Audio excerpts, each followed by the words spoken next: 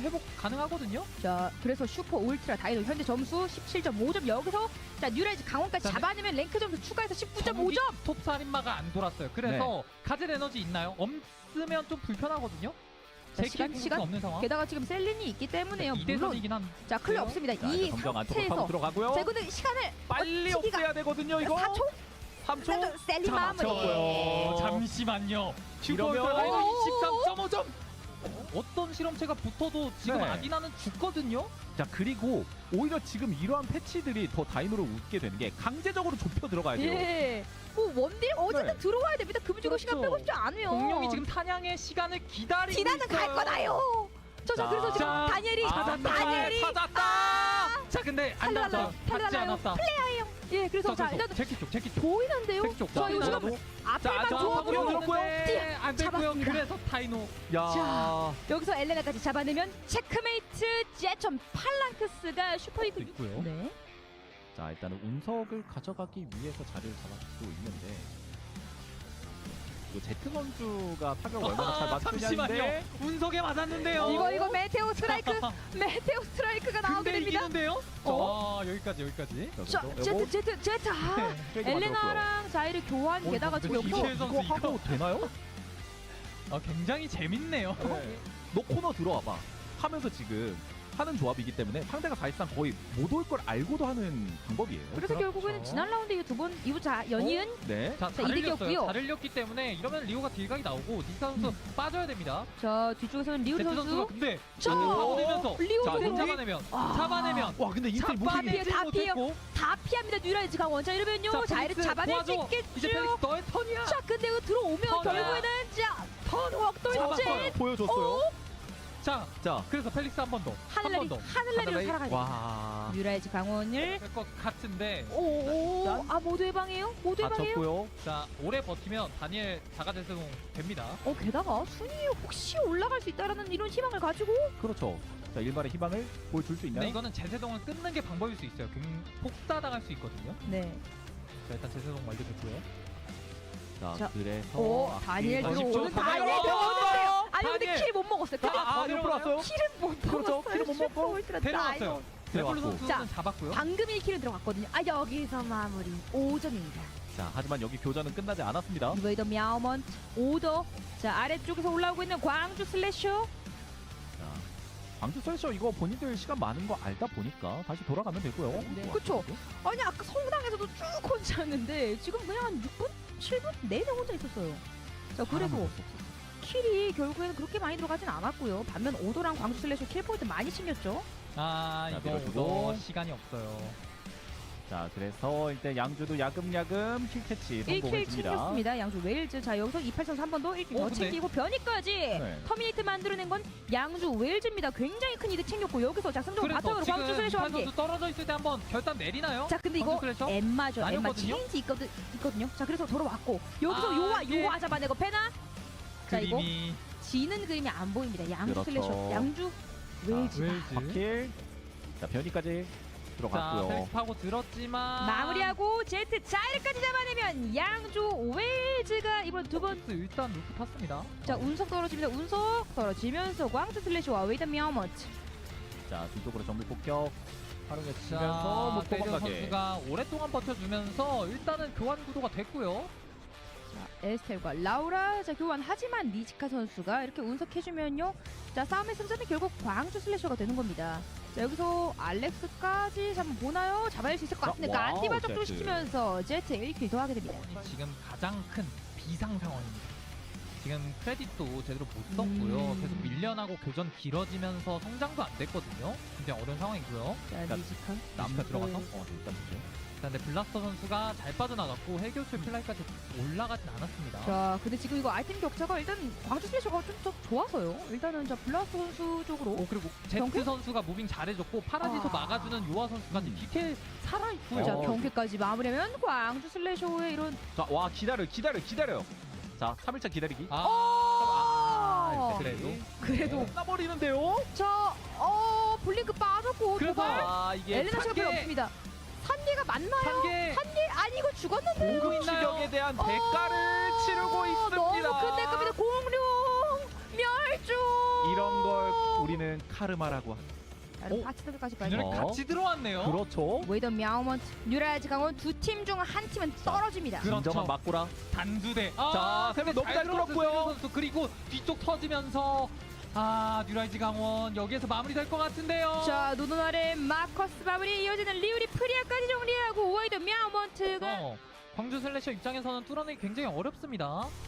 정말 제트 선수가 레볼루 선수의 진입에 맞춰서 바이바이스라 제대로 한번 끌어올려야 돼요. 자, 이거 마지막 근데 남은 레니가 이거 스프링 트랩을 어디에 쓰는지 중요한데 이러면 변수 없이 일단 렌이 잡아낼 수 있을 것 같고요. 터미네이터 터미네이터. 그리고 다시 한번 광주 슬래셔 제초 팔라크스.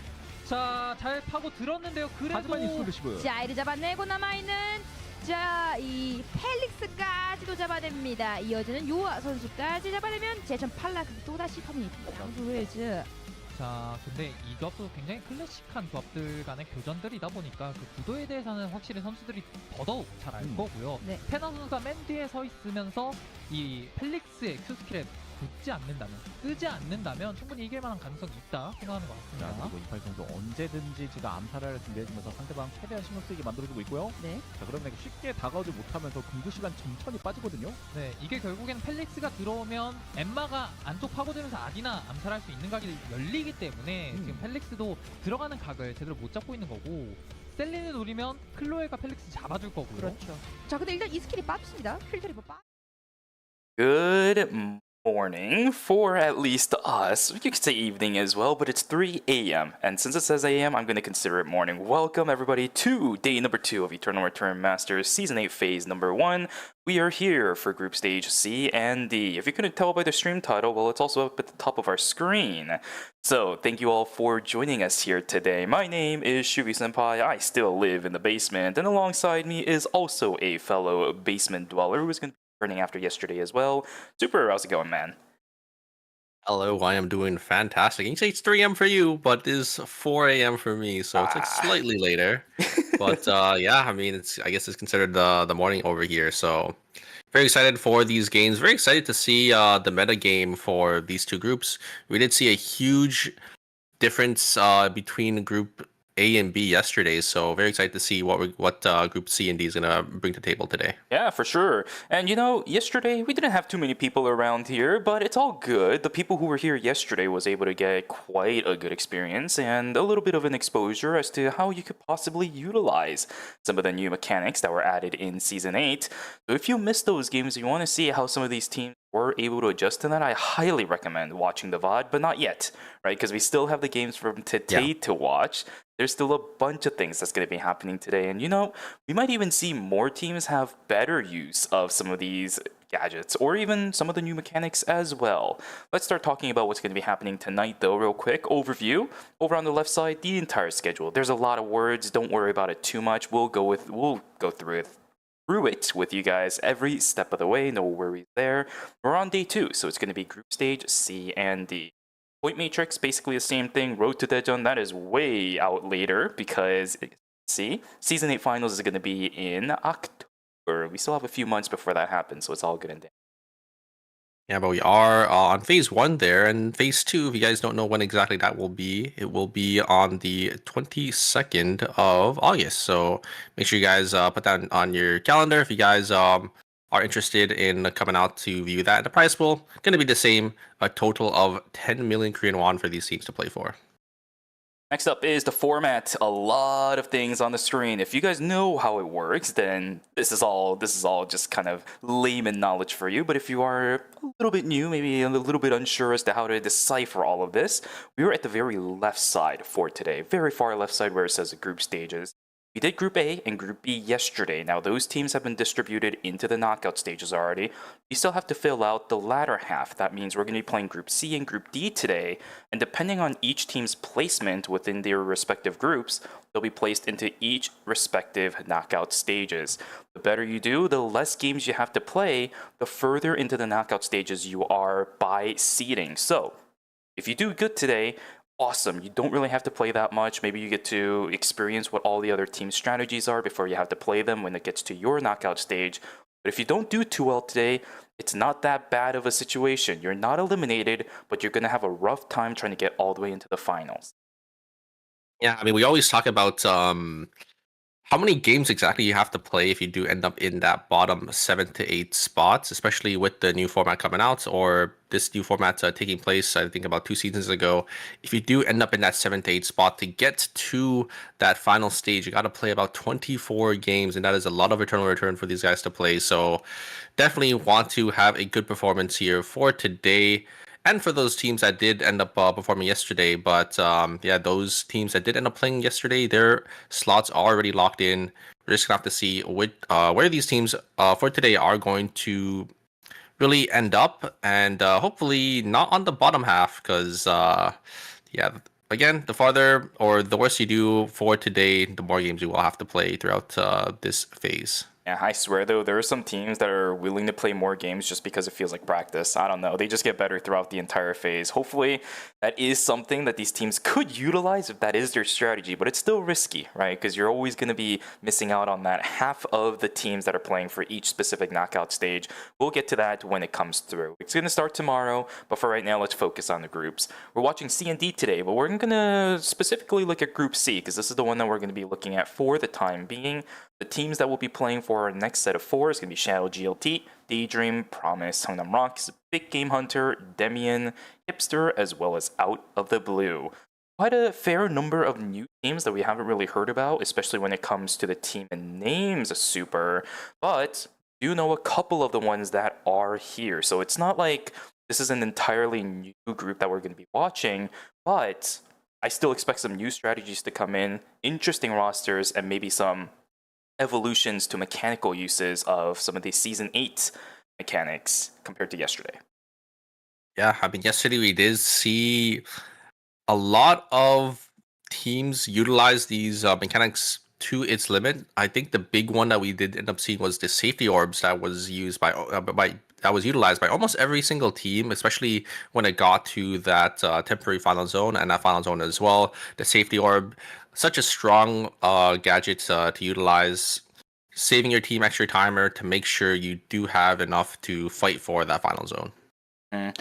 I'm still looking forward to it because we saw one example of this specifically happening. I want to see more of it today because that means teams were able to utilize the safety gadget specifically well, where we have multiple teams going to the final zone. Now, the ones from yesterday was a little bit awkward because they didn't really think about what was going to happen after the temporary zone, but today could possibly be a day where maybe teams that could be playing today watch the ones from yesterday. They saw that kind of thing happening and say, hey, we need a strategy for what happens after the temporary zones are over. A lot of Eternal Return is about reacting to things that are happening on your screen, so I want to see more of that today. We talked a lot about the mechanics with the gadgets in general yesterday. Explosive orbs were something that these teams were utilizing pretty well. VLS is happening everywhere as well. So many things that can happen today, Super. But here we go. We're going to get started with game number 1. Character selections are now underway. What are you looking forward to specifically today when it comes to just the rosters?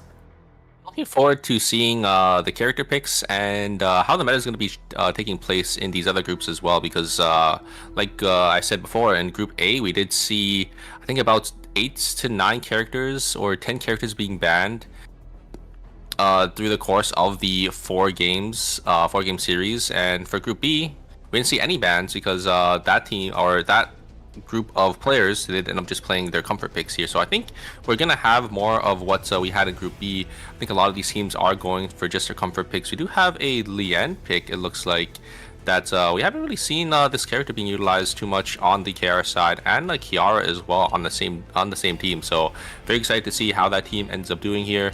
I don't think we have any bans. Actually, no, we do have a ban. It's going to be a Priya ban, and we did see this ban coming out in Group A as well. Not too surprising about this one. We shifted our focus to a little bit more of the chasing down people, a lot of teamfight utility as well. So the Priya, nothing too surprising there. But the one thing that is surprising, though, none of them are running heal. What is it? Soul Stealer for all of our Priyas. Yeah, but look at the Priya on Daydream. Yeah, that's what I was going to say, too. They're running Red Sprite and... was that Red Sprite? I thought Strider. it was Ghostfire.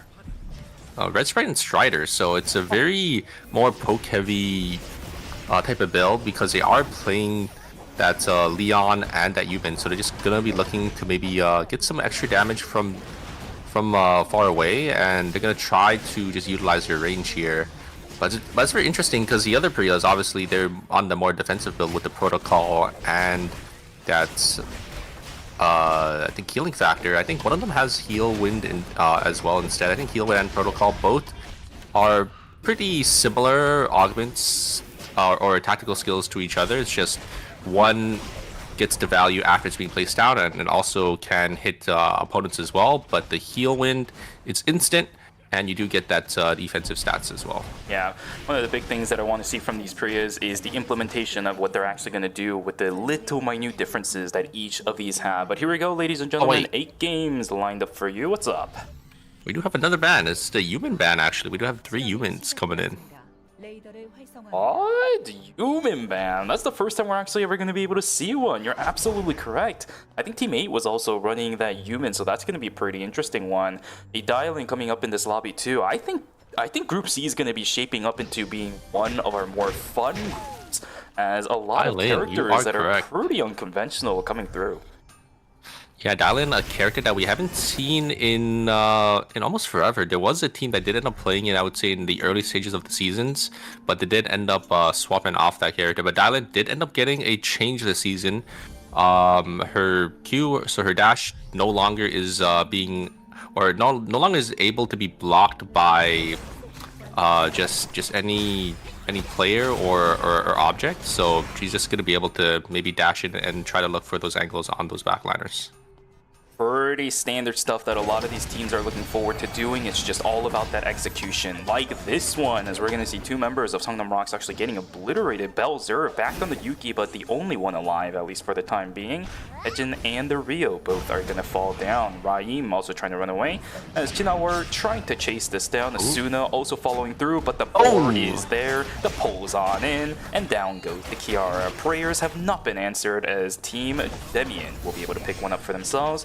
Another kill over onto Key 5 as Rox is going to be able to turn things around. They're sitting on 2 kills for themselves too, so pretty accelerated game that we're already having off of game 1.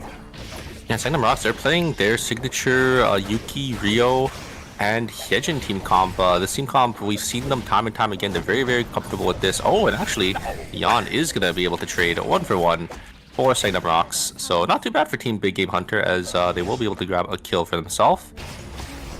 And on the top side, though, in Fire Station, here we have the ultimate coming out from Hyejin. Here comes the Lian. They're going to jump on forward as well. Not having form just yet, but should be able to get it here. And they are going to look to just kill this demo, and the demo will go down with that KR ult as well. So it is going to be out of the blue. Unfortunately, lose a member. Hipster going to be able to get a nice kill for himself, as the bottom side looks like Kimshai was able to find something as well. Lucky for a lot of these players that are just barely able to hobble away because of the sheer number of kills that are happening right now in day 1. Some teams need to start kind of getting back into it. I don't even know what the farm situation is looking like for a majority of these players. I see some players sitting on level 7, so it's actually not bad. Everybody is trying their best to keep on pace. Esil is on Tomfa, doesn't really do much damage. Osu trying to run away right now as well. Can they get away from a Subame is the question. Trying to turn things around, but it's not going to happen. Can GSXG finish it? Yes, they can. It's a 1-for-1 trade. Oh, and the Cell actually got TP on it as well, so they are going to take the team fight, but Human just does so much damage in the close range here. Is going to just jump on forward, is going to get it again, but the Cell is going to blink on away, but wait a second, the Cell is going to get tagged up by the Q, but it's not going to be enough, as Akian will just be able to finish them off. Another teleport is going to come on forward. This time it's going to be from out of the blue, and I don't think this Priya will be able to get away. They are just getting focused down, and the Priya is going to fall there. So a nice 2 kills coming out for the side of Team Damien, and they're sitting on 5 kills early on here. It's going to be 2.5 kill score for their team, and you can actually see at the bottom there, every team is going to be on the board already, so not too bad for all these players. Very aggressive start, once again, as I mentioned, for all of the teams. This is definitely a lot different than how we finished the night yesterday. Group B a little bit more quiet towards the earlier portions of the game, and a lot more conclusive fights towards the end. Surf's Up going to be utilized onto Yohi. That is a pretty big cooldown to invest with 20 seconds to go until day number 2, but it is the utility they decided to invest. Is it going to be a problem as Big Game Hunter is sitting around? There is a meteorite sitting inside of archery range. Both of these teams are going to be looking for it. We have a fight up on the northern side. Ekion goes in. Jinawer gets free access over onto the Hyejin, but does get feared away for a split second. Can they win this fight? Leon is going to be transformed, and I don't think there is a chance for Team Demian. They just need to survive. They just need to get something going. Tree of Life going to be focused on with the Leon. Jinhao in a little bit of trouble himself, but he's on Sidewinder, and Ekion has a little bit of an easier time going out of that deviation. Is he still dead, though? I'm fairly certain the Last Still has Judgment was ult, already right? done. So yeah, he can't maybe really not. chase any further, but he resets the timer, actually, trying to go back into the fight, right? Even a bit of a pickle. Can he get right. secured? Yes, he can. Oh, wait a second. Kimchai, though, is going to be here for the third party. There is a striking target. It's not going to connect, but they are going to be able to gap close, as Zilla is going to be on the back foot here. They are going to try to pull the on, but it's not going to be able to connect it, so the Zilla will end up going down, and Damien, unfortunately, will lose 2 members. A nice 2 kills for the side of Promise there.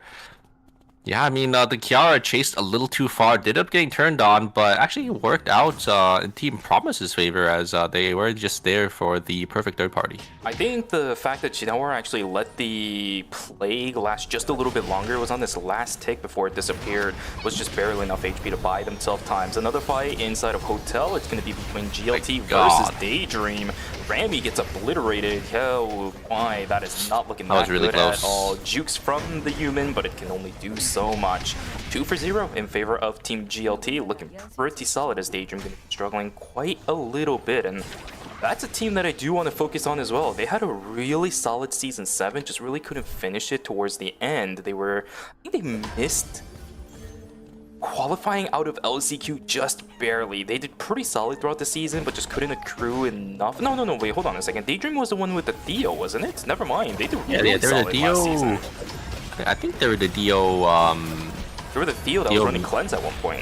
Yeah, Theo cleansed Nikki, I'm pretty sure. Nikki plus, I think, another support. Oh, here comes the Queen coming out from the Adela, but a perfect ultimate coming out for the Priya to buffer the CC there and get it off as well. So it will be a 1-for-1 trade. The Priya will end up going down through that damage reduction, but a blink on forward or a jump on forward from the human is just going to get instantly punished by the side of Team Big Game Hunter. Very nicely played. A great charm and a great follow-up with that Queen as well to lock him down. Raheem getting taken pretty early. This is not good. The Leon also falling down. Curry. This is actually 2 different teams that are fighting inside of the zone. The Rift is what's going to save Team Hipster. He saves his entire team by going inside of it. He just stuck it. There was no crowd control to stop that Hyejin, and that's what allows his entire team to stay alive. It's a 1v1 inside of this. Youngman trying to do what he can. A Tia versus a Hyejin. 1v1 inside of a Dimensional Rift. It's night number 2, so both of these players are not necessarily in in danger of getting eliminated. But what a weird situation we find ourselves in. There's the blue. Yellow should be coming up in just a second. So premium solos, there it is, but that is going to be coming mid-season here. Yellow blue, red lands too. Silence could come up in just a second. There's the heal, yellow red, and it seems like it's a bit of a call out. There's the blue, yellow lands. There it is. Yeah, Charm unfortunately not connecting at the very end there. Just wasn't able to connect too many of the skills, and Tia really good into these mages if they are going to be able to get to those skill rotations there. Having that silence with that yellow-red is really devastating, as you know, being silenced, not being able to use those abilities as a Hyejin is it's pretty rough. So a lot unfortunate for the side of Team Hipster there, but a nice kill and a nice pickup for Shadow GLT, as they do end up getting that Rift win. So they get some, I think it's gonna be some credits, and they could pick that mithril most likely is what they're probably gonna go for. Yeah, if anything, I was actually quite surprised that Tria didn't try to retaliate. Usually you would try fighting. Hey, maybe you might find yourself in the 1v3, sure. But sitting inside of a bush is not the greatest use of time.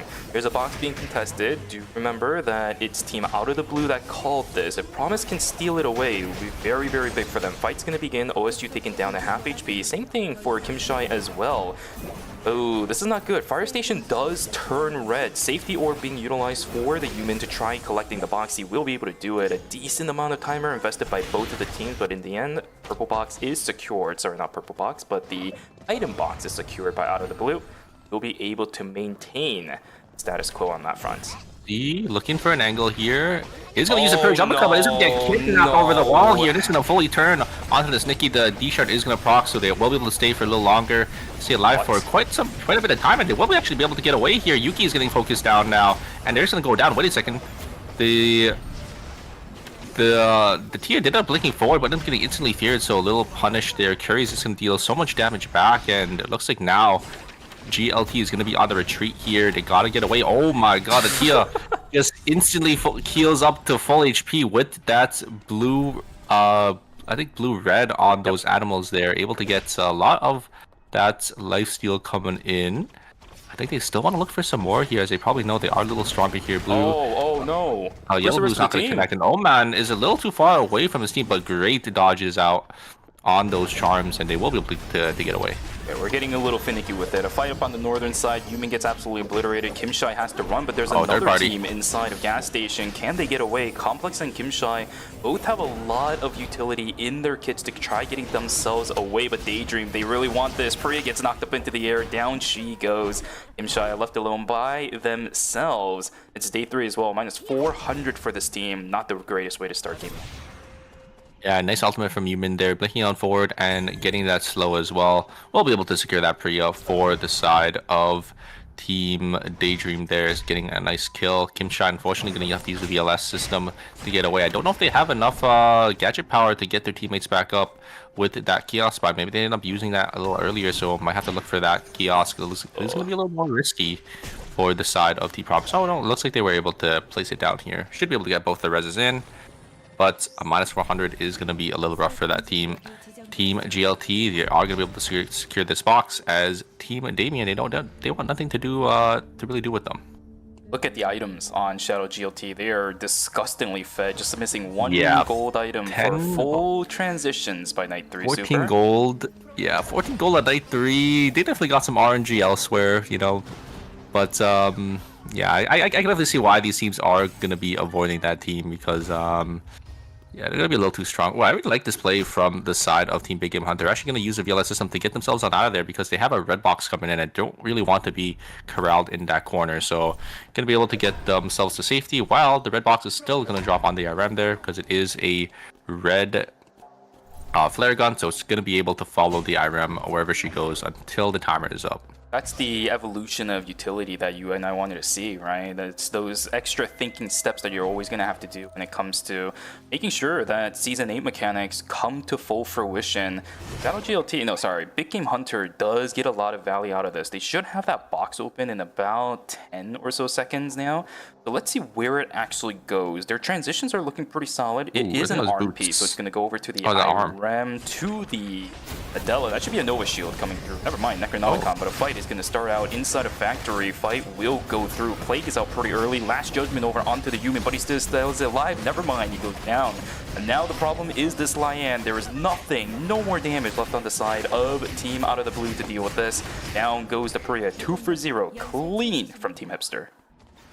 Yeah, and also, unfortunately, going to be left scrambling here. They should be able to get the res in the hospital, but it looks like that Lian is going to be pressuring the Demon to stop the res up there in hospital there. So probably just going to have to use their gadget power to get that mobile kiosk to get the revive elsewhere. Actually going to use Lumi to maybe avoid using their gadget power here, but they are going to have a long way to go to get on out. Going to have to burn a lot of time here. Probably going to have to utilize those safety orbs. I do like this. They're probably going to try getting into Research Center here. Safety orbs are going to be placed down to make sure they are going to be able to get in safely. Oh, they used it weird. The pathing just a little bit awkward. Remember that those safety drones do always try its best to path towards where you activate it on. 2 fights happening at the same time. Down goes one again. Hipster is just finding multiple teams inside a factory. Priya again taken down 2. Yeah, Kimshai not going to be able to save that one. Promise going to lose out on a member. Inside of Warehouse, though, 1-for-1 trade between the 2 teams, but Demian is a little bit too healthy with Chumbongi being a threat, especially backliners. Minus 200 for Team Songnam Rocks. You will end up getting taken.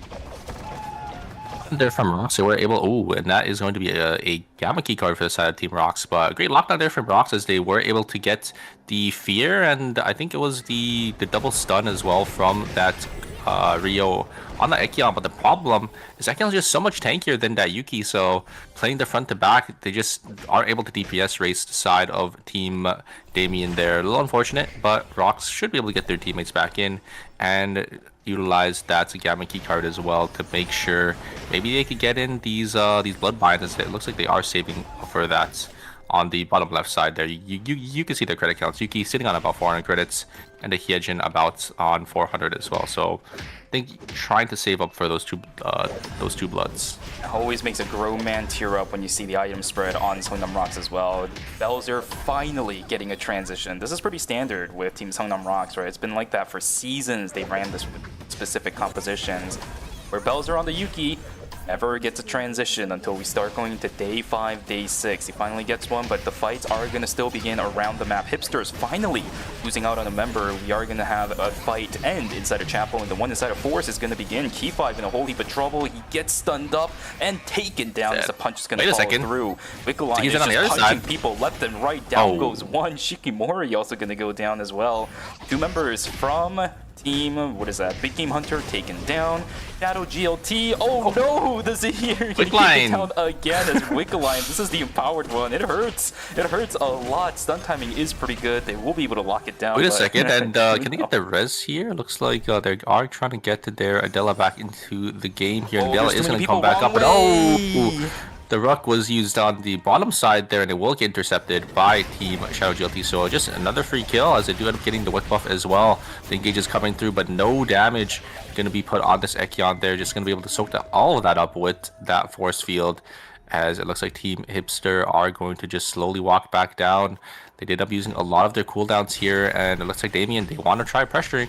But looks like the safety orb is going to be utilized, and there's going to be another team, and teams are just TPing on in here. Will they be able to get out? So it looks like a lot of damage is going to be pressured onto the side of Team Damien. I think Team Damien are a little scared of that third party, which is probably why they are backing away. The safety orbs are just constantly being used for the side Team Hipster because it did end up going down into this factory temporary zone for a little too early, as it's not reopening up anytime soon here. A blink was invested to make sure they don't lose any more timer here, as the Leon is on 1 second of timer. A little scary for the side of Team Hipster. I think just going down into factory a little too early, but trying to avoid getting third party and getting sandwiched in that little corner. Factory will open, but it's just not a good situation for Hipster at all. Leon eventually is gonna be a threat, right? But if you don't really have that much time, or you're running out of time, you're on the clock now for Team Hipster. They need to find something. The little amount of time you get for going into the temporary zone, not really gonna be enough. I think especially for a team comp like that, their TTK might be a bit low, but teams are gonna know how to deal with this, right? It's a Kiara, Leon, and a Hyejin. It's very straightforward what they want to do. You want to try diving, you get the crowd control straight in, and the Leon can finish people off. As long as you're able to deal with it, the TTK for this team is quite high. They have a lot of consistent damage, but not that much burst if they can't get their strategy in all at once. I think they need to start finding kills now. They're running out of time. Yeah, 1 second. They are, and they just used up a lot of their gadget power as well, so they're not going to have enough to probably utilize the safety drones as much as these other teams are going to be able to use them. So they have to be a little careful, and they probably have to start looking for some picks because their timers aren't going to refresh much. They're only going to get about maybe 10 to 20 seconds back once the temporary zone swaps, and it's going to be swapping very soon here. Su trying to jump on in. The team getting poked out a little bit, but it's just small tickle damage from the Debbie and Marlene, who's now taken down to 2/3 of their HP. And now here we go. Soul Stealer activated as well. The chain is gonna land, but the triple Soul Stealer, triple Twins Rush just obliterates everybody from Team Hipster. Oh my they had god! To go, but Osu with that double Twins Rush just annihilates any hope of retaliation. Fight inside a chapel. Seongnam Rocks trying to duke it out up against Team Demian. There is the free at last coming out as well. Curry is just completely isolated by himself up against this Ekion. Healing Plant is going to save him a little bit. Satin with the perfect land on the 5 Omens. It's a trade between the 2 tanks. 1 down and 1 taken down on the other side. Both of these teams losing out on their front line will need to try doing something to get themselves on out of here. A whole minute to go. 5. Before we move. Yeah, it's day 5 as well. Where is the Lumi? Which team is the one that has the heads up on the positioning of it? I think it might be Team Songnam Rocks. They went towards the right side, which is the area where Lumi paths. But if it's not a factory going down into Chapel, they're also screwed. It looks like the Yan was able to TP in just in time. All these players just having no timer left to their name. They have to look for the Lumi reses as well. It looks like Big Game Hunter is going to be out for the count here. You can see their credit counts. They won't be able to get the reses here. I think Team Songnam Rocks, they want to look for Lumi. I don't know if they know exactly where it is. I don't really see it on the map here. No, oh, it looks like the Yan is going to be So out by the side of Team Promise here. They are going to slowly start to triangulate him, and the Yan is actually going to go right into the hands of Team Songnam Rocks here. I think they will be able to snag this kill and an extra placement for themselves. Not bad, not bad. Oh, there's the Lumi. Lumi is just getting sent all the way into outer space. They can't activate it anymore. Altail taken pretty low will actually end up going down as well. That's a Leon and a Puria. You don't have the damage to kill the entirety of Golden Light. Down they go. Shadow GLT, the evil side of Golden Light. We haven't been able to see. Fight between Not Team yet. Out of the Blue as well as Team Songnam Rocks. The timer, That's a the timer, pretty let's kill him. bad timing Oh, on the he kills him. parry. Oh no, the coup de grace will just rip Osu to shreds. Curry gets taken down, but it's just a trade. I've seen humans do this before though. Satan, can he knock down GSXG using the bodies to try blocking the damage, but Satan is God. too good for that. Down it goes, 1 for 3 in exchange. Satan just rips GSXG a new one. What the heck, man? That Yajin damage, holy moly. Yeah, that is crazy. Songnam Rocks did end up getting the res in red, and they walked up with that. You get half HP and ended up still winning that team fight. So it's very well played for that team all around.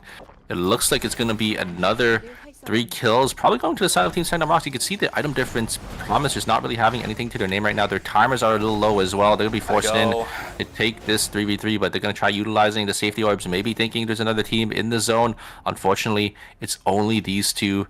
They're going to have to look very shortly here, and they have to play into that Hyejin and that Rio. So it's going to be, they are going to be fighting an uphill battle down in Factory here. Timers are starting to tick here. They're going to look for an angle. A lot of damage going to be utilized. Human all is going to be hit, or is going to hit tag 2 as well. A lot of damage. Priel, Echoes of the Earth is going to come in, but Satan gets so much value on this Hyejin, and there's so much damage coming out from the backliners of the team of Songnam Rocks as well. Curry just is pelting the backliner as well, and that is going to be it. Clean at 3-0 for the side of Team Songnam Rocks. Yeah, but I think Team, what is that? Promise was able to at least grab an extra placement point. I think the fight in forest ended a couple seconds before the dial-in went down, so that's an extra placement point, not that bad. But man, Satan just let Kim Shai be an absolute NPC. He couldn't do a single thing in that fight. Used a single spirited kick to try jumping in, and then instantly got feared. By the time he came out of that fear, the fight was over. Dialing can't do anything. A little bit brutal, but here we go. Fight between Songnam Rocks and Shadow GLT. Both of these teams absolutely stacked in the amount of points they have. Songnam Rocks looking for 29 at the minimum. Shadow GLT looking for 24, but that's a triple rainbow going in. Satan just dead. There is nothing he can do, but Curry not doing that bad of damage, but in the end, coup de grace is going to lock Belzer down, and the auto attacks plus the skills are there from Team Golden Light. Shadow Golden Light will take away the first game of Group C. A fantastic game, 24 points. They're actually going to overtake Songnam Rocks on that front. Yeah, so well played from Oman. I love his positioning there, standing behind that that little door, but still far away and in a spot that I think most players wouldn't really check it. But still having the range on that Tia, because Tia does have that extra little range on her abilities there, having that more mid-esque range to tag the Hyejin there and instantly just follow up with that full rainbow, and it was lights out for that Hyejin there. Hyejin trying to get away with their jump, with their E, and blinking away as well, but just not going to make the distance fast enough. Both teams played it really well, but in the end, it's Chapel Final Zone. You know how it feels, I know how it feels. Most people in chat are also going to know how it feels. Positioning is so important. If you get the priority inside of the building, yeah, there's not that many things a different team can do, especially consider Golden Light's backline as well. It's a Tia plus Zahir. Thin corridors are no-go for any of those 3 characters, but you have to do something. I don't exactly know where the drone goes for the final zone, but a good chunk of it is going to stay inside of the building. You need to push on through. You can't really easily do it up against the Tia plus Zahir. Songnam Rocks tried, but they fell flat. I mean, it's just, that's rock, paper, scissors right there. Yeah, I mean, having zone control, especially when you are playing like two backline mages. Tia not really too far of a backline mage, but still fitting that role. Pushing into a Tia and as a here is a little tough ask, and especially in a little corridor as well, because you do have to push into the chapel area. So still unfortunate, but that is just how it goes sometimes. As GLT was able to secure the forest final zone, and that is going to be a little closer than how much you have to walk from factory. Yeah. A great game from Team Shadow Golden Light. Great game from Team, Songnam Rocks as well. Pretty stable for both of those teams throughout the entire course of the game. But I do wonder, why do you think Golden Light changed their name to Shadow Golden Light? It's a bit of a... Are we seeing some like Spider-Man with Venom kind of themes here? Yeah, it's just some evil version of Golden Light. What's going on? I don't know. Maybe they swapped out one of their players or something, and now true. they're like the dark side. I don't know. They've turned It is kind of funny They that they do just have Shadow in front of their name now. Maybe something's coming for that team as well. Maybe like a sponsorship or something. I don't know. But we do have the leaderboard here for you guys. It is going to be Shadow GLT, only 1 point ahead of Team Sandom Rocks, as Sandom Rocks did end up having 2 more kills over them. So it's going to be 24 and 23 points respectively. Out of the blue with 12, Damien with 10.5, Big Game Hunter with 8, Promise with 8, Daydream with 6.5, and Hipster with 5.5. So a lot of points overall in this game. A lot of teams got a lot of kills early on, and they are definitely on the board here. But Team Shadow GLT and Sandom Rocks have quite a lead over the rest of the lobby. Very categorized right now as well. We see a couple of splits between some of the points across the board, but for the most part, it's just the top 2, and then everybody else is the middle of the pack. It's still really close. It's only game number 1 as well, and we know to a certain degree what these teams want to pick. Human is going to be gone, and the Priya is going to be gone. Those are 2 very high priority characters from the teams that were actually running it. I'm a little bit worried for these teams. But if they do have other compositions they can play, it's not going to be that bad. But I don't really see anything that allows you to substitute out the Priya, substitute out the Yumin, while trying to do the exact same thing both of those 2 characters are trying to do. Yeah, and the top 2 teams not really running or utilizing any of the 2 characters that were banned. So they're just probably going to be running the same team comps once again. They were really comfortable with it. So very interested to see what these other teams that were playing these characters are going to have to swap to, because, yeah, like you said, I think Priya is a character that can't really be filled in from any other character. Yumin, on the other hand, I think, there are some other mages, but Yumin is also one of those characters that, kind of has a unique role. Yeah. We're able to pilot that guy. That's why when we were watching the fight inside of Dock and Factory, I was like, I've seen humans do this before Satan just slapped him. But yeah, we've seen this in ERM before, where humans are just able to completely roll over an entire lobby just because of how low their cooldowns are. We also know with the cooldown changes, humans are able to theoretically rotate through his skills a lot faster than before, as long as you know the timings and everything like that as well. Yeah, game 2 is going to be rough for the teams that aren't going to be able to utilize it. So the substitutions on the test subjects that are going to come in, that's really going to decide the, I think, pacing of game number 2. Do remember that early in the game, a lot of kills going for every single one of these teams. Without the Yumin and the Priya, that might also change as well.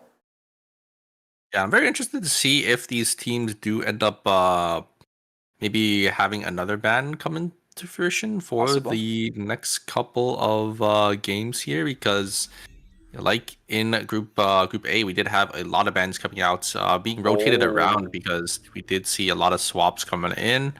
We are going to be seeing the Daydream gonna be playing their signature. It's gonna be that Johan, Nikki, and Theodore that we know and love them for. I see something fun too. Out of the blue is contemplating going the Aiden. Now, we haven't seen that great of Aiden performances as of late. This character, very difficult to operate inside of environments like ERM. Very popular character in KR, regardless of how weak or strong he is. From the outside world's perspective on this character, GSXG is going to lock it in. I like this roster from Team Out of the Blue, but the execution has to be perfect for every single one of them. If Osu is able to pull people in like that, what we saw earlier inside of Factory that- with the double Twins Rush, the combination came insane. But outside of those, this is a very high difficulty on the execution roster. Yeah, that Twins Rush that we saw was insane. 3-man, I think it was a 3-man Twins Rush. Just completely obliterated the enemy team. But yeah, I don't think we're going to have any bans here. We do have a lot of duplicates. We do see 2 Johans. We see 2 Nikkis. 2 Yuki. No, not Yuki. I think 2 Adelas as well. But I don't think we're going to have a ban going into game number 3 here. Interesting. Okay. Well, as we were hoping, the rosters are pretty fun. This is definitely a lot different, a lot more less conventional than what we would normally be exposed to in Eternal Weekend Masters, but I'm all for it. It's phase 1, let's have some fun. Seems more of like what we saw for Group B, where all the players were playing their comfort team comps, then in Group A that was playing sort of the metagame. Yep, absolutely. And yeah, in a game like Eternal Return, obviously playing the strong characters are good, but if you're not comfortable with those characters, you know, sometimes you just it's just better to play your own game and let these teams, you know, sort of adapt to you. There are some problems with this though every now and then. Obviously in the group stages, you're not really going to be able to control it that well because you're going up against so many variables when it comes to the team you're actually facing up against. But a team like Daydream, in my opinion, after seeing their performance in Season 7, should not be allowed to run a roster like this for free, right? They aren't under any threat. They're only playing this because the Theo player can't play the human on this one. We've seen this roster just tear some of the best in Korea to nothing. They just don't exist. They pretty much tear the fabrics of reality with this roster. You cannot let this just happen for free, but they are going to be allowed to do it.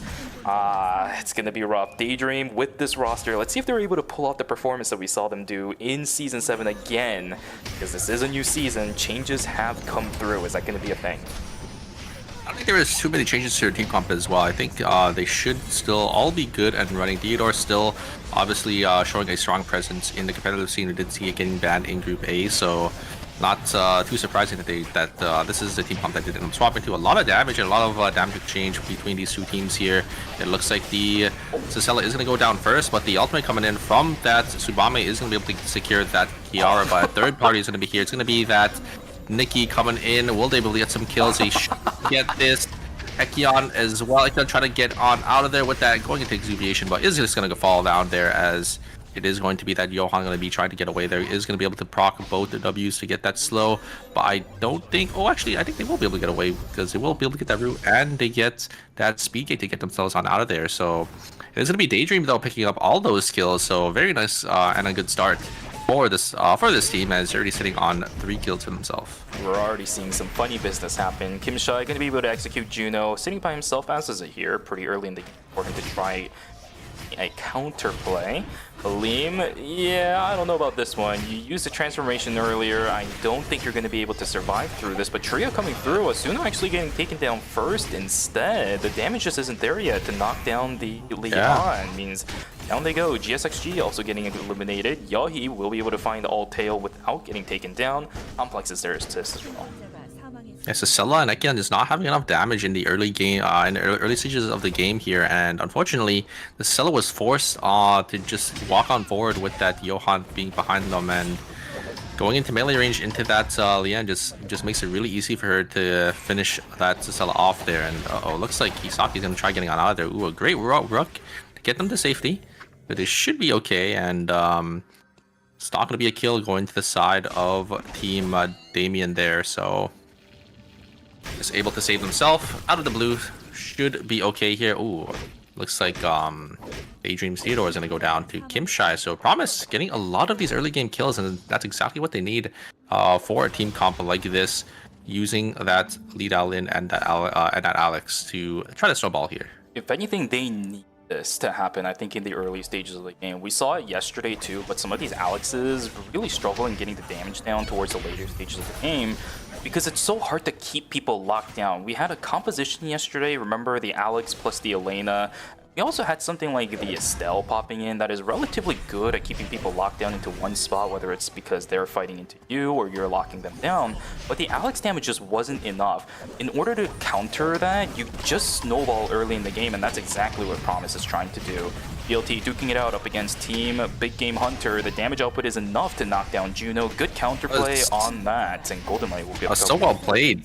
So well played from Oman there. Just buffered the bat skill on that Yan engage and instantly was able to stun the Yan when the combo was going through while the Tia was being knocked him into the wall, and just stopped any engage and any combo coming out from that Yan. So GLT gonna be able to get a nice kill, and they're gonna be able to pick up that Tree of Life in Forest as well.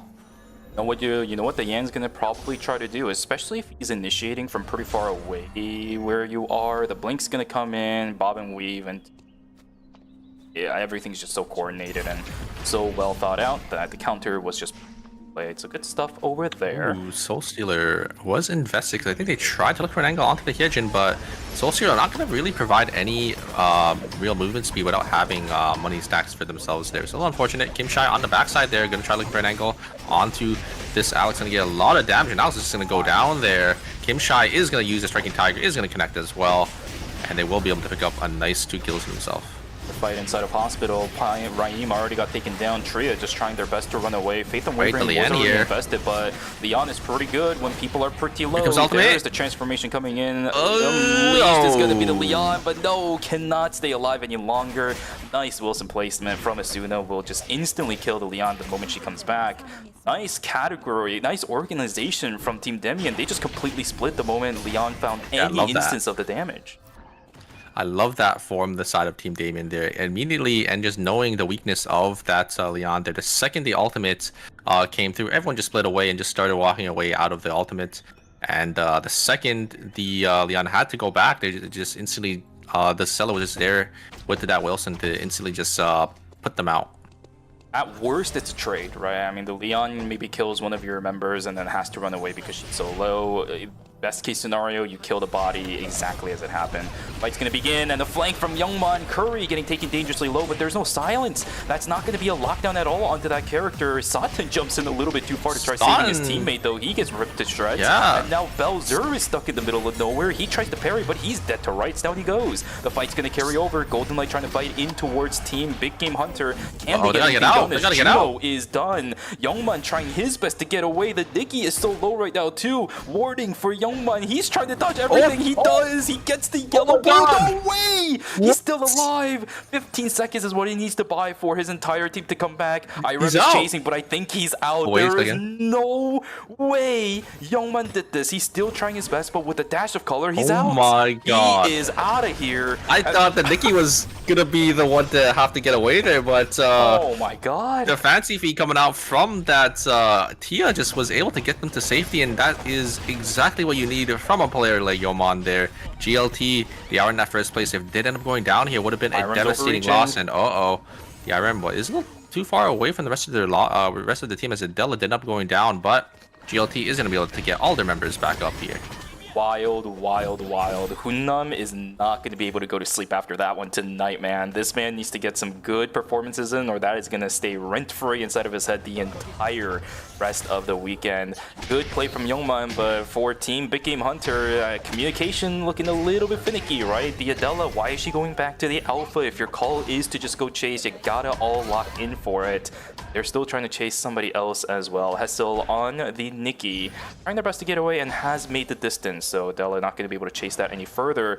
You've already had some shenanigans happen in game number 2 already for Group C.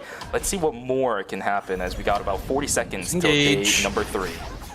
They are going to focus their sights onto the Adela, but Adela is just going to use their Rook over the wall there. The ultimate is going to be invested on the Kiara. The Free Last was used as well, not going to be able to get too much damage out, but the Aiden is going to try to get some damage back in, but it's not going to be enough. The Faith and Wavering from the Johan is just going to keep them all members of their team alive. Aiden going to try jumping back on forward. He's going to try getting that Kiara, but it's not going to be enough, as it looks like it will be Team Out of the Blue going to lose that member. I'm surprised the demo did end up leaving a little too early there. I feel like maybe they actually could have turned it, because the Aiden did end up getting the Kiara down to about 30% HP if they had good targeting there, but I think the demo did end up getting chunked out, so it's a little unfortunate. I think probably just had to walk away and get their HP bar back up. Yeah, that, and I think the Adele also with the good majority of their combo was also on cooldown as well. So the assistance would have been risky at best. If it works out, then absolutely cool, but it will be like the 1 in a million kind of situation where you have to play things perfectly. I think it was a good call to back away from it. Might as well not risk it because it was night number 2. You're still going to get the res back. It's all fine and dandy. But now that it is day number 3, now you gotta start really calculating your risks. Team made it in the chat. Minus 200 is gonna become a part of the game now for the next couple of day cycles. Starting to build up their transitions though. It's looking pretty good so far for a majority of them. Yeah, Theodore getting that Trillion timepiece on top of already having the Holy Order, so they're going to be really strong. They're going to maybe try looking for some fights here. 4 scores are being bought in from a lot of these teams. GLT is getting their items as well. It is going to be team out of the blue just grabbing the farm here in Forest, so looks like the game state has slowed down quite a bit here as these teams are just slowly starting to get their call-ins here. You can see the credit count as well for Team Signum Rocks. Definitely want to get their buy-ins after getting this Lumi here. It is going to be those small buy-ins. Looks like maybe a tree or meteor for the side of that Rio. Bit of an unconventional item for you. Shadow Golden Light, I believe it's the one that has it. A Dragon's Fury for the Nikki. That's a funny one. Oh yeah, I mean Dragon's Fury it did end up getting changed to just cost a mithril now, so it's more of a utility item because it does have a lot less amp as well, and does provide that defense shred for their team. So it's probably going to just utilize Nikki for more of a utility based frontliner there. And oh, a great combo they're coming out from the side of Team Out of the Blue, and they actually are going to be able to follow up. A huge parry coming out from the 8 and able to dodge out on that. Yep, but they will be able to get 2. And on top side though, we do have the Kiara. Last Judgment is going to be used onto Kimshai there, so will be Team... Unfortunately, it's going to be Team Promise going to lose a member there as a nice kill pickup for the side of Team Hipsters. They do end up getting those credits as well. That was a really nice play from Out of the Blue because one player just kept following up on everything else that every other player on that team was able to execute. Adela lands a really nice queen combo, followed up on immediately. Blink out from tail. He's not going to get pulled in, but there's the Spirit Arrow landing on towards the backline. Belzer blocking away the exit, and that's a 3-man. Pretty good damage output, but it's going to be completely split. Hessel trying his best to run away. Guard Reverse is not going to save him. Good Belzer keep himself alive. Just one more auto attack is going to be enough. He does get it. And now this is the threat of going up against the Theo. There's a lot of damage on the backside, but the flank is fantastic from Satan. Jumps over the wall using the Charm of the Nomad. Is able to find the jump onto Alteo. Curry is there to supply the damage, and Satan is there to supply the crowd control. What a beautiful play. The 2 DPS dealers on Songnam Rocks. Yeah, so well played from Team Songnam Rocks there, and Belzer as well, just able to just get so much value on this Yuki despite not really having any items to his name here. They were able to get that 3-man ult, 3-man coup de grace to slow all of the members of the side of Team Daydream, and just able to live for so long. That parry, perfect parry to dodge out on that ultimate from that Theodore, and just kept him alive for just a little longer for San to get into that position for that flank angle. Beautiful plays, man. I mean, again, this is phase 1. We're already seeing super cool plays coming out from a majority of these teams. It is awesome that we are able to just sit here and witness all of this. Let's take a look at what the game state is right now. It's night number 3, about to turn into day number 4. Is there anybody that is waiting for the blood sample? Kimshai is sitting on 427. They could go for one in a few moments. But on the dial in, I think there is a little bit more priority on some gold items right now with some of the transitions that are available for this character. Would not be surprised if you start seeing that start to pile. We're gonna have a 3-man contest for this box here, and I don't know if the Rocks knows, or they're actually opting not. Oh no! Oh, wait a second. Looks like one just didn't jump over for the side of Team Hipster there, and it is gonna be a disastrous mistake for the side of Team Hipster, but maybe it's a blessing in disguise, as looks like Team GLT was completely ready for the jump pad on in, as they are playing that Tia, Zahir, and Nikki combo. So if they did end up jumping over, they would be in a pretty rough spot there. So looks like Team Hipster do end up losing 2 members, so will be a minus 400, but still gonna be able to keep their run alive in this game.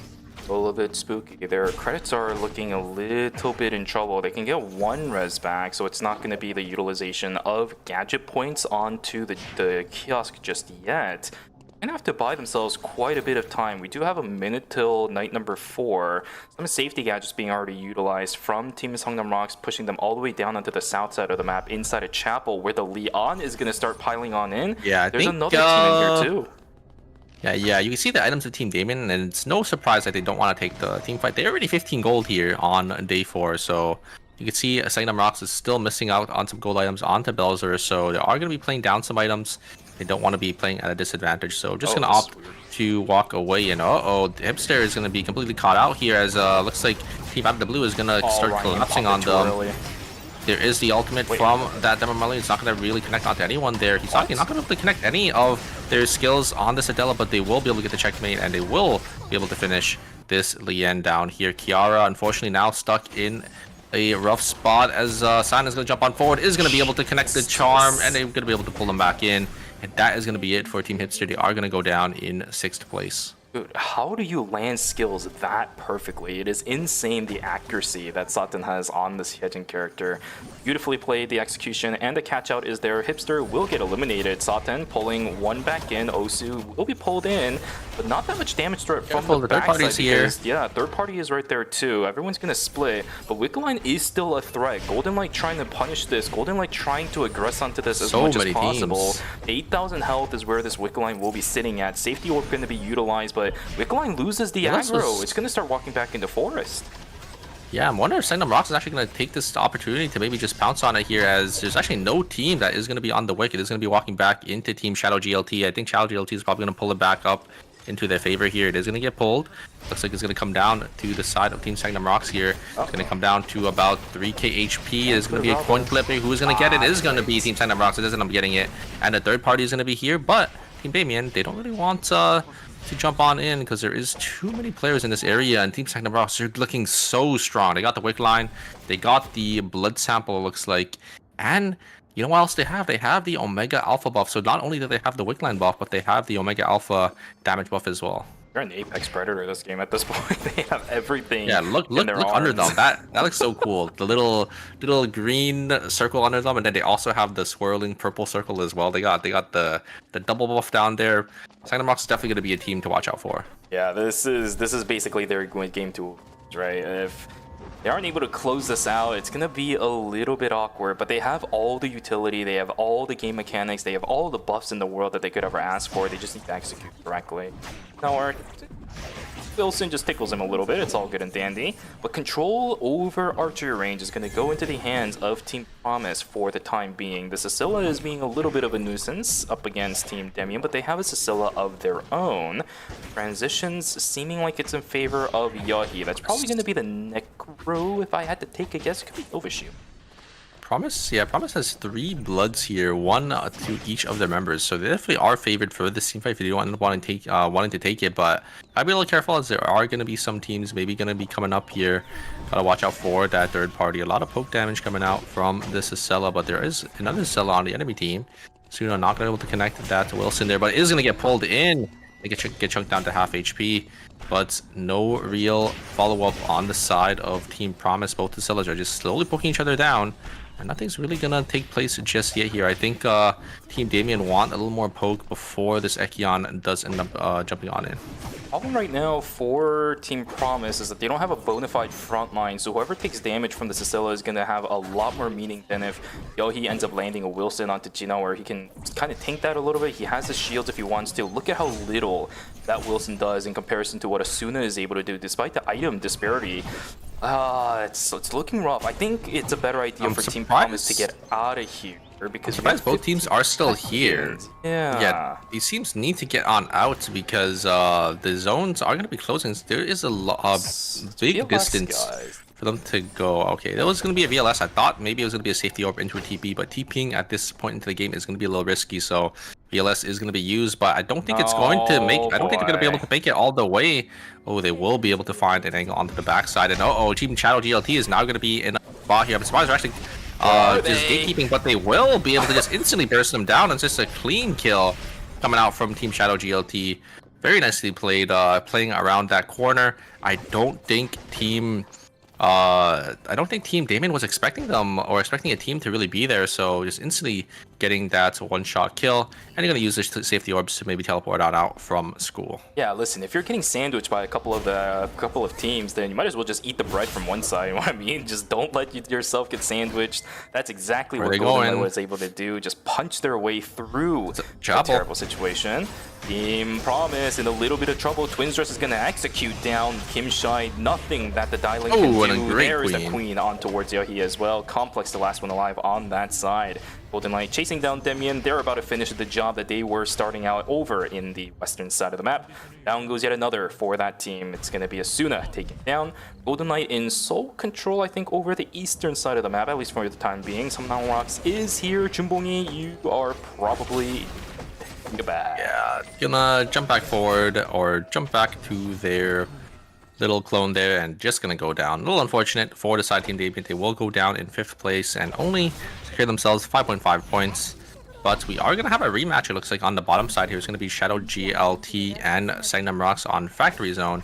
And we do have Complex here ratting it out in Forest. Is gonna get spotted out, so he's gonna be forced to go into red here. And Sangnam Rocks, they are just gonna use that VLS system to make. I wonder if they're gonna rotate up or down here. I don't think they want to fight Team Shadow GLT, so they will end up going to the top side.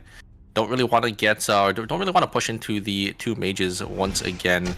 And it looks like Rocks is gonna get a little lucky here. They're not gonna jump straight onto the side team out of the blue. They weren't prepared in that final zone just yet, as it is going to be Rocks going to be able to secure the zone. And actually, it looks like Blue, they don't really want anything to do with Sangnam Rocks, so they're going to VLS system, use the VLS system to go down into Factory to take the team fight into Team Shadow GLT. This actually, I was going to talk about this. Sangnam Rocks is in a little bit of an awkward situation because Factory is pretty okay when it comes to positioning inside a Chapel. Actually, both zones aren't really that great, right? Of all things, by the way, it's Chapel final zone again for Team Sangnam Rocks. They're going to have to deal with this. What? Twins rush in. They just want to get positioning. I'm not sure what that was. Electrostatic wait a second, they found an angle. Which is actually pretty good over onto Juno. Down they go. Now Youngman's gonna have to show us what he's got. Queen He gets knocked up connects. into the air The checkmate. with the Night Fork, and there it goes. 3 members just wait a knocks second. down 2, Alex. and all of a sudden, Alex gets 1, but Complex is about to get taken down. Pop goes the Weasel. The kill goes in favor of Team GLT, but I don't think Desi has anything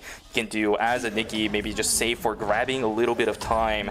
15 seconds to go. If this Nikki can somehow stay alive for maybe 10 seconds, they could do something. Safety orb. Oh, wait a second. It's not that bad. Wait, hold on a second. Safety orb. They're still trying to buy time. They don't have enough time to kill this Nikki. They have a safety orb as well, though.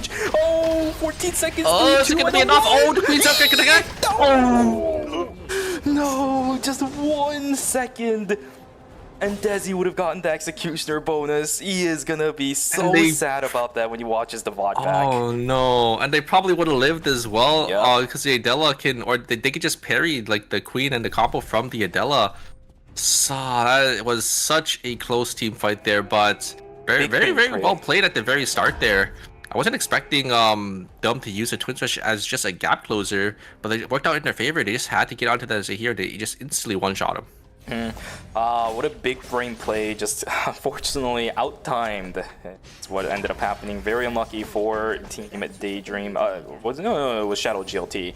Regardless, final zone is going to occur, and for Sangnam Rocks it became a little bit easier, but a double knock-up coming through from the Debbie and Marlene. Perry is out pretty early, and she gets tagged by the Curry. Looking for Curry here. Damage over onto OSU. He doesn't have the Twins Rush anymore because he used it as a gap closer again. Satin pretty low. 5 Omens is spinning around, but I think this might be a fight reset. Oh, good damage over onto OSU. They gotta get out. Look at their timer, so is looking pretty good. Timer's not that good. 15 seconds to go. 10 now. Single digits for OSU. They're just getting explosive everywhere, but they need to still walk on in. And the drone's walking away. The drone's running away. OSU is going to use the Twins Rush to try going back on in, but the damage is just piling on in. Curry is just free pumping damage, but Satin goes down first. Down goes GSXG. Can they somehow win the fight? Timer has been reinvested. Curry gets knocked up into the air. Can they get Curry here? They gotta get Curry.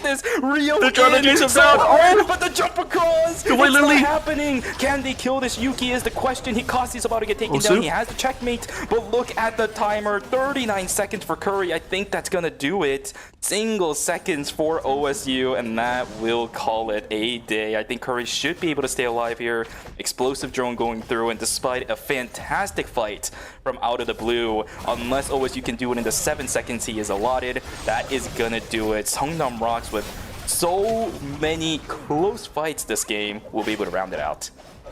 Wow. With 1 second of timer left, they were just forced in, and unfortunately, just not gonna be enough there. They do end up getting San like early into that team fight, but yeah, just was barely not enough for that team. And also, I didn't even realize, but I think what happened early on is the explosive gadget, it actually breaks the safety gadget if it Oh. procs inside. Because that's how that fight started.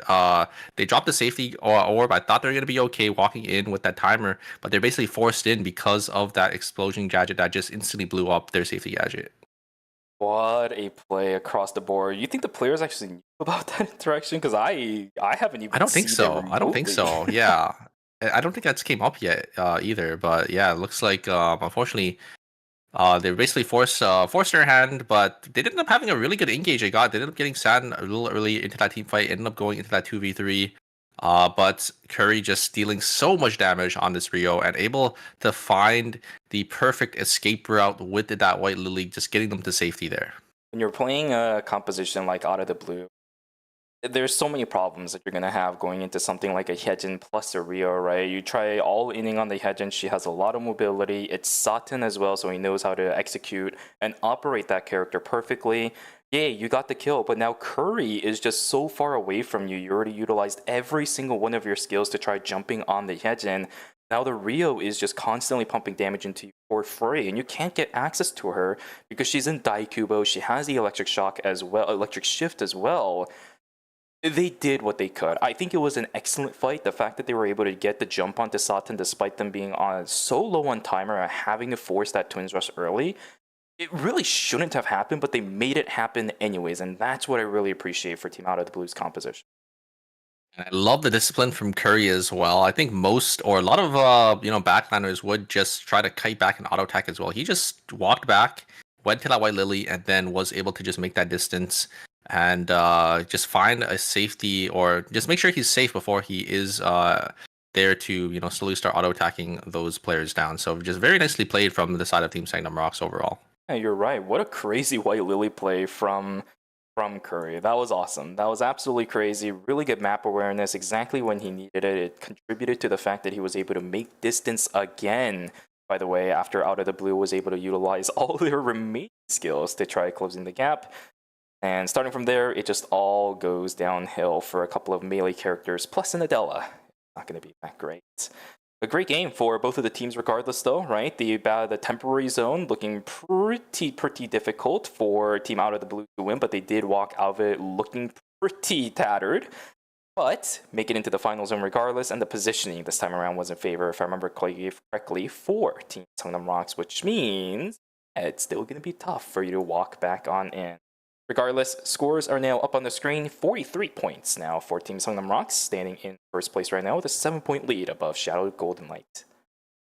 Yeah, Shadow GLT with 36.5, Out of the Blue with 29, Damien with 16, Promise with 16, Big Game Hunter with 12.5, and Daydream with 11, and Hipster with 10.5. So on the bottom side, I would say the bottom 5 teams here, it's actually a relatively close game with only a 5.5 difference between our 5 teams on that side.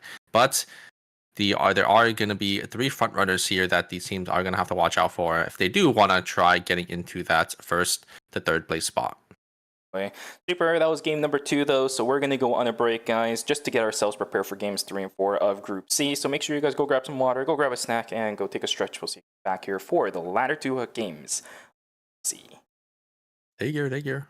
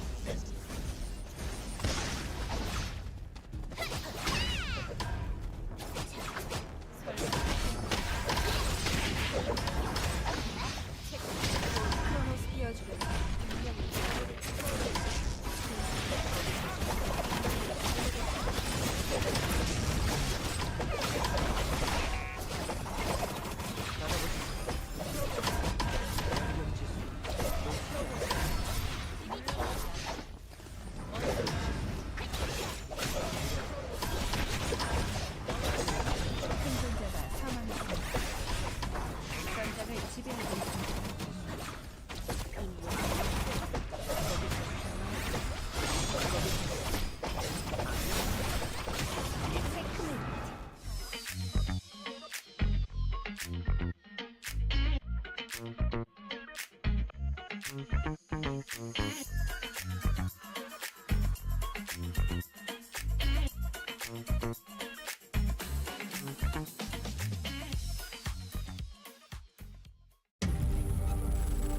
ready to get in the game now.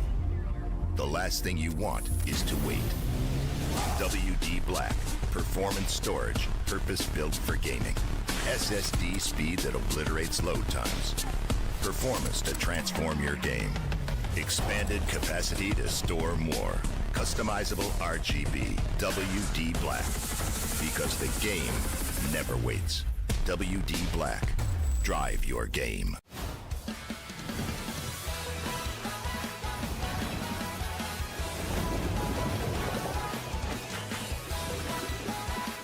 리나, 준비 운동은 해야지.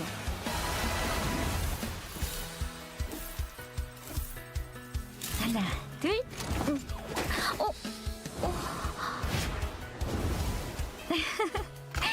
괜찮아. 이따 새 거 사자. 리나, 파도 소리 들리니? 인형극이 곧 시작될 거야. 점성술을 시작해볼까요? 물고기 자리를 떠나 물병 자리로. 모래가 옷 속으로 들어오네요. 하체 운동부터 시작해볼까? 찬물이면 잠시 들어갔다 나올까 싶은데 휴식도 훈련의 일부다. 아무리 거센 파도라도 베어가를 수 있어. 바다를 건너는 한 마리 제비처럼.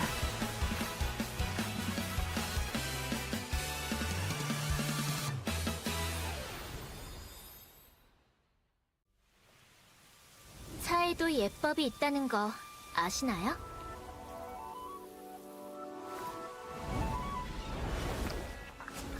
재행무상. 만물은 시시각각 변하는 법이죠. 차는 아직 따뜻한데 이 고요가 오래 갈 거란 생각은 안 들어요. 조용한 순간일수록 가장 먼저 깨어나야 하니까요.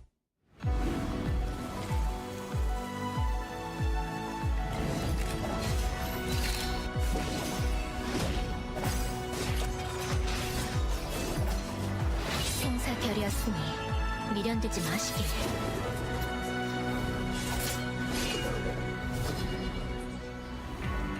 내 문은 칼끝에 깃든 뜻, 협은 내 걸음이 향하는 방향.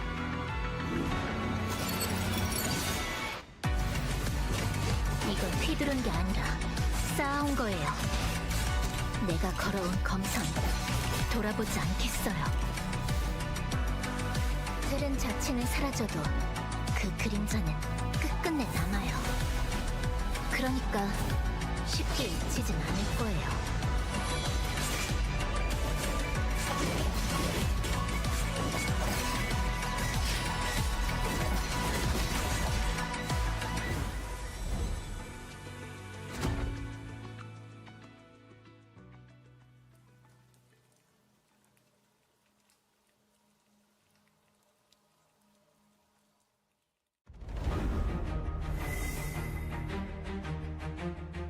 제 차례인가요? 그렇군요.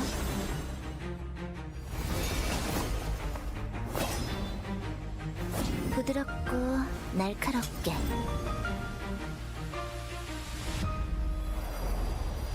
자, 클라이막스예요.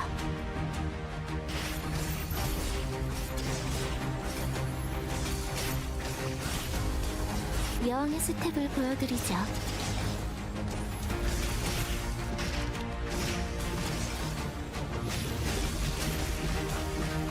예의를 지키세요.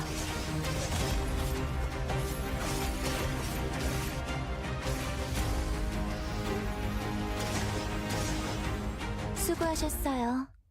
거기까지였지만요.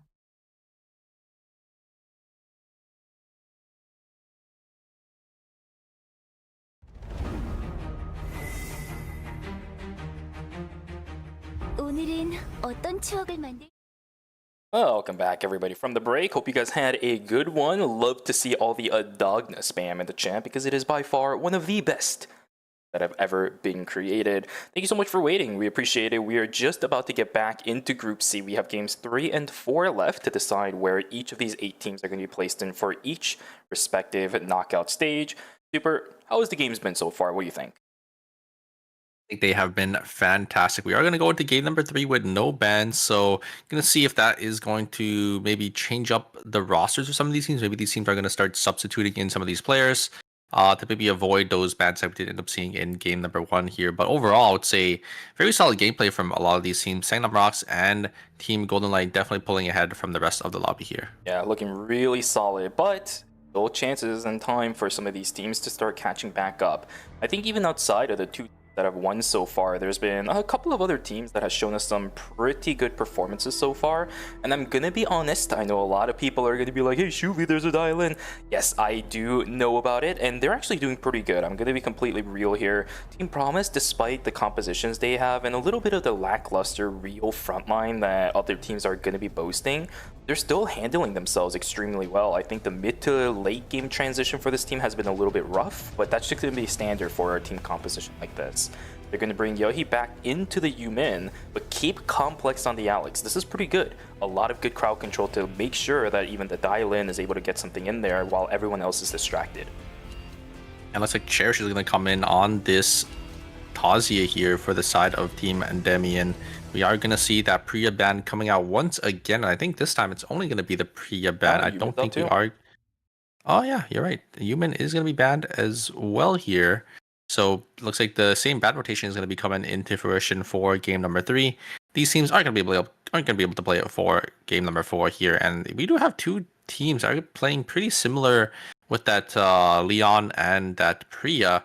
But you can see their augments and their tactical skill choices are a lot different. We have one Priya on that red sprite with that Strider, I think, still that they are on, and you have the other Priya on a more defensive style with the healing factor and that protocol, and then you have a Glove Leon and a Tonfa Leon that are both on Blink and I think Soul Stealer respectively. It really comes down to how those 2 teams are trying to utilize this. With the Human, you're playing a little bit more of, I think, just kind of sit back, make sure that the Human has enough time to rotate through his skill cooldowns. But for someone like Team Endymion, it's just all about keeping that Tazia alive, right? You can see it. There is the Sentinel, you got the Leon on the Tonfa as well. That's going to be for the Cannonball. You're just trying to keep this Tazia alive as much as possible. I think that one's the Glove Leon, so I think they're playing more of like a double DPS type of thing. Because they do have that Priya that's going to be on the defensive augments for them instead. True. So yeah, they have that protocol. They're going to try to just have basically 2 damage healers, 2 frontline damage healers, two solo hyper carries to try to maybe kill these frontliners, or even if they have an angle on frontliners. Tazia, a great character that could find those picks. If they do ever get that stun onto the backliner, they should be able to one-shot. Yeah, I guess if this is a little bit more of the let's just provide everything for the Tazia, it should have been something like a healing factor, Leon, just so the additional shield from Cannonball is going to go through. That was really popular, by the way, during Season 7. For those guys who remember, a lot of Leon started showing up at the beginning. For the first time with Tonfa as well, Season 7 was the real first time that we started seeing anything of that level. But yeah, it's going to start feeding a little bit in towards this season as well. We do see at least Daydream sitting Such on an early kind of team fight roster, here. Oh my god, all 3 coming in members. Right. Suna getting taken down first. They were the ones that got jumped on pretty early on by the Human, and the damage is there, so good stuff. Oh, and it looks like Belzer is going to get caught here. Sana already on the floor. It is that Irebid Cemetery. Probably already finished their build. You can see, yes, they are already 5 purple items. Probably one of the fastest characters to finish their full build, especially down in Cemetery. So you have to kind of watch out for that. You will end up getting caught out here on the top side. It looks like more team fighting is going to be happening. This time it's going to be Hipster fighting Team Damien. Damien is going to be on the back foot there. The full engage is going to be invested for the side of Hipster. Both ultimates from the Kiara, and the Lian was invested, but they will be able to get that kill. Nice strategy from Ryan as well, by the way, with the play, because he was able to wow. utilize the last judgment to Great press the timer. electric Shikimori shift. gets taken down, and no trade as Satan. I talked about this earlier, knows exactly how to pilot this character. It almost seems like he has Charm with the Nomad whenever he needs it. Really rough for the Yan, not going to be able to find the kill. It's just a clean 2 for 0 for Team Songnam Rocks, as they're going to once again be on the driver's seat for game number 3, although this might be a little bit awkward. Oh, GSXG may have bit off a little more than he can chew, but the counter kill is there. Big Game Hunter looking for another one, will be able to find it. It's a 2 for 1, although I guess Big Game Hunter really didn't lose anybody because that was from out of It was a different team. It was a straggler over there, and here's the totem invested on that. Tazi, unfortunately, not going to be able to connect any of these shards. Yuman is getting so much value. Will be able to get Asuna there. Great taunt coming out from that Leon. A good follow-up as well from that lead Allen. Will be able to get knocked down that Leon as well. So will be a nice 2 clean kills for the side of Team Promise there. Nice early start once again, but we're going to have to see if they can utilize this to their advantage. a bit of a low value surfs up. That's okay, right? It's just day number 1, no real biggie. Both players falling down, you will live. Ooh, nice standing on good top of ult it. there. Good strategy with Cherish. Usually, I think it's with shift, right? Pretty sure it's all. Is it click? alt? I think forget which it's. one. I think it's all. Yeah. But we see a lot of the time, a lot of players don't really know how to utilize, the alt click there. So, I mean, at this level of play, I think it's pretty standard that these players will be able to, utilize the alt click to click on, the white lilies and whatever they need to. While it's being blocked by these players. Great sandwich there coming out from the side of GLT. They will be able to get that kill. There is the ultimate coming out from that. Nikki, a pure jump cut is going to connect, and it's just going to lock down this human. Is trying to get some damage back. Is going to be able to get a lot of damage. Not going to be able to find that here, so they will be able to get a nice, clean 2 kills. Meanwhile, Team Promise is able to find a 1-for-2 trade up against Team Songnam Rocks. Rio for Curry is the last one alive on that team. Nice sandwich for both the Alex as well as the Yuven up on the top side as well of Ali. They're going to be able to control that zone for the time being, but I'm not sure if there was an objective up there. We got 15 seconds to go until day 2 is going to pop. Meteorite inside of Beach seeming to be controlled by Team Golden Light. They will hold that. The Queen combo comes in, not even close. That is just a Priya early in the game, but a nice counter kill as the Surfs Up will pull back Kunnam. 1-for-1 so far between these two teams, but positioning wise, I will give it to Team Big Game Hunter. They're on top of the Meteorite already. Yeah, looks like the Tazi is going to get charmed in, but is going to get locked up by the wall there, and the IRM is just going to fall to Cherish as the Adela just completely booked it away. I think they had a little... I think they were probably looking for 2 different players there. The Adela tried to jump onto that Leon, but the Leon just using the duck dive to get in and follow up on that IRM kill. Overall, the value is still in favor, I would have to say, for Big Game Hunter. They did get the Meteorite handed straight over into the Adela, who's going to have the weapon transition for themselves. Nice and good. Couple teams hanging around that 350 mark. Look at the credits for Team Shadow GLT, about to get to that 350 mark on the Tia, but up on the northern side of the map, inside of Hospital, we still have Pix going on good side steps. Ooh, nice great stun though. But transformation is there. Good reactions. Everybody backing away, but the IRM taking a little more Ooh, damage. 3-man. I think they should have on this. And the follow-through the comes Sylvia. in. Oh, the Sylvia is gonna find the kill over onto the IRM. Yan's about to fall down. They gotta as get well. away. They gotta get away. Comes in. They missed the chain though. I don't know how the heck that happened. Blink on in. They're gonna have the White Lily to jump on the way. How did that chain miss? You should have had that one. It might have been the verticality of when Adela goes up into the air. So you think the hitbox is a little bit different, but no, you gotta land it where they would be walking if they didn't use the checkmate, and a bit of a misplay from the Kiara to knock down one of their contenders. Yeah, because it definitely would have been a wipe there. It was a huge buffer on that Queen. Did end up using that last judgment to buffer that Queen stun, but just not able to fully capitalize on it because missing that chain is going to be devastating, and it's definitely going to drop that kill there as the Adela was able to get away. We do have the buy-ins coming in for the side of Team Hipster. They will be able to get their 4-score buy-ins on this timing. Looks like they're going to have one of the members, I think, end up calling a smaller item a little earlier on. The Kiara not having enough. See on the bottom side there, still sitting on 140 credits, so definitely bought like a tree or meteor a little early on, maybe turning one of their trees and meteors into a 4-score, as we're gonna have some fighting on the side here. There is a knock up, and the Leon does end up getting struck up. Kimchai tried using the striking tire to get away, but it's not gonna be able to go. Look at the AoE damage, just way too much this. Human is just pumping so much damage, and the Priya as well on the follow-up with the Echoes of the Earth, just dropping a couple flowers down there. Just so much damage. Ooh, it looks like Cherish was able to get Isaki on the bottom side there, and all three members are going to take this rift, so we will have a rift fight here between Team Big Game Hunter and Team Sangnam Rocks.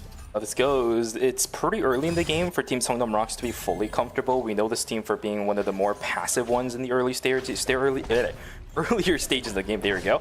Big Game Hunter has a really good aggro composition, but it's actually going to be Songnam Rocks who is going to try pulling the trigger first. You can see Belzer sitting up in the front side. Damage shard is over. That's why the counterplay starts to come in. But what is going on with Team Big Game Hunter? Nobody is playing with each other. Checkmate comes in, but it's completely useless. The fight's already over. Not exactly sure what that was about, but yeah, for Big Game Hunter, it seemed way too uncoordinated. Two people splitting away from the IRM. She's forced to go in. I don't think that was a fight those players will be really happy with, just kind of looking back on it. Yeah, I mean, Sangnam Rocks just playing it to a T, just able to capitalize on the mispositioning for that IRM and just instantly getting that kill. And once it comes down to that 2v3, it's just easy pickings for the side of Team Sangnam Rocks. They really deal with there. So very nicely played. They will be able to get some call-ins as well after reading the rift, because there is that kiosk that they can utilize. That's something that I'm always going to be talking about. It's the execution of what your team wants to do. As I said too, Songnam Rocks' composition as of right now, well, at least before the Rio got her items, is still in an uncomfortable position to fight at this point in the game. Still want a couple more transitions. We also know Songnam Rocks to be one of the more slow teams to play, but here we go, more fights. One inside a cemetery, nice transformation from the Leon. It's able to cancel out the damage from the second proc of the coup de grace. That means Belzer is in a little bit of trouble himself. He's gonna get taken down in just a couple of moments. A 2-for-0 in favor of Team Hipsters. This is what I mean, right? It's still, I don't want to say still, because the Rio is technically full transitions and the Hyejin sitting on 4. But early game, you still have ways to transition and you still have ways to scale as Rio and the Hyejin. That fight was a little bit finicky and it does catch them off guard. Yeah, I mean, the Rio sitting on 5 gold, but I think just wasn't enough because, I mean, they just found San there. San a little too mispositioned. I think took a little too much damage, so just easy pickings for the Kiao to just execute the Hyejin there. And well, once the Hyejin goes down, you know, once you lose that member a little too earlier on in the team fight, it's going to be a little rough. There is the taunt coming out from the Alex, and the Kinshai does end up going in, but gets charmed by the IRM. It gets completely locked up. The Queen follow-up there is going to be there as well. The knockup from the Adela, and that is going to be it. But wait a second, the Yon actually comes on forward and is just going to die to this human. A huge misplay coming out from the Yon here, and actually it's going to look like that Team Promise is going to be able to turn this team fight key 5. Going to be forced to jump on out of there now. Already investing that checkmate, and I think this team is actually gonna use a safety orb. I think that was a misclick there. Probably wanted to get the kiosk down to get their teammates back up, but I don't think I think they should have enough. Yeah, it looks like they were able to get Kim Shai back up on the top side there. Belzer unfortunately getting caught out here by the side of Team Hipster, a little misposition, but look at the damage coming out from San and Curry. But wait a second, Curry completely by himself on the top side here, and is just gonna go down to the last judgment. A huge misstep coming out from the side of Team Sangnam Rocks here, as the Sylvia is going to go in, but the beautiful jump over the wall to get them to safety. Oh my god, Hipster, they navigated 2 different fights perfectly. The Leon was able to buy enough time from the backside to enable both the Kiara as well as the Sylvia to get out. Satin's getting and the Sylvia's going to be there as well, and he just used the Charm of the Nomad. We talked earlier about how he can have all the Charm of the Nomads in the world. He does get the trade, but he will still get taken down. Minus 200 over to the hands of Team Songnam Rocks. Look at their credit count too. Gonna be in shambles. 400 credits onto that Hyejin. Gonna go into absolute smithereens. They want to save for that blood, but they're not gonna be able to get it this time because they will have to get their buy-ins here. They will have to get their teammates back up. So it'll be a minus 400 so early on into the game as well. Daydream is gonna look for an angle here into Team Big Game Hunter. Here's the Queen. It is gonna be dodged out from that human, so both members are just gonna slowly back away. It looks like Sangnam Rocks are going to be able to get the res up in school, and they're just going to be able to walk down into Research Center here. A lot of poke damage coming out from both teams, but nothing really going to come out of it just yet. The Priya and the Leon shields are going to be there for the side of Team Daydream, but Team Big Game Hunter just looking for one opportunity here. One Queen or one knockup is going to seal the deal for any of these members, as Team Daydream, they're all playing squishy characters, so they can definitely get one shot, but Big Game Hunter, looks like they're just slowly going to back away here. Oh, Oh no, Satan caught out by himself. A lot of people are being split. These picks should really not be happening the way that it is right now. Satan was by himself, right? Remember that Team Promise's composition can really isolate a target and burst them down. So it's not like Satan was caught out or something, and then it took them a bit of a time to catch the hedge and then take it down. No, she got absolutely blown up. So a bit of a misplay there from Satan on positioning. Fight happening, Twins Rush going through, Charm is gonna land but no damage in exchange. What is going on with Team Big Game Hunter? Their fights are so out of coordination. Now Osu sitting up in the front side trying to get a little bit of damage in, but nice counter damage from the Adela is gonna dispel it a little bit, but I want to see a bit more coordination. Do they get the kill over on the GSXG? No, not just yet. The IRM jumps on in with a cap punch, is gonna be able to get it. Now Hikasi is probably gonna fall, but yeah, again, it just looks so iffy, right? I'm going to commend them for a nice secondary fight, but the initial one just seemed a little bit uncomfortable for these players when they really need to coordinate together to get these plays off. Yeah, definitely a good turn there, but you are correct. I think they are looking a little out of sync here. They were able to get that that play at the very end, but definitely could have been a lot more clean. You know, Dion just wasn't there in time for that knock-up, and yeah, I mean, it's just not looking as good for them, but they were able to get a nice 2 kills, so big plus over to the side of Big Game Hunter. Were able to get a lot of credits from those bodies to maybe try to push them back into this game. They need the transitions. If they can get the transitions, sometimes coordination mistakes can be made up. If you start not having both transitions and mistakes on your communication, it can be a little bit weird. They're going to be put to the test once again. Never mind. Out of the blue, gonna back away for now. These aggressive Twins Rushes, I'm actually kind of liking them now from OSU. It forces other teams to react and actually provide some kind of answer to this. But without the utility, yeah, OSU gonna play a little bit more careful. Inside of Chapel, Complex gonna get taken down by Team Hipster. Oh no, Promise is out. I think they got completely sandwiched by 2 different teams, Hipster and Team GLT, were just there at the perfect angles on both sides. So a little unfortunate. Promise gonna go out in 8th place with only 6 points, so not the game that they are looking for, but they still got one more game coming up in game number 4 to try to pull back some points. We're tied with Demian. 16, I believe. Yeah, there it is at the bottom side of our screen. They're in 4th and 5th right now with that 16-point mark. Now Demian sitting on 5.5. If they don't get knocked out now, Promise will be put down below them. So you're absolutely correct. This is a situation where you really don't want to be falling down. You do have another game, but it's still going to be a little rough. Round 3 between Out of the Blue and Team Big Game Hunter. Half HP for the Yan. Same spot as well. A little bit with the healing plant.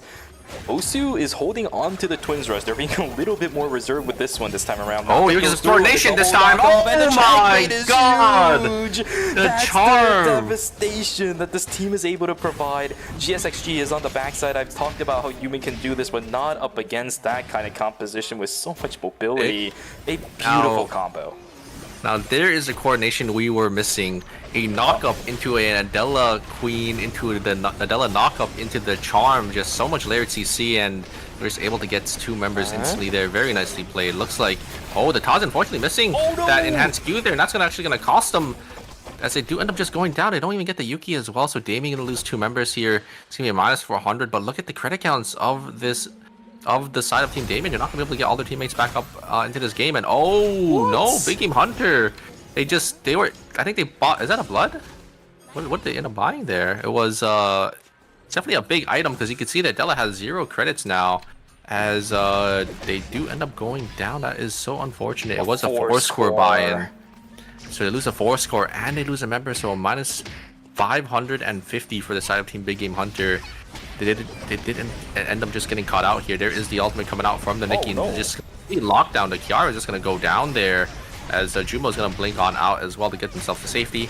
And it's going to be Hipster going to fall there. Very nicely played. And great coordination coming out for the side of Team Golden, Shadow Golden Knight. Good fight from them inside a cemetery. Another one as out of the blue is just looking for blood right now. We've seen this team looking for fights all across the board. King color rotations are looking pretty good. GSXG going a little bit aggressive, but it is going to pay out with the damage. A nice prediction on the dash tornado, but it's just not going to do enough damage to knock down Alteo. It will push Team Daydream back further into gas station. Sorry, not gas station, police station. But look at the timer. That's not where they want to be right now. They're going to have to use the VLS with the gadget. That's a couple of extra points they could be utilizing later on in the game. Safety in numbers, never mind, as fire station is going to open. It's going to give them a little bit of to breathe. I don't know how much of that you're going to really get. They're able to get one res off, but not having the credits to get a second member, so they are just going to use the VLS system to get themselves on out of here. It looks like Daydream is going to get caught out here. Depria is going to be forced to use Echo of Desert, but is still going to go down through it. Very nicely played from San, able to just find the angle and just recognize when these players are out of position, able to get that pullback and that fear and just able to one-shot them.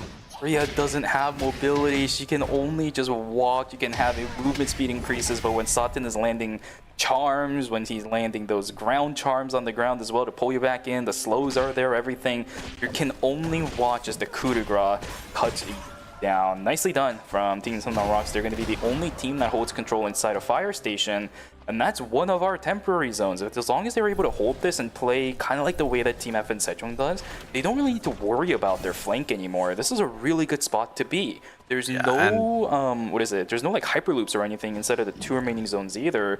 As long as they just watch themselves up in the front side in the entry from Pond, they're safe. Yeah, was a blood blind coming out from Sundown Rocks as well. It is going to be that fail not going over to Curry, so they will be able to deal a lot of damage on this Rio. These teams are definitely going to have to watch out for this. We have a lot of actually rat teams here. There is 3 teams that are missing members. It is going to be the human going to be spotted out first for the side of Team Daydream, and they are just going to fully invest here, blinking on forward, Amp Drone, Soul Sealer, everything is used, and they will be able to just kick down this human here. Leon is going to try to trade back 1 kill, but not going to be able to find it, as it will be a clean 2 kills coming out from Team Sundown Rocks. My God, Sundown Rocks, they're activated, man. I talked about it earlier. This team was very passive in the earlier stages of the game during seasons 5, 6, and 7. We actually talked about this quite a lot, you and I, about how it looked a little bit weird for this team, despite their positions inside of these tournament brackets. They kept playing very quiet until the later stages of the game, and if they got taken down early on... Surprised they didn't exchange the bow there. I think a little too hasty on their buy, and I think one of the other members probably just bought some cameras, because that is some free credits that they're missing out on here.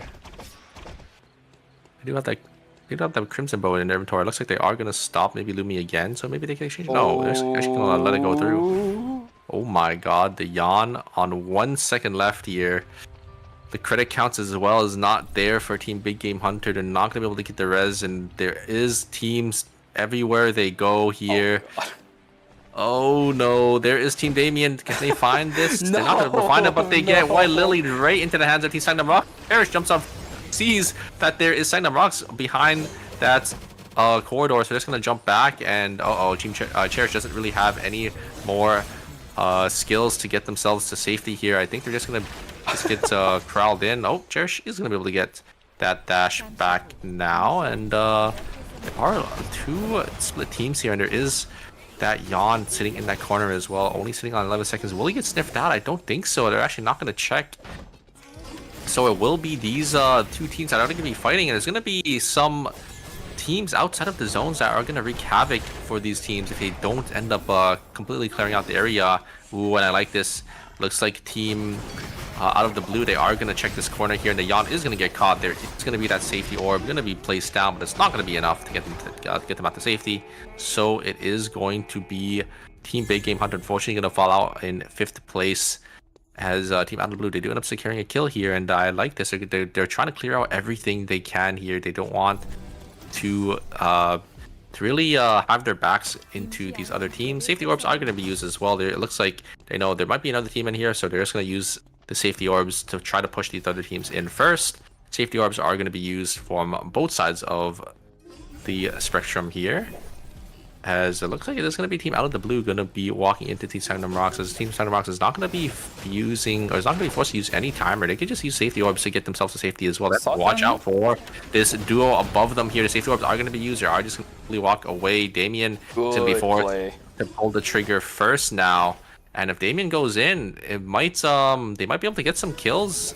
Or they might be able to force... Wait. This guy's going to explode here. Oh, no. Safety orb is going to be used again. Out of the Blue is playing this expertly, 1 by the way. second, though. This Leon needs to die. This Leon needs to take some damage, and they will just explode to Sanctum Rocks. Out of the Blue, yeah. They just have full zone control now, so they could definitely look. Safety orbs are going to be placed down once again to keep them alive. But look at the timers. The human sitting on 5 seconds left. They're just going to be forced to go in here. Are they going to be able to get any kills? Get some timer back. It's not going to be enough. They're just going to explode here. And that is going to be it for this side of Team Out of the Blue. Human's going to go down. Frida's going to go down. And Dumb is going to fall as well. So Team Sanctum Rocks, a monstrous performance already with 22.5 points. Team Shadow GLT as well, 15.5. So 2 of our top 2 teams once again coming out on top here in our final 2 for the final fight.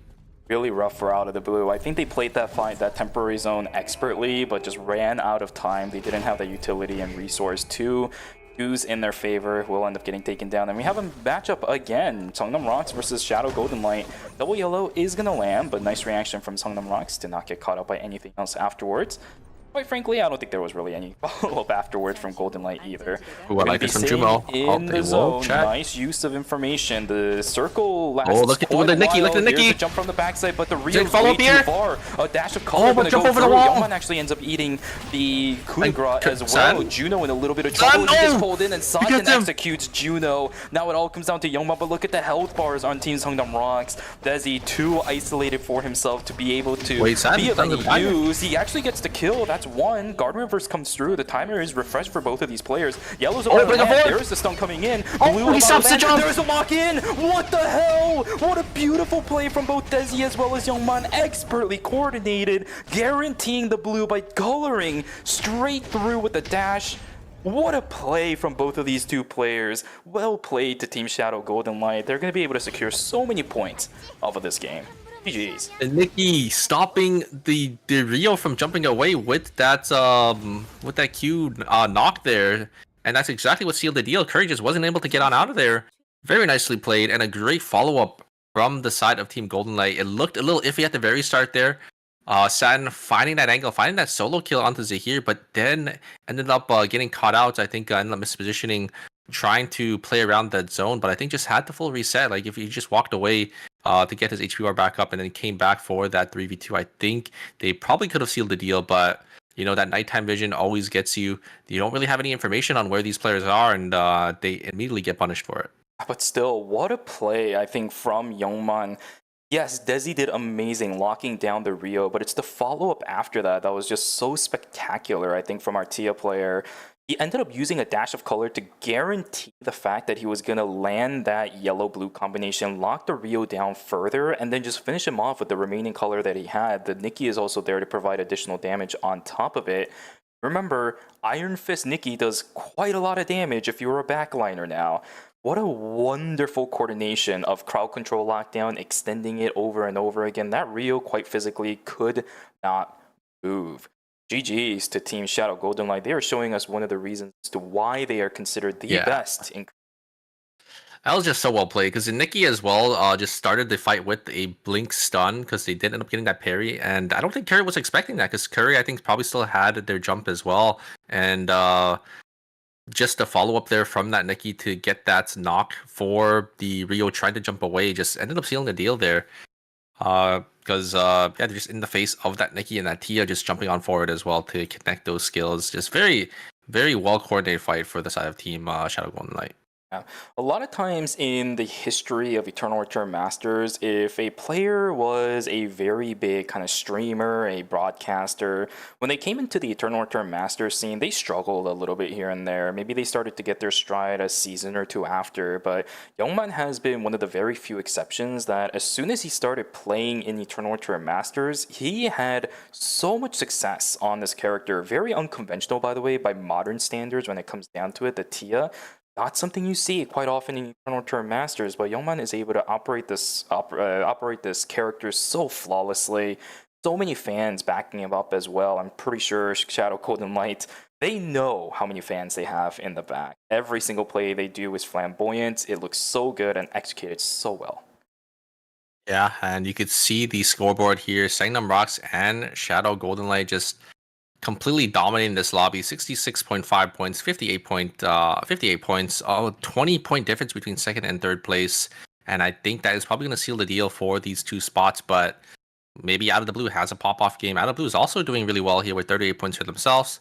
Damien with 24.5, Big Game Hunter with 23, Promise with 22, Hipster with 21, and Daydream with 17.5. The door is still open, I would say, for any of these teams to crawl up a couple more placement points, at least for the bottom 5 here. It's only a 7-point difference between 4th and 8th place. Yeah, I'd even argue bottom 6, right? Because if Out of the Blue has a little bit of a rough spot, then that 3rd place spot is also up for grabs.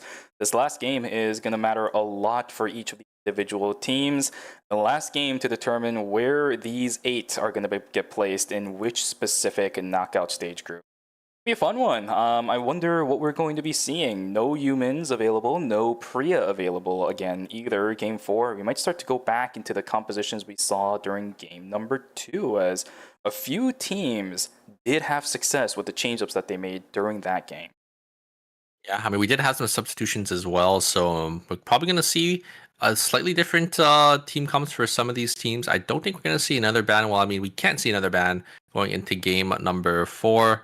But yeah, very excited to see what these teams are going to bring to the table here, because this is going to be the last chance they have before they end up getting their final placement going into the knockout stages.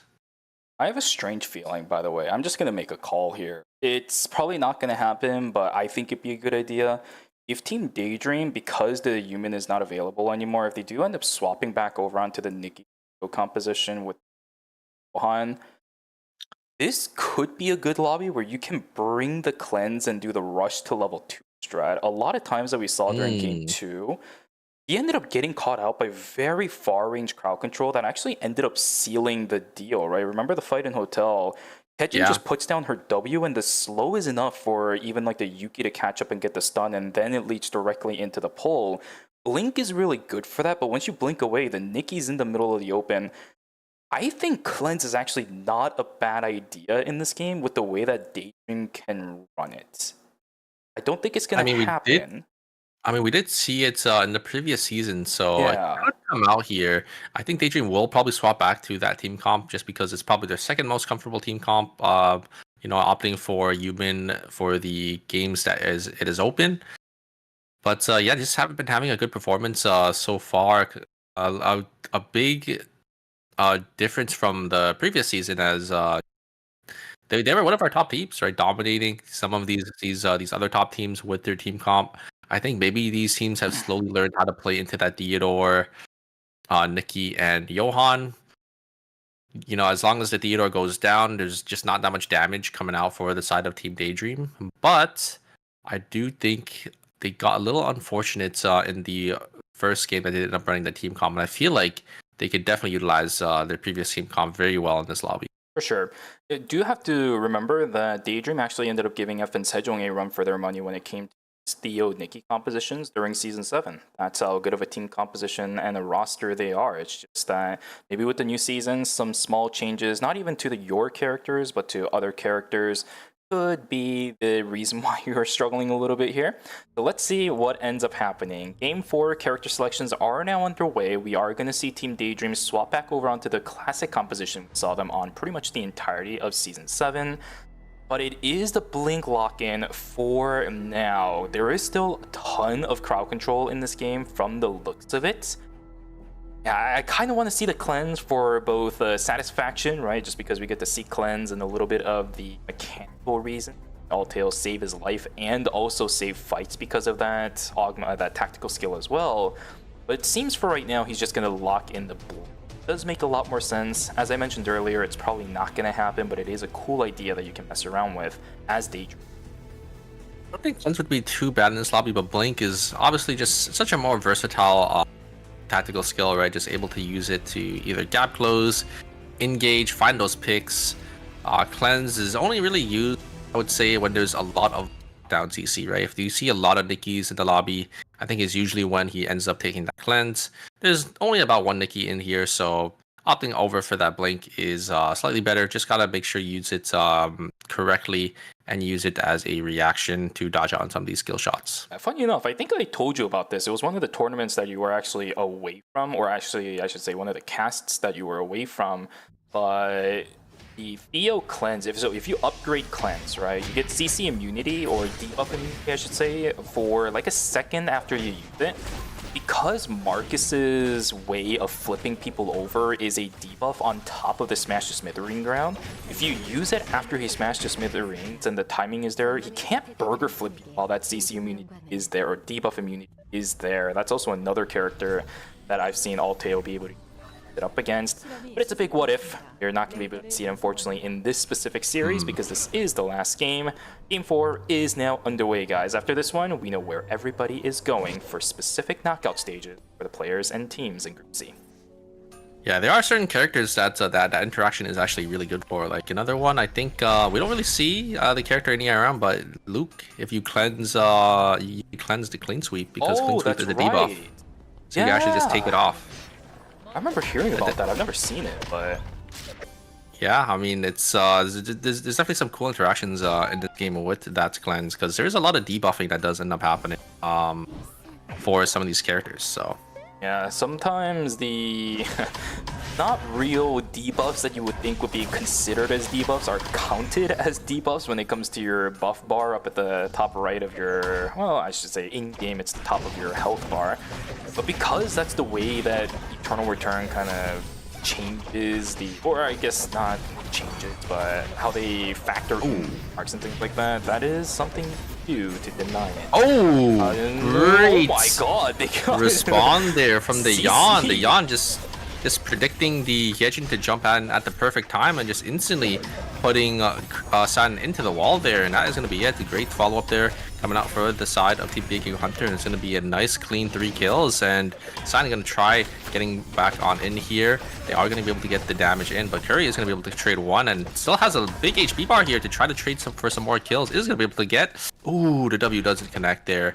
Would have sealed the deal for Key 5. Key 5, oh, it's not going to be able to get the Queen in time, and it looks like Team Sangnam Rock's actually going to be able to trade 3 kills back. Nicely done, nicely done.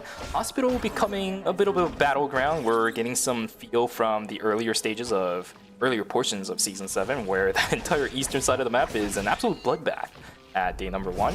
Not seeing it too much this season, but I guess that Hospital 1 will give us a bit of a run for its money. Kimshai needs to run away, Yohi also needs to run away, but the cooldowns are not exactly in their favor. Kimshai utilizing that ultimate to get himself on out of here. Striking Tiger is gone, but the Paradiso going down. Can they get the kill? Speedgate is there, Kimshai is out. No break coming for the side of Team Damien. Kimshai just barely able to escape with his life. Gonna be able to get that speed gate to get them to safety there. It looks like we did have a little skirmish here between our 2 melee frontliners here. It was that Dema and that Liam, but nothing with out of that. Saki gonna try getting some damage and is gonna connect the Queen, but not gonna be enough really gonna come out on that Theodore as a Johan is able to keep them alive. Osu gonna be able to find an angle in with that. Strider gonna be able to just jump on forward with the ultimate as well. The Twin Switch is gonna connect. The ultimate is gonna come down to push the members of the side of Team Damien back, or sorry, not Damien, but out of the blue back, but it's not going to be enough as the Theodore is going to go down there, so a nice clean kill coming out for the side of Team out of the blue. Stall attempt was very valiant. Both the Theo as well as the Yohan trying their best to walk away, but that's the key word. They can only walk in comparison to everyone else that was chasing them, who can actually either dash or teleport in direction.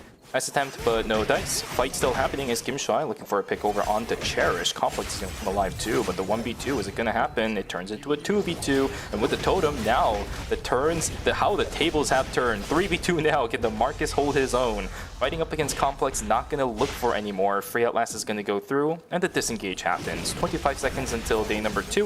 Everybody for those objective contests now.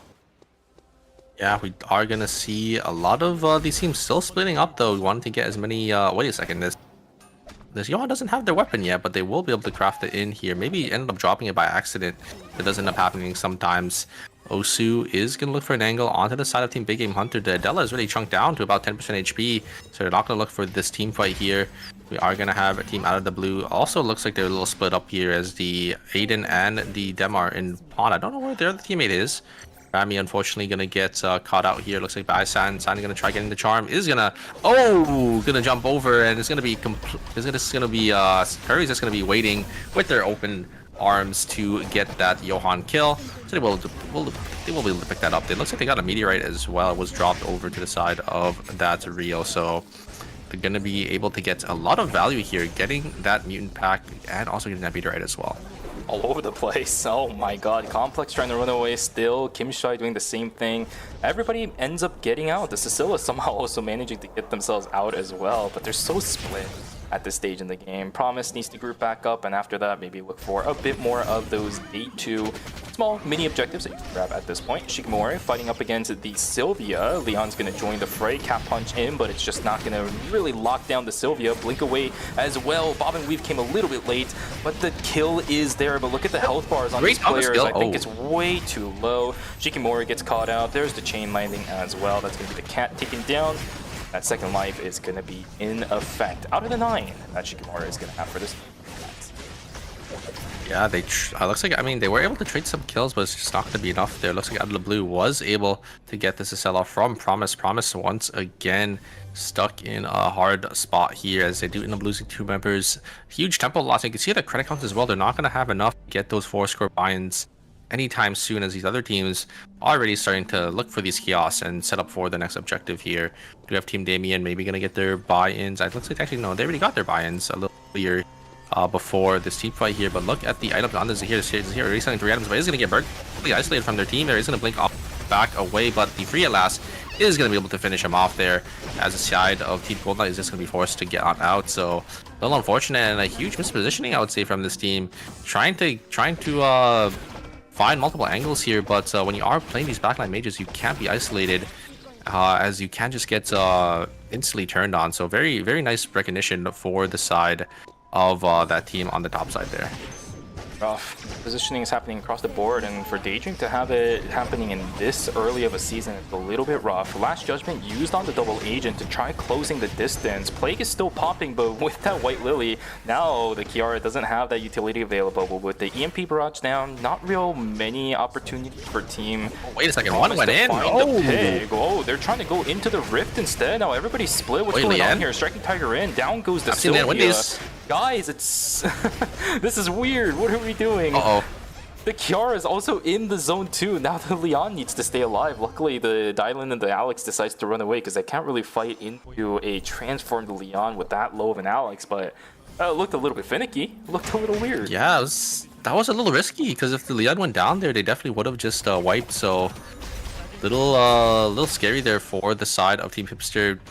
I'm surprised one just ended up taking the rift without the rest of the members going in. I think a miscommunication there, but it looks like they will be safe. Rami gonna try to keep themselves alive, but is just gonna go down to Osu here, as it will be a nice clean kill coming out from the side of Team Out of the Blue Daydream.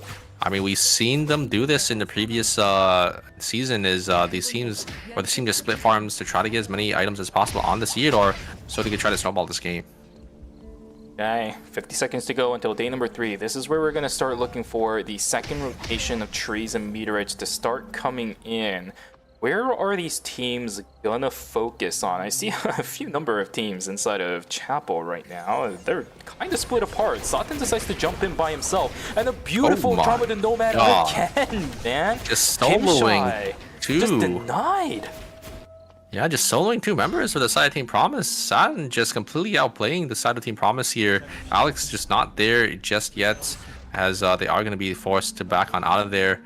Rox trying to sniff him out. Complex going to be stuck in this corner, as the other 2 members of the side of Team Side and Rox are going to take the top side here, going to be playing for that Tree of Life. There is going to be Team Out of the Blue. Maybe going to look for this this box here up in fire station, or sorry, gas station, and a lot of damage is going to be coming out here for the side of Team Damien, and Team Out of the Blue is just going to be forced back into police station here, and they're not going to be able to find anything. Oh, no, we don't have to worry about that. I can't jump that over. It's a little too long for it, especially with the rock thing in place. By the way, I just realized this. I don't know why, but now I see why Team Out of the Blue is running an Aiden, by the way. That's Jack Lee. I couldn't tell with his IGN with the tournament client, but that is Jack Lee, one of the most OG Aidens. I thought he retired from pro play, but no, he's still in. No wonder why he's playing the Aiden. I mean, the Aiden. I mean, we saw him just have really good plays. I think there's a fight in Factory where we saw Aiden completely solo killed as a here. So, I mean, he's been having a pretty solid series so far. We're gonna have to see if they will be able to win this fight. The Jack or the Dallin is just, or sorry, the Demo is just gonna be forced to ult on forward there. Gonna try looking for an angle onto the backline, but not gonna be able to find anything. Nicky's just completely trying to solo the Adela, but not gonna be able to get it. But is gonna connect onto more skills there and is gonna be able to find it. Adela is gonna go down, and now it's gonna be Out of the Blue. Unfortunately, going to be forced on the back foot here. The root is going to come down to deter Team Shadow GLT from pushing any farther. It's going to be a -200, but look at the credit counts for Team Out of the Blue. They don't really have enough to get their members just back up just yet. And a huge burger flip coming up from the side of Team Damien. Going to be able to pull back a member from the side of Team Out of the Blue, and it will be the Della, or sorry, going to be the Johan going to go down from the side of Team Daydream. Would have saved him a cleanse. Nah, I'm just kidding. That's the Johan. He's not going to be running the cleanse. But unfortunate for Team Daydream, they're actually going to be forced to fight this team again. But the positioning is even worse this time around because Remy as well as Altail is completely split apart. Two different teams hanging around, and the Johan is dead again. You can't do anything in these situations, man. What a terrible, terrible fate that has been met for the Johan. Another -200 for that team. Daydream. -400 in a span of what? 2. Oh no, yeah, it looks like the Nikki was actually able to get res here, but yeah, -400 for the side team Danger is going to be so unfortunate. San completely split by himself, but is just good looking for this 1v3 and just kills the Cicella. Rox is completely split, and Belzer is going to get caught by the side team this time. San is actually able to win that, but the members of the side of team Sagnum Rox are just completely split away, so the Yuki's gonna go down, and I think San might get caught here by the side of Team Daydream. They are gonna be able to get the res. Belzer actually resing over the wall because of the way that Kios was positioned, and they're just gonna TP on down to Curry to maybe look for this team fight. It's a weird. I'm not going to sugarcoat it. This is a very weird game. Satin getting caught out in a 1v3 across the research center, by the way. He was on the opposite side of the rest of his team. He wins. I think San is just feeling himself, you know, like he's playing out of his mind. He's just going in, like ecoing 1v2, 1v3s. He's finding these picks, and he's just getting some nice value and some nice skills for his team. He's styling at this point, but they have points, right? That says 8. Dude, I can't tell. It just looks so pixelated. That should be an 8 here, and a lot of damage being traded, but a little hard to push into this Tazia. If the Tazia finds an angle onto your backliners, she can get a lot of value. There is the pull. There is the engage though. The trigger is instantly pulled from the side of Team Hipster, but Hipster is getting a lot of damage back, but it's not going to be enough. Tazia is going to try getting some damage back in, but the AoE damage and a great follow-up there from the side Team Hipster. I love that play from all three of them. Oh no, that's really rough for Daydream. Getting taken down again. Crowd control rotation from the entirety of the Game Hunter. Their credits are in shambles. They don't have the utility to keep themselves alive. Cleanse, I really hate to say it, and I really hope I was being sarcastic, but Cleanse would have saved the Theo there. Maybe they could have had some kind of counterplay, but that's going to call it for Team Daydream. An early night called for that team as well. 19.5 they're all going to get. 8th place for a team that this is unprecedented. Honestly, for a team like Daydream, them getting 8th place in Phase 1 group stages, unheard of. But with a team of this caliber, there is a possibility we could actually have a golden run this weekend. Yeah, maybe next weekend as well. I mean, I love to see those stories. So very excited to see them play tomorrow. Because yeah, they are gonna have to sort of go back to the drawing board to see what they need to really fix up on here. As you know, it is a new season, so I guess maybe teams have slowly adapted here. There is the Tampa skill, or the Nunchaku skill, going to be used up by Kim Chai, but not going to hit anyone here, as it is going to be Team Out of the Blue going to try to maybe sniff out these teams. But Team Promise You see their items, they're not looking too good right now, so they're just trying to maybe get to a kiosk to get their buy-ins to get back into this game here. They are missing out on a lot of transitions compared to these other teams. And God. no. Oh god. Oh, they're gonna check, they're not gonna check. Turn They the do check, but it's camera too off, turn the late. camera It's off. too late. And wait a second, they're actually all able to get away. Oh no. The Alex gets stunned into the wall by the Marcus. Very nicely played. And they actually only lose. Oh wait, they lose 2 members because of, I think it was the Cicella ult coming down from the side of Team Damien. That's so unfortunate. I mean, they checked the bush, but it's too late, you know? I don't think they expected anyone to really be in there. But Team Damien was at the perfect spot, the perfect time. Very, very, very well played. As they do end up picking up a nice 2 kills. Should be able to get some credits for themselves. Thing is, the Cicilla is still alive for Promise. Oh, no, she... Why? Where did she die? Because I could have sworn her body was actually pretty safe in in school. It was in the gymnasium. There was nobody around there. Why? Did they self-pop? Oh, goodbye.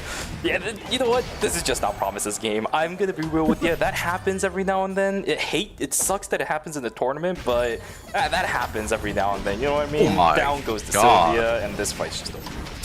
Very nicely played from the side of Team Game Hunter. Very nice coordination. Oh! I think this team has woken up. They're able to just find and just combo out on these skills. But wait a second. Oh no, Big Game Hunter. Oh, Bruh. No. boy, Lily push the Kiara back in, but the Kiara needs to stay alive as they are the last member of the team. Both the Kiara and the IRM have to split away. It is going to be a minus 400 for these teams as both of the teams lose 2 members. But look at this. Look at the credit count for Team Big Game Hunter. They're not going to be able to get their teammates back into this game. Every single time we see this team and another fight handed straight in towards Hipster. Somehow the Leon is able to get away, but there is the blue slam down. Golden Knight will pick up a kill.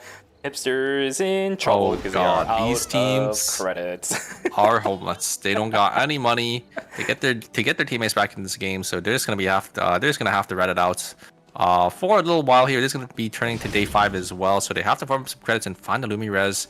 And at this point in the game, it's going to be so hard to get that Lumi res as these teams are going to know, and they're definitely going to be trying to guard it. Oh, Damien stuck in the corner here, trying to use the VLS system to get themselves out, but I don't think all 3 members are going to be able to get away here. They do end up getting 2.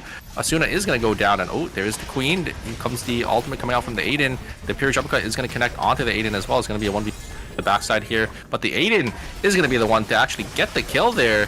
Too much auto damage coming out from the Aiden, and Damien, another team that's a duo, is going to be able to find one, but the res Lumi is there at the perfect time for the side of Team Shadow GLP, but they don't have enough credits. They don't have enough credits. What is happening? And the res is coming through for out of the blue. What? What is... No, they can't, because Lumi's just gonna dash straight through. That's not enough distance. They need to go into the red, and the Marcus actually grab it in time. Do they have Marcus it? I think is they do. able. Nice for Team Damien. They at least get the res. Gonna walk back into Fire Station using Research Center, but what is going on? There is a very early Twins rush. They get the great knock-up knockoff onto the Zahir. Full Rainbow comes in, but it's just not gonna mean anything. The Kiara's coming in. Looking for something, but he can't. I don't think they're gonna find anything. Onto the Dema. 21 seconds left for this Kiara. Electrostatic Surge comes in, and that's gonna call it a day. But Checkmate's also invested too. Electrostatic Surge. What's going on? Youngman is here. I've seen Tias do this before, but he's just gonna leave. It's way too risky. It's a full team right here. He's by himself. I've seen Tias do some crazy things, but I don't think this is one that I can ever see happening. 6 teams, 12 players. There are 3 solos here. Great dash there coming out from Youngman. Gonna be able to get themselves to safety with that safety orbit as well. But look at the credit counts. Shouldn't be able to get any of the reses, and it is gonna be IRM. So maybe we'll have a 1v1 on the bottom side here. But looks like they're actually gonna walk into the Sylvia. So many rats just chilling in these bushes, and now Youngman is gonna take his spot as well. Just gonna wait it out here, and oh, the IRM is coming. It's gonna be a solo fiesta on the top side here. Here comes the engage. It's gonna be the IRM. The knock up onto the Sylvia, but the Sylvia should be able to get that white lily to get themselves to safety, having that bike to get themselves on out as well. And looks like looks like all the members are gonna find themselves a new corner here, as they have Damien also chilling in a spot down here as well. Oh boy. Fire Station is about to be turned into a hunting zone. Out of the blue, do they know young about man. this? Nice step into the red. This is actually I kind of like worth this it. play. Yeah, as long as they are And able then to he stay can alive, it's step back. fine. Do they know who's coming? Out of the blue, they can find some of these kills. There's the Strider proccing as well. Irem slowed down just a tad bit. Songnam Rocks also following and joining the fray. Everybody in the lobby is right within our camera, save for the Tia. Yeah, Songnam Rocks says, nope, I don't want a part of that. They're just gonna leave and let Demian plus Out of the Blue fight it out for now. They're just getting a little bit of space, figuring out what's going on. I love that from the Tia, because the Tia just walked away into the red and then walked back in. So that means they didn't check the bush, but Youngman just made a ping here because they was able to get the res back up. But it's only going to be one member. But yeah, so they do know there is going to be a team here that was on Lumi, so they're going to come back down. And no! Youngman not going to have anything here. But wait a second, actually going to ego this fight in the 1v2 here. The item disparity is going to be pretty big, so they can actually turn it here. Youngman going to be forced to blink on away, going to try to dash on out as well. Look at the timers though. The timer is not going to look good and is going to get taken down by the Tazia. So Damien is going to be able to pick up a kill, and the Zahir did end up going down to the side of team Out of the Blue as well. So it's going to come down to our final 4 teams here. There's going to be one rat. That's Sylvia chilling in that corner. Damien, look at their items. They look so weak here compared to team Out of the Blue. Out of the Blue having full items for this final zone here, and Sangnam Rocks also looking really strong. Curry sitting on 2 bloods, Curry on that blood again as well. I think it's definitely Sangnam Rocks' game to win. By the way, if Team Oldboy win this and they get all the kills in Fire Station, there's a possibility they actually overtake Golden Light for second place. They're actually really well ahead right now. 20 points in the lead is that team. Let's see how they're able to do this. They need to win this fight, but that's a very early investment on the checkmate. Jack Lee is going to execute Asuna. Down goes the Cecilia. The jump in from the backside. The Sylvia is gonna jump on in. Down goes the Adela as well. There's a kill. Who gets the kill on that one? I think that might have been the Aiden, but now he's stuck in the 1v. Never mind, it's not the Aiden that's stuck in anything. Chumbung is the one that's stuck inside of everything. Down he goes. 19 points. They're looking for 25. They have enough if they win this game. Wait, do they? Wait, no, hold on a second. 25. 25. They need No, 27 and a enough. half in order to tie. Oh. But it's still going to be a nice third place for them here. I don't think they could outscore Sangnam Rocks either, but maybe getting this win could be a good morale boost going into the knockout stages later next week for them here. So they are going to try looking for an angle in. They are going to get some damage, but nothing really going to come out here. Queen is going to be prepped, not going to connect onto anything. Oh no! Doesn't go through as it gets blocked by the wall. I think a miscalculation on that twin rush there, but they do kill Bowser as they come out of that ultimate there. But oh, Sadden is going to be there to capitalize on that Dema. Dema is going to go down. It's going to come down to our 2v2, our 2 backliners from the side of Team Sangnam Rocks. The Rez is going to try coming through as well. I think they should be able to get it here because they didn't have the ultimate to stop this. No. The Rez is through from that. You can now, they can just play a little slow here, but actually going to go in. A lot of poke damage. E-Shift is invested from Curry as well. Bowser is just going to be in the front line. They're going to get a lot of damage off. They do end up killing Bowser once again, but look at the HP bars. It's just way too much of a difference for the side of Team Sangnam Rocks here. Curry just going to walk up, try to get the last auto attack on this Aiden. One more. There was that W invested. Aiden is going to get away, but the res coming through once again. It's just going to be that 3v2 situation coming out for the side of Team Sangnam Rocks, and the timers are going to start ticking. They're going to be forced in here, and think that is going to be all she wrote for Out of the Blue. Very, very close fights. They almost had it, but it's not going to be enough here as Team Sangnam Rocks is going to come out and take first place once again. Such a dominating performance in Group C here. Very nice try from Team Out of the Blue. That's just going to be it. Sangnam Rocks is going to punch their ticket into first place. We'll see them at the finals. A dominating performance from them in a very unique style of Team Sangnam Rocks, despite having a roster that we've seen for an eternity. A lot more proactive throughout the course of these games, right? They had so many points going into that day 3, day 4 mark that it almost seems like a different team, despite bolstering the exact same roster, the exact same team composition for every single one of the games that we were watching. I like this version of Sangnam Rocks. I think they needed to be like this ever since they kind of started playing this roster. But maybe it could also be like a group stage thing, because I'll be brutally honest. This doesn't really have any negative connotations against some of the other teams that we're playing here, but in comparison to something like Group A and Group B, I will say Seongnam Rocks definitely had a little bit of an easier group compared to some of the others. 100%. Oh, 100%. And definitely playing a lot more aggressive. I think San definitely playing really, really well for this group stage here. Is able to find so much value in this. Able to just one shot these priority targets and hit so many of these skill shots to get so much damage off on that Hyejin. You know, Hyejin, one of those characters that's pretty inconsistent, but if you can land, you know, all your skills, she just does so much for your team. You know, providing all those fears, that CC, and then just having that consistent damage as well. Really unlucky for the players on Out of the Blue, just missing that second place spot by just a little bit, but it doesn't matter. We'll still see them on Saturday of next week, right? Regardless, that's when we're going to be able to see them. 4 additional games they're going to have to play to see if they can even make it to knockout stage number 6. But outside of that, I mean, what a great set of games we had for Group C. Very unconventional compositions. Yumin getting banned out was a little bit of a surprise to me, but that is a pretty good character in the right hands. Priya, not that big of a surprise, but it was just a rotate between 2 characters and no bans. Group C was quite interesting to watch. Yeah, I think still have to be feeling pretty good about that. I think if you end up in the top 3, maybe even 4, I think you're guaranteed to get circuit points. So, you know, these teams are definitely vying and trying to eye out for that season finals and just getting as many circuit points as possible. You know, whether it be, you know, getting to that 16th place spot or even getting into that prized first place spot, or even falling anywhere in between. Circuit points is going to, or some extra circuit points is definitely going to help them into the later stages of the phases, because the next phase is definitely going to be more valuable. But, you know, having a head start at the start of the season is definitely going to be a pretty good start for them. So it's just setting yourself a foundation for the later portions of the season, especially the competitive side of things for Eternal Return Masters, is what these teams are planning on doing. Outside of that, of course, you still have the prize pool for this one. I believe it's 10 million Korean won, which is super cool. Yeah, I don't know what to really kind of gather when it came to what I saw in Group C.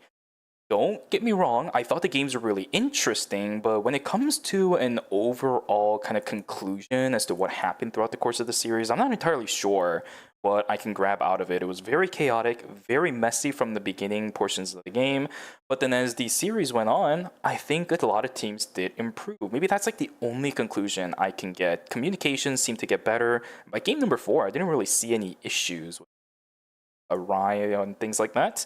But here we go. Regardless of what happened throughout the course of the series, this is the result. 88.5 for Seongnam Rocks. They're going to punch their tickets to the finals. We'll see Sunday. Battle GLT and Out of the Blue on Saturday of next week. Demian plus Big Game Hunter next week on Friday. Hipster Promise and Daydream, we'll see them tomorrow for Knockout Stage 1 and 2. Yeah, Daydream going on in 8th place is not something I was expecting, but, you know, maybe we'll see this team bounce back. We did see, you know, really good teams in the previous seasons fall really early into the first group stage, but, you know, having that golden run, we saw Team Insider, we saw Team Always Incheon having that golden run all the way to the finals, but unfortunately just falling a little short. Maybe Team Daydream will be the team that takes it home. Daydream being in 8th place in general is like the complete opposite of what you would expect. This is a team that can easily take that first place spot in the group stages, but they just weren't able to pull off things tonight, which is completely fine. It's a group stage. It's only going to determine where you get placed into the knockout stages. I mentioned it earlier too. I think this is definitely a team that has really good chances of making it a golden run. I also see somebody in chat that asked what it was. Golden run, it's just a term that Super and I use to say that a team made it from knockout stage 1 and made it all the way to the finals. It's going to be a long run. They're going to have to play 4 games pretty much like 8 games every single day until finals. If they are able to continuously make it through, that's a ton of games they're going to have to do. 24 before we can get to finals. But if Golden Light is able to do it, not Golden Light, but Daydream is able to do it, it's going to be a really cool run to watch throughout the course of this weekend and the next. Yeah, they're definitely going to have a lot of Eternal Return ahead of them, because 24 games to make it to the finals, and then having to play in that checkpoint breakpoint as well. So definitely gonna have to set themselves up for next week and for on Sunday as well, because they still have to make sure they make it out of knockout stage 1 and 2. Long run ahead for Team Daydream, but for Songnam Rocks, I kind of want to dive back into this team roster. One of the reasons why I'm so surprised as to this team finally starting to play a little bit more proactive is because Sutton and Curry, throughout their entire careers until they joined Songnam Rocks with Belzer, were players that always looked for aggression, especially back in the days of pre-release and we started seeing things like the ERL, the ERC. Back when it was solos tournaments for KR, Sutton was a menace on that Hyejin. But then he had to end up taking a long break from Eternal Return Competitive. He came back, joined up with Curry as well as Belzer. He actually kind of dabbled with a couple of teams before he ended up locking in with Curry and Belzer as well. Didn't really find too much success during those times. But as soon as he joined Songnam Rocks, it looked like such a stable roster. And it's the same case for Curry as well. He's always been such an aggressive player. Go to his streams, he plays like an absolute maniac on the Rio. Yeah, Seen him in first place on the ranked leaderboards multiple times. Yeah. But it's just in Songnam Rocks, they just played so passive, and I didn't understand why. This is the Rocks that I like. Yeah, he's definitely one of the most consistent ADCs out there, and Songnam Rocks. I mean, this is a really stable and consistent team. I mean, we saw last season in Phase 1. I think they ended up taking it all the way, using this exact same team comp with the Rio, Hyejin, and Yuki. I think they ended up swapping around 2 different team comps, but ended up winning that phase on this on their comfort picks. So very happy to see them bringing it out again once again for phase 1 of season 8 here, and punching their ticket into the finals. We're gonna be able to see how they do end up shaping up in versus the best of the teams in Korea for this phase. Yep, really glad to see that Belzer is also playing as well. Season 7 seemed a little bit shaky with how Yuki was changed, right? That was when Yuki was able to go walls and things like that. But he got a couple of changes that some people really didn't prefer, especially with the way that Belzer plays. Because he needs to just be that raw frontline, but a couple of small, minute changes made it difficult to do that with.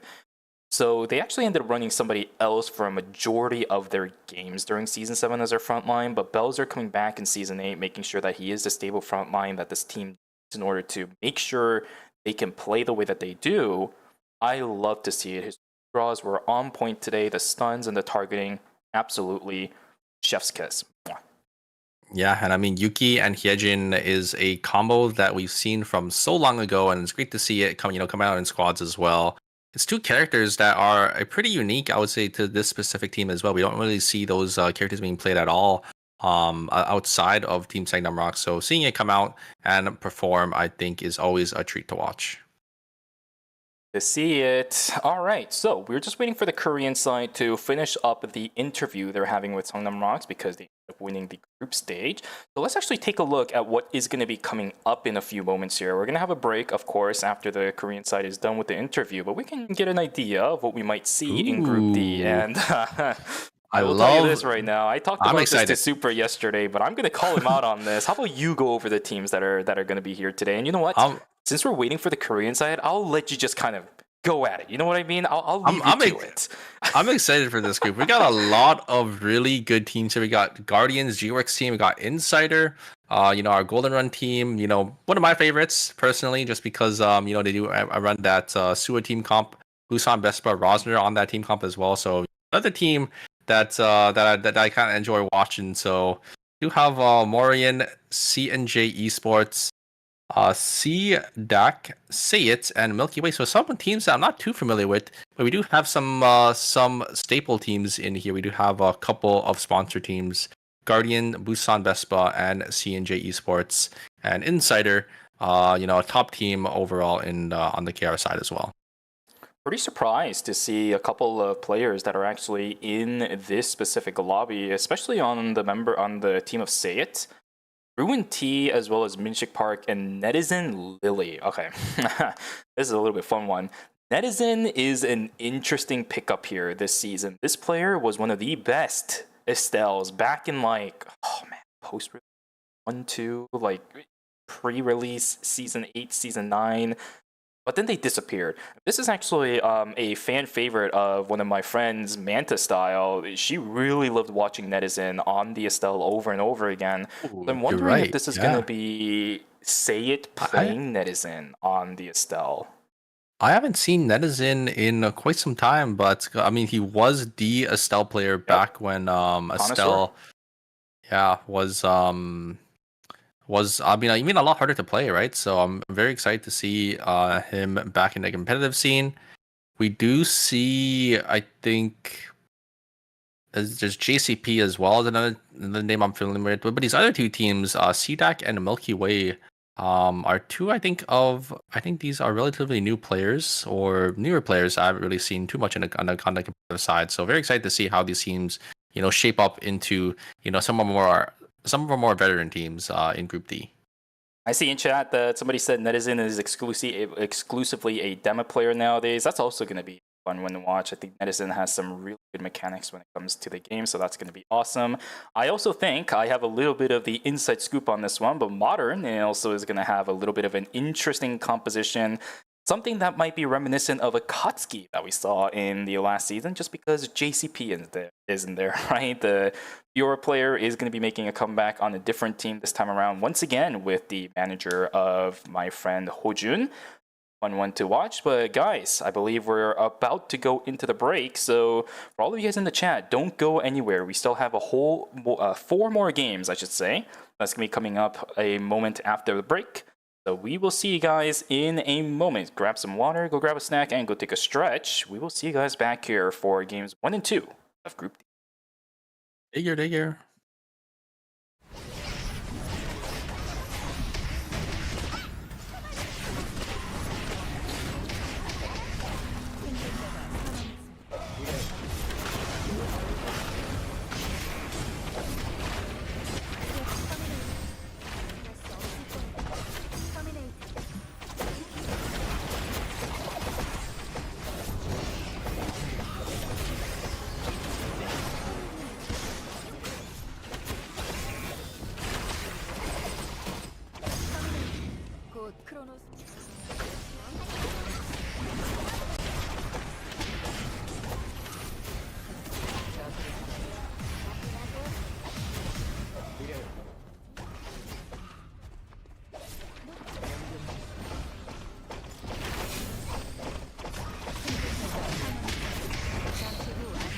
이동합니다.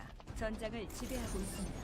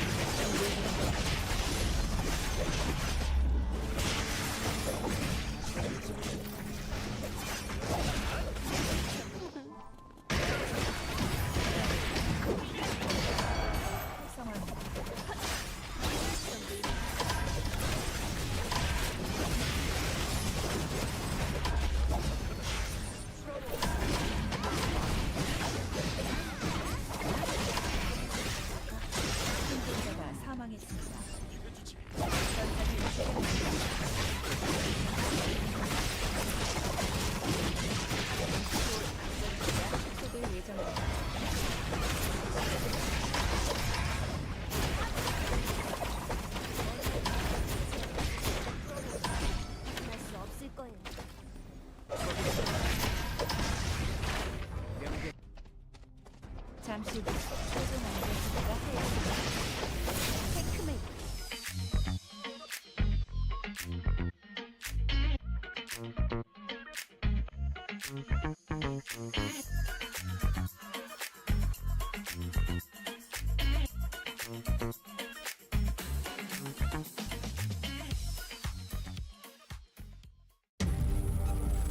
You're ready to get in the game now.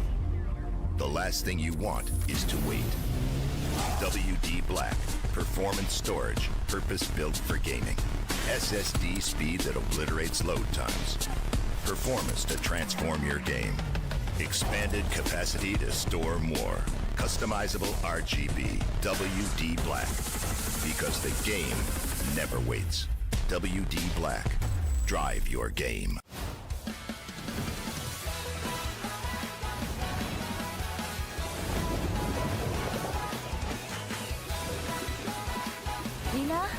준비 운동은 해야지.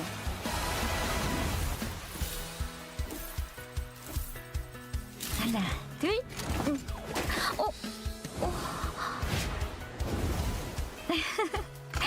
괜찮아. 이따 새 거 사자. 유나, 파도 소리 들리니? 인형극이 곧 시작될 거야. 점성술을 시작해볼까요? 물고기 자리를 떠나 물병 자리로. 모래가 옷 속으로 들어오네요. 하체 운동부터 시작해볼까. 찬물이면 잠시 들어갔다 나올까 싶은데 휴식도 훈련의 일부다. 아무리 거센 파도라도 베어가를 수 있어. 바다를 건너는 한 마리 제비처럼.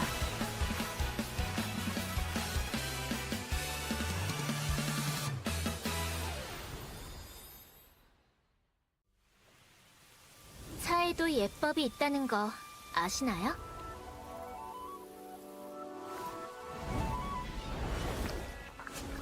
재행무상. 만물은 시시각각 변하는 법이죠.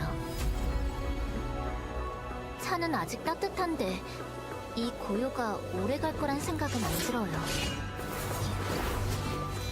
조용한 순간일수록 가장 먼저 깨어나야 하니까요.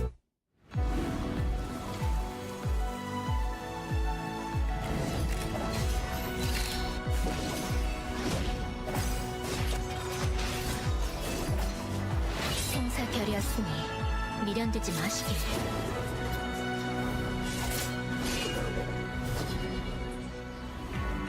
내 문은 칼끝에 깃든 뜻, 법은 내 걸음이 향하는 방향.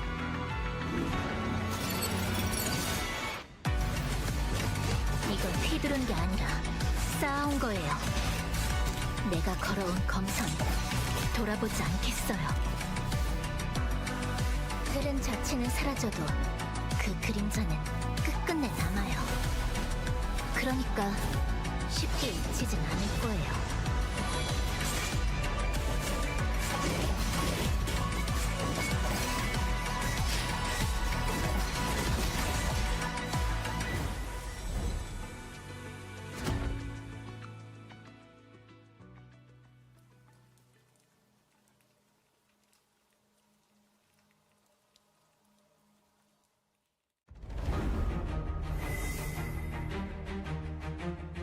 제 차례인가요? 그렇군요.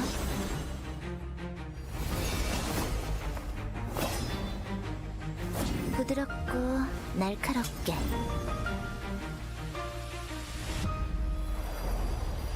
자, 클라이막스예요.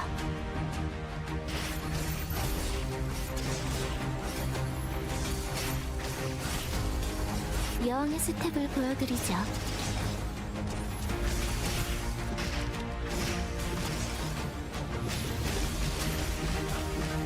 예의를 지키세요.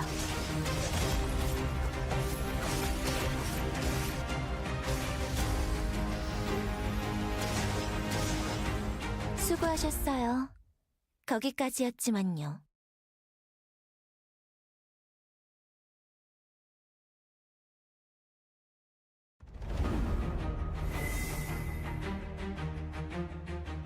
오늘은 어떤 추억을 만들 수 있을까?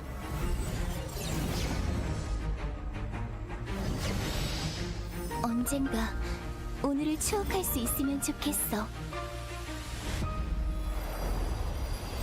추억이 또 하나 늘어났어.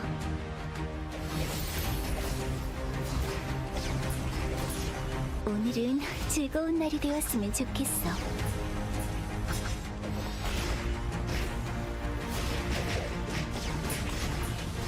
나이에 비해 조금 과격한 것 같다고? 어떤 의미니?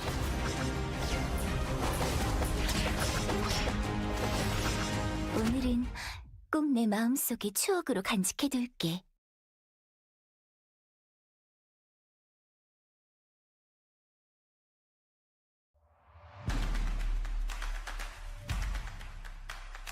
무적의 모습을 예. 다시 보여주고 있습니다. 안정적이고요. 강합니다. 초반 단계의 FA 세종이 벌써부터 아이템 빌리가 완성됐고 자 이쪽 보시면 와, 퍼니셔. 깔끔하게 밀고 대제메아리까지. 자 이러면 자이를 끝까지 잡아내고 와 두 원딜러를 정말 빠르게 잡아냈습니다. 그렇습니다. 오디세이와 대전 오토 암즈의 3대3 대결이고요. 자 우측은 이거 2대1 구도이기 때문에 미드게임이 가져갈 수 있는 상태에서 자 크로노스피어 버프를 먹은 건 오토함지기 때문에 맞습니다. 지금 밀고 들어갑니다. 자 게다가 이거 오 에너지 필드 하지만 초월도 이걸 버텨요 태균 선수가. 그렇죠. 그리고 포지션이 아니, 너무 좋았던 네. 게 절대로 증폭 스크린에 이 분산되는 피해를 맞지 않겠다 하는 두 딜러들의 그런 위치 선정이 있었거든요. 그런데 시네마 선수가 지금 불길을 굉장히 잘 깔아주면서 인적 데미지가 좀 어마무시합니다. 자, 세드핸드 먼저 한 명 정리해내고요. 이어지는 에스텔과 테오도르까지 정리하면 대전 오토 암즈의 승리입니다. 테오도르니까 이런 골목으로 끌고 왔을 때 그래도 승산이 있거든요. 자, 그걸 좀 근데 믿는 밀고 거고요. 올라가면 안 됩니다. 자 시간이 부족해요. 그래서 다행히 FS종 있는 골목은 피했지만 그래도 불구하고 조금 더 급한 쪽은 오디세이일 수밖에 없습니다. 자, 정사 필중 제대로 맞았어요. 맞았어요. 3명. 이런 둘라가스 선수 그렇죠. 다운이고요. 그렇죠. 자 하늘날이 타고 에스텔을 살겠지만 여기 있는 버니스 살아나길 길이 없어 보입니다. 그렇죠. 그리고 좌측에서는 세종이 또 다시 한번 오고 있습니다. 줄라가스 고스트 이거는 뭐 그냥 재앙이죠. 그렇습니다. 그렇죠. 리오 잡아내고 여기 있는 에스텔까지 충분히 볼 수 있을 것 같은데 정사 필중은 빗나가지만요 시간이 없는 오디세이 3, 2, 고스트. 1. 자, 돌아왔는데요. 저거 지금 못 밟아요. 갈 수 있나요? 잘못 안 밟다 될것 바로 같은데요? 막힐 텐데요. 보였는데 이거 어떻게 네. 하나요? 뭐 금지구역 시간이 없다고는 생각을 안 하고 있었을 것 같습니다. 아, 자, 근데 그래서 양쪽으로 확실하게 돌아오네요. 확실하게 잡겠다. 아! 근데 원더크 네. 선수의 블링크만 일방적으로 빼냈다고 한다면 미르 게이밍에도 충분히 승산이 생겼고요. 역시 그렇죠. 빈트. 자 보겠습니다. 자, 그리고 아껴 도왔던 포인트를 폭발 오브를 활용해 주고 있습니다. 자, 그리고 오토함즈도 싸움을 잠깐 걸어봤는데 포인트 핸드가 왼쪽에서 올라오고 있는 구도가 됐고요. 근데 그 벽을 끼고 싸우는 로마티 이거 좀 많이 아프긴 하거든요. 자 그리고 왼쪽 오토 암즈 일단 세든드 잡히고 그렇죠. 나머지 태경 잡히고요. 자 포인트 핸드가 승리하지만 우측에 퍼니셔가 자리를 잡고 이거 있습니다. 미르 입장에서는 그냥 조금이라도 한 번 더 살아보면서 순위를 높이면 좋았을 것 같은데. 네. 자 그리고 이쪽 포인트 핸드와 퍼니셔의 교전 보셔야겠는데요. 자, 이쪽 어쨌든 저주 스킬 쿨다운을 다 돌렸거든요. 그래서 확실히 치바메를 막아낼 수 있을 것 같습니다. 강력해요. 강력해요. 그렇죠. 시간 스르스르. 없어요. 자 이러면 남아있는 마커스까지 잡아낼 수 있겠죠. 포인트 엔드 버팁니다만은 터미네이터 이제는 포인트 엔드가 입니다.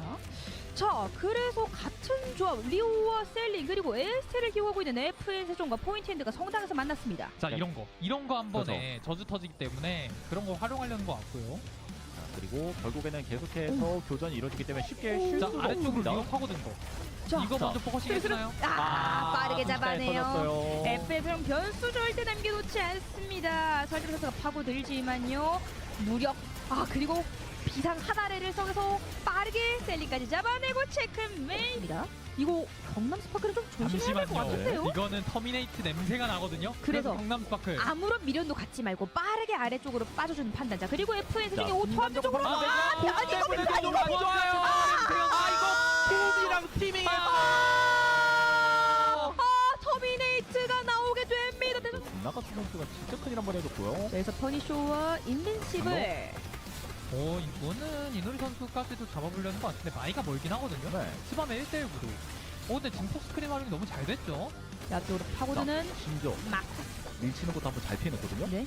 여기 회복까지. 회복받는 거 너무 좋았고요. 나옵니다. 포인트 핸드가 정리하면서 인빈시블 이번 라운드 7등 마무리. 자 그리고 그 거리를 결국 좁혀서 FN 세종이 Hello, everybody, and welcome back from the break. That was an extended one. Hope you guys actually went to go grab some water and things like that because, my god, I needed a lot after Group Stage C. For those guys who are joining us now, welcome, welcome, welcome. For those of you guys who were here before, thank you so much for joining us once again and staying here for the next group that's about to be showing up because we are now here for Group Stage Super. We had a really fun set of games for Group Stage C. Group Stage D, on the other hand, though, is going to be comprised of 8 entirely new teams. You have a little bit of a bias towards one of them. So I'm gonna let you just kind of do your thing today. You know what I mean? I'm just very excited to see some more, high level tournament. We have a lot of teams I'm familiar with, and a lot of players that I'm familiar to as well, right? We have G-Work, we got Seiko, he did just end up coming into chat on Team Insider. We got Rosner and on the side of Team Busan Vespa. And I think one team that I'm really looking out for, and I think they are going to be a sleeper pick here, is going to be CNJ Esports. This team has come a long way. They actually were able to take a week off of the esports league, so they've been doing pretty good for themselves, I would say. Yeah, this is a roster that we had a lot of thoughts on for past few seasons, right? And usually they weren't that great, because this is a roster that ever since they kind of strayed from playing their own picks, right? Like Pixu, he is a Dylan player. KCW, Yan plus Nikki. Alba, he is an Emma player.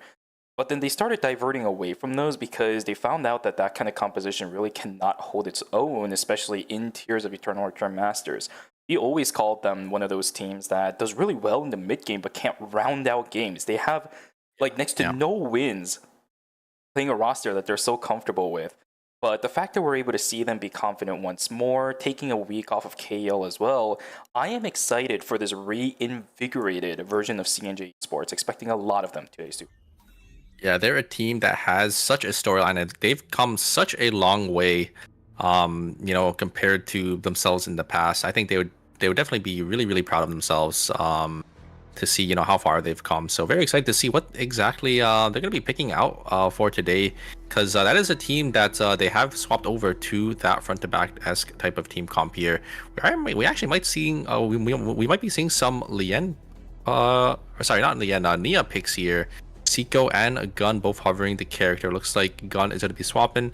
Seiko still thinking about locking in this Nia here, but is going to swap over to that Adela. And they are just going to be playing that signature Sua, Adela, and Nikki. And we do have another Sua team comp. That's going to be Busan Vespa. It's going to be Rosner.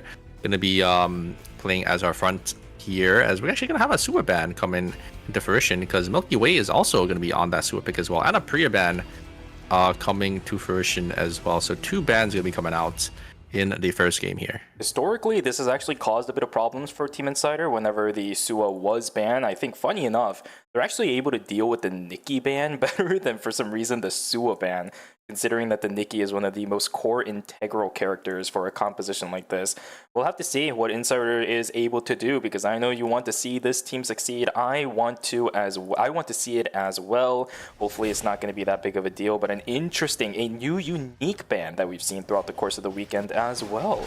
It's going to be a fun phase 1.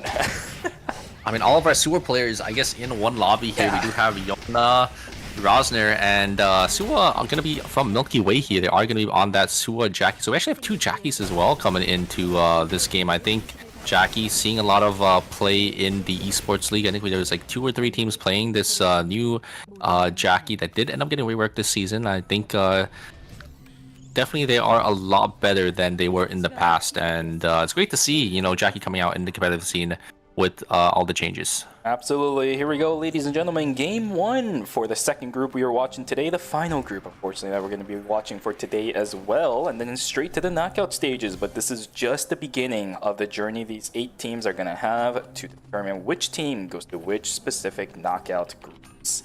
I do want to mention real quick, though, a little bit of a funny note, I will say. Say it. Ruin T is the one that is operating that Estelle today, with Netizen in his team. It's going to be on the demo, like somebody in chat mentioned, because they are a demo exclusive player now. But the fact that the Estelle is still in there, I'm going to call it an homage, right? It's a fun one that we're going to be able to see with Lily also on their signature Adriana.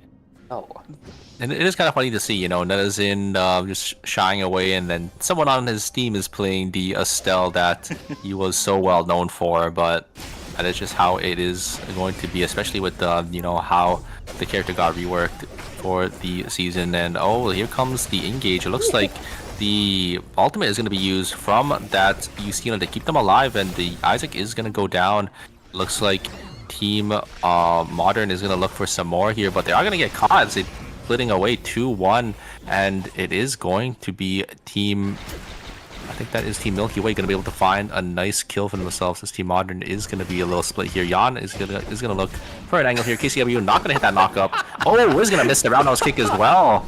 And the Estelle is actually getting the 1-up onto this Jan here, and they're just going to pan the camera away.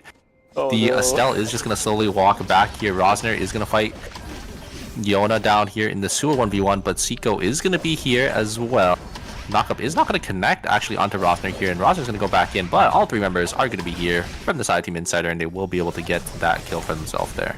Held his own for quite a bit. Zoe getting slowed down. There's a blink on and a full team wipe over onto Team Modern, unfortunately, as they're running a very unconventional team composition as well. Triple backliners with the Priya and the Justina Rio. They have a lot of damage threats, but if they get jumped on, it is going to be very rough. All down to the Priya's Echoes of the Earth to try dispelling all of that. It's not going to work, at least for day number 1, as Jackie's going to be able to pounce and kill that one last player for Team Modern. But they are alive now, needs to try finding something to fight number 1. Otherwise, that team extremely behind. But the way about to get chased down as well. Can they get away? No! Ballistic advantage is going to be enough to knock down Zoe, and that means Modern is looking a little ancient. Yeah, great blink pull in coming up from the Isaac, but a great blink in response to actually hit that White Lily to get them to safety there. But that is going to be some big cooldowns going to be invested by both of these teams. Spell Shield is going to be used, so the stun from that Alina is not going to connect. Rosner is in this 1v2 here. Is actually going to connect the Don Quixote to get the healing, but a dodge out on the bookmark is on that Odyssey, and they will be able to get the kill. So a nice clean kill on that Sua there from the Guardians. There is going to be the Nimrod's Gate coming out from the Arda there, and a huge stun coming out from that Theodore is going to connect, but it looks like they actually will be able to get themselves to safety. But the Isaac is just on this knee on the, and they will just go down. But on the other side, KCW is finding an angle on that roundhouse kick into the wall. Should be able to get some more damage here, but is going to get pulled back. It is going to be 2v1. Can KCW get it? No! It's just barely not enough, as the auto attack from Isaac is going to be able to secure that kill.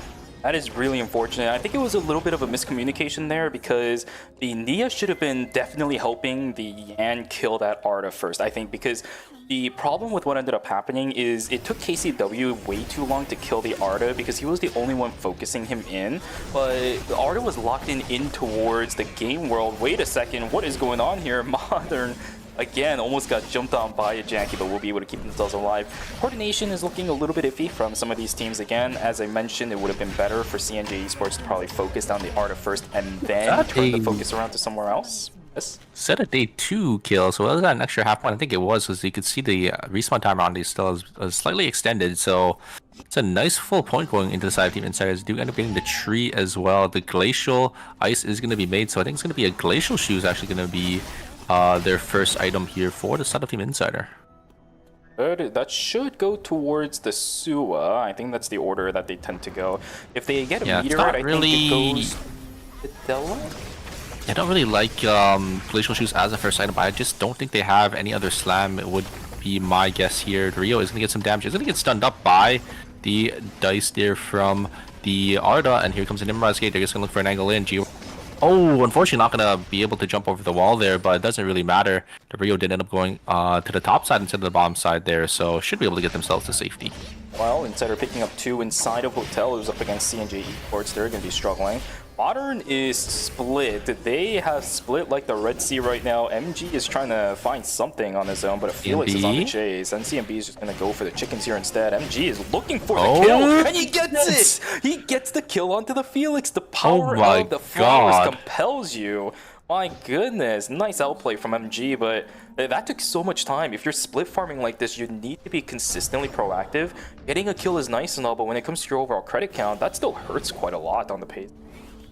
Yeah, huge from the Priya there, just able to get that full pizza shape ability there, just able to get all that damage, and the flowers, just able to bloom the flowers and just have so much burst damage. Here is the Adela combo, is going to connect onto this Isaac, and there is the White Lily as well as Nikki should be able to use the Parrish Uppercut, but a nice offer coming out from Trust. They're able to use that ultimate for that CC immunity, get themselves to safety, as they will just end up walking away. It looks like the Estella is jumping on forward by themselves here, as the members of the side of Team Say It is nowhere to be seen, so they will just end up going down there. I think probably thought it was an isolated target, but immediately got punished for it. if it was an isolated target, you're in Estelle. You really shouldn't be doing that. Again, it's game 1 for these guys. It's a new season, new phase. I'm going to give it to them. It's okay. Communication, as I mentioned during Group C, it did get better as time went. So I'll give them that. It's all AO. Yeah, and it looks like we do have Team Say they're just gonna get their buy-ins down here, get the Bears as well. We do have Team Modern gonna take the Rift here. Is there gonna be any other team that wants to fight them? No, it looks like it's gonna be a free Rift for Team Modern. As no, I think Guardians is in there. Oh yeah, so it looks like they are gonna take a fight there. CNJ is gonna take a fight in archery range here, as Busan Vespa is gonna use the Theodore ultimate back in, and they are just gonna kill this Isaac before he's able to use his ultimate to get away there. Modern, oh no, it was two different rifts, and it looks like CNJ was the one to actually win it out into Team Say It. That's brutal, because they tried focusing a lot onto Pubbo, who's on the the Nia, by the way, as well. But the problem is they couldn't really get the kill onto her, and the Estelle was the only one actually doing damage to the Nia. The problem is +1 is pretty good. That extra life is kind of nice, especially when you're up against a... There's the combo. Like the Estelle. Classic combo from Team Insider will just completely obliterate Malang. No chance of staying alive whatsoever. Their transitions are looking really good right now as well. Holy Order is already online. Glacial Shoes as well. Additional CDR onto the entirety of that team pretty much at this point, save for the Nikki. Might not be a great transition, but it is still there. It does give you amp and CDR in comparison to a lot of the purple boots that just give you one or the other. So engage for KCW, a lot of damage. Echoes of the Earth with the totem is going to be used for that Priya, and the Jackie is just going to jump on forward. Is going to get CC'd from the Echoes of the Earth there, but the Game Bro is actually going to be able to knock down the Priya, so it's going to come down to a 2v2. Bobo going to get some damage back, but it's not going to be enough. The res is coming through as well. I think Team Modern should have this one. KCW maybe going to try looking for an angle on this Yan, but now they're playing a 2v3, and it looks like the Neo is going to go down. KCW going to be the last one, going to be forced to get on out of there. Should be able to get away on that Yan, but it will be stagnating. The respawn timer is coming out for CNJ, and that Yan is so deep in red, they're going to burn so much timer. Really nice micro from Soe to get the damage in. Jackie jumps in, but immediately gets rooted down by the Spark Nade. Is able to block out a decent amount of damage, but the third party from Team Insider comes in, and now the entirety of Team, what is that? I don't even know which team it is. Oh, they're just at shambles. BTB the last one alive. Using the ultimate, does get the checkmate. That is a day 3 wipe. Unfortunate, but another fight that Busan Vespa now trying to consider up against Team Insider, but there's another team over to the right. They're just going to back away. Yeah, I like this play from Team Insider. They don't really have their ultimates. They didn't end up using that checkmate, and they don't want to get third party, so just giving up that Tree of Life to CDAC there is okay. But looks like they want to take this fight here between Busan Vespa. There is a spell shield going to be used by Yona. Is going to be able to get the one up onto Rosner there. Will they find the angle here? Spell shield was already used by both Suo, so they can maybe look for something here. Spell shield is going to be placed down again. Young is trying to look for an angle in. Echoes is used onto this Priya, but nothing really going to come out of that. There's no follow-up as being completely isolated by the Suwa. And so the Insider actually going to go down to the side of Team Busan Vespa. You can see their credit counts as well. They definitely were playing down a couple items there. If they had those extra couple of items with their credits, maybe 2 more 4 scores, maybe an extra Tree of Life, I think they definitely would have had that. I don't think so, because it was all the Theo that was able to kind of lock down the entirety of that fight. He actually blinked over the wall into the pool. I think that was a really big portion of it. KCW trying to do the 1v3 miracle. He's actually got the damage over onto the Theo right now. Doesn't have the cooldown for the bob and weave. He's going to get taken down. His entire team is just on the southern side of the map. Where are they? But KCW, it looked cool for a second, but the amount of utility blinks invested on the other side will keep themselves alive. A little too split from his team on day 3, and it's actually going to be a -200. Great recognition there coming out from CDAC. They're able to use that Nimrod's Gate to get their team in there, and yeah, just able to kill the Yon. So it's going to be a -200 for the side of Team CNJ. A little unfortunate. Team, there's a lot of teams down here. Maybe going to be playing for this Omega down here in Dock. Guardians is going to be the first one to pounce on it as Team CNJ. They're actually going to maybe look for this Rift, but there is going to be Team Say here trying to maybe defend this Rift, trying to look for a vision play here, but not going to be able to find anything. We are going to see Lily get in on in. Oh no, it's going to close. Disappears in front They're not able to face. get in, as that is Yeah, that's going to be a devastating tempo loss for the side of Team Say. There's nothing really down here for them to really do. They're not going to be able to get that item as well from that rift. I think it was probably a free rift there. I don't think anyone really went in. It is a little risky at this stage of the game to enter these rifts, so a lot of teams are opting not to take it. That really sucks, because look at where the map is right now. There was a team inside of Forest, there was a team inside of Chapel, there was a team blocking their way into Factory. There is nothing within the area of Team Seiya. The vicinity is just completely cleared of anything at this point. These mutant chickens, these chickens are basically just a formality. The bat's gonna be nice for the camera, but outside of that, there's nothing. They just KCW has full stacks here. He's gonna find it. Ooh, that's a prediction. The Nia's Game World activated as well. Twins Rush coming in, but it might be a little bit too late, as Netizen is gonna get absolutely clapped in with the Nia. Down they go. Oh my god! Is the last one alive. All of a sudden, in the blink of an eye, as Lily also gets eliminated as well. KCW, yeah, having the full stacks, jumps it on forward and blinks behind and actually predicts the Adriana's blink. The Adriana blink back into the roundhouse kick, gets pushed back into their team, and CNJ just was able to capitalize on that. Oh my god, and KCW is also doing the strat right now as well. Okay, so this is something that I actually saw very recently, and the observers see it too. Fencing mask on the Yan with Season 8. One small change over to Yan went overlooked, and it's a strategy that makes this character so much more stronger than he should be. And you can see the other items as well. He actually ended up having a tankier chest piece. You can see it right there, as well as the Lunar Embrace. Fencing mask procs off of the enhanced E auto. It is so much more easier to stack up as well as maintain on this character that it basically gives you so much damage, but you can build tank on everything else. It is disgustingly good right now. And yeah, this Tom for Leon has so much HP and so much tanky stats. 176 defense you can see at the top. Yeah, Yan there. 176 defense there, and still providing so much damage as we saw in that previous team fight. So seems definitely gonna have to be a little careful on the top side though. Inside, unfortunately, I think it was Asua is going to go down there, so it's going to be a minus 200 again for the side team Insider. A little unfortunate. They don't really have the credits to get them back into the game just yet as well.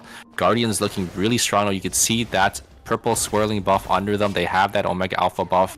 It's really, really strong. These teams are definitely going to have to watch out for that. I will say though, for Team Insider, even if they might be down a team member, if they can recover, it's not bad. But if they lose Seiko here, that is even worse, because look at the items on Team Insider. They already have the Peacebringer onto Yona. This is a strategy they've been running for seasons now with the specific composition. We doubted it at first, but Yona with the Peacebringer pretty early on into the game. They actually saved their credits to buy this at the start of day number 4. KCW. Pretty good. KCW up in the front side, denied as he gets bounced back. But the Tetracon goes down, and does he have the damage to actually kill Netizen? Oh, he actually... Oh my god, he quick spins the Twins Rush. Is able to stay alive, but Pubba is split completely. Pexu's trying to chase down people as well. He is sustaining himself with the bleed, but the Adriana on the backside really gets taken down. Pexu is still alive. He gets the reset on the Ruby Strike 2. What the hell is going on? And now Ruin T has to run away. Lily gets caught out as well. Well, no, Lily was dead. Never mind. Oh my goodness, Pubba is also alive. I don't know how, but DNJ's... NJ Esports just playing that. I thought that was a misstep there. KCW did end up getting caught, but just was able to get the roundhouse kick onto Netizen, immediately focused him down. Very nicely played by Esports there, and yeah, just immediately chasing him down as well. Gun unfortunately caught out here. Doesn't really have any timer. Oh no, yeah, Gun is just gonna go down here. The safety drone was just used up, and they weren't able to get on in, so didn't really have any timer to really TP. So Guardians was able to get a nice clean, looks like wipe onto the side of Team Modern there. So some nice kills, a lot of credits as well, and they're going to be looking really strong to start closing out this game. Gun was doing some really nice damage on the Rio, but you can only do damage for so long when there is an Arda staring at you in the face as well as an Elena. To be fair, DS Guardians is a little bit psychotic for doing that, right? They knew the timer was in their advantage, stalled out the Rio as long as possible, kept their distance as well, so... there's no way kills are kills. Yep. Kills are kills. So I mean, you know, points are points. It is a tournament, so I don't really blame them for going the optimal play to get more points. Obviously, they do end up burning timer, so we're gonna have to see if that does end up coming back to bite them here. Yona sitting on 2 bloods, despite Insider losing out on some early game credits. We're still looking really strong here. Seiko not having full items though, and Byung only sitting on 2 as well. But the Suwa having 2 bloods here might be what they need to win out some of these team fights. You could see Rosner's also on 2 bloods, so a lot of these teams investing more onto their Suwa than these other characters here. We do have CDAC is chilling in his bush. Oh, looks like it is going to be Insider actually going to use the VLS system to get on over to Pond here. I think they still have some timer, but I think that Suwa was on 10 seconds left. Guardians, I think they heard that ping, so they're going to come down to maybe for this team fight. Oh, say it. Unfortunately, the Estelle was caught out here, so they will end up going down and take place. But we might have a team fight on our hands here inside. Maybe gonna look for an angle. G-Work gonna try to find an angle in onto the backline. Does end up getting a lot of damage onto Seiko's down half HP. Both of the spell shields are gonna be used onto that Adela, and they're gonna be able to find G-Work here. Wasn't able to connect onto the skills, but there is gonna be that Suwa to finish them off there. The Suwa having the double blood, but Felix trying to get some damage in, but the checkmate is just there to just shut him down. The responses were perfect. The moment everybody from DS Guardians tried to go in, they were denied by something from the side of Team Insider. You play rock, I play paper. You play scissor in exchange, I play another rock instead. What a beautiful turn of events for Team Insider. They get out with the breath of their life. Oh my god, if anything went wrong in that fight, they would have probably been wiped in that situation, but what a play. 2 members down for Team DS Guardians, overreached a little bit as G-Work goes down first and the Felix tried to follow, but immediately the Pure Rage uppercut comes out to deny that Felix. Insider 13 kills strong and with control over the top side of the map. Yeah, I mean, G-Work going on in, and I love that double spell should come out from the Suwa, and then he was able to just focus G-Work down. The Suwa having that double blood, having that armor pen was just enough damage to just kill that Alina before any of the members of DS Guardian can really get there in time to save him and to pull him out there. So Insider are going to get a lot of credits, and they're going to be looking pretty good here. Looks like they have enough to buy that blood sample. Probably for Seiko there, as he is still missing that headpiece. Do have CNJ gonna look for an engage there. Okay. Great blink in response. A huge find from KCW. Able to get the double roundhouse kick into the wall, but wait a second, the third party is here. KCW needs to get away. Is gonna be able to get that knock up to try to maybe bait Busan, Vespa, and maybe go for the other team. But a huge find. KCW playing out of his mind on this Yan. He is crazy right now. He is crazy with it. As soon as he sees somebody, he smells blood. This is wild the way that he is playing at the moment.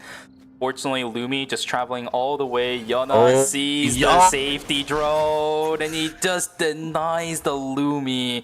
Dangy is in no man's land right now. He's just holding it. They're just holding it now. You can't do anything about this. I love this is going to call it an end for Team DS Guardians. There it is. That's it. Just finishing up a job that they started 2 minutes earlier. Team Insider with 15 score, 11 kill score right now. Again, holding control over the top side of the map. Yeah, that's just bad timing there from DS Guardians. So unfortunate, you know, it just happens sometimes when you go for that play, you go for that res play, and a team is just there to intercept. KCW finding the angle once again, gets the double roundhouse, or gets the roundhouse kick with that ultimate, so it does end up pushing the Isaac back in. Just able to lock up this Isaac here, and Isaac is going to go down from CDAC here. Another kill coming out from CNJ. This roster has come such a long way, and they are proving why they still deserve their spot in the esports league. Finally found something that allows KCW to really do whatever the heck he pleases. I think they stole the kill onto the Theo as well just now. What the hell? But the fight is so split. Pexu trying to help out Bubba as much as possible, but it's a Jackie up against the Suwa. They just don't do any damage. Nia going to be separated all the way. There is the blind going through. Ballistic advantage into the center clap on the Odyssey. Wait a second, the Nia. No, not going to be enough. No! Pumbaa, there is no debilitation. Priya is going to stay alive. KCW left to his own devices. Very unfortunate the way that he's gonna be locked out. Wait a second. Esports, 3 seconds. He is in, but there is a team already in the zone. He's just gonna have to sacrifice his life to the fate as Insider is here, ready to pick up the kill. Yeah, free kill coming into the side of Team Insider, and both teams will get that extra placement point as well. It will go down to our top 2 teams here between Team Insider and Team Busan Vespa. Both teams having that Suwa, so the Suwa coming out strong for this lobby here, but it's going to be banned going into game number 2. Is that drone? They are like it's like Busan Best. Oh yeah, why? Oh, Yeah, I didn't realize the factory one was down. I think it's just random, right? So Busan Vespa has the perfect drone spot for themselves here, as looks like Inside is going to be forced to push in this time. Usually we always see Insider, being the one to push in early. Maybe we're going to see an angle on to this Theodore. I think this Nikki definitely needs to find something on the backliners here.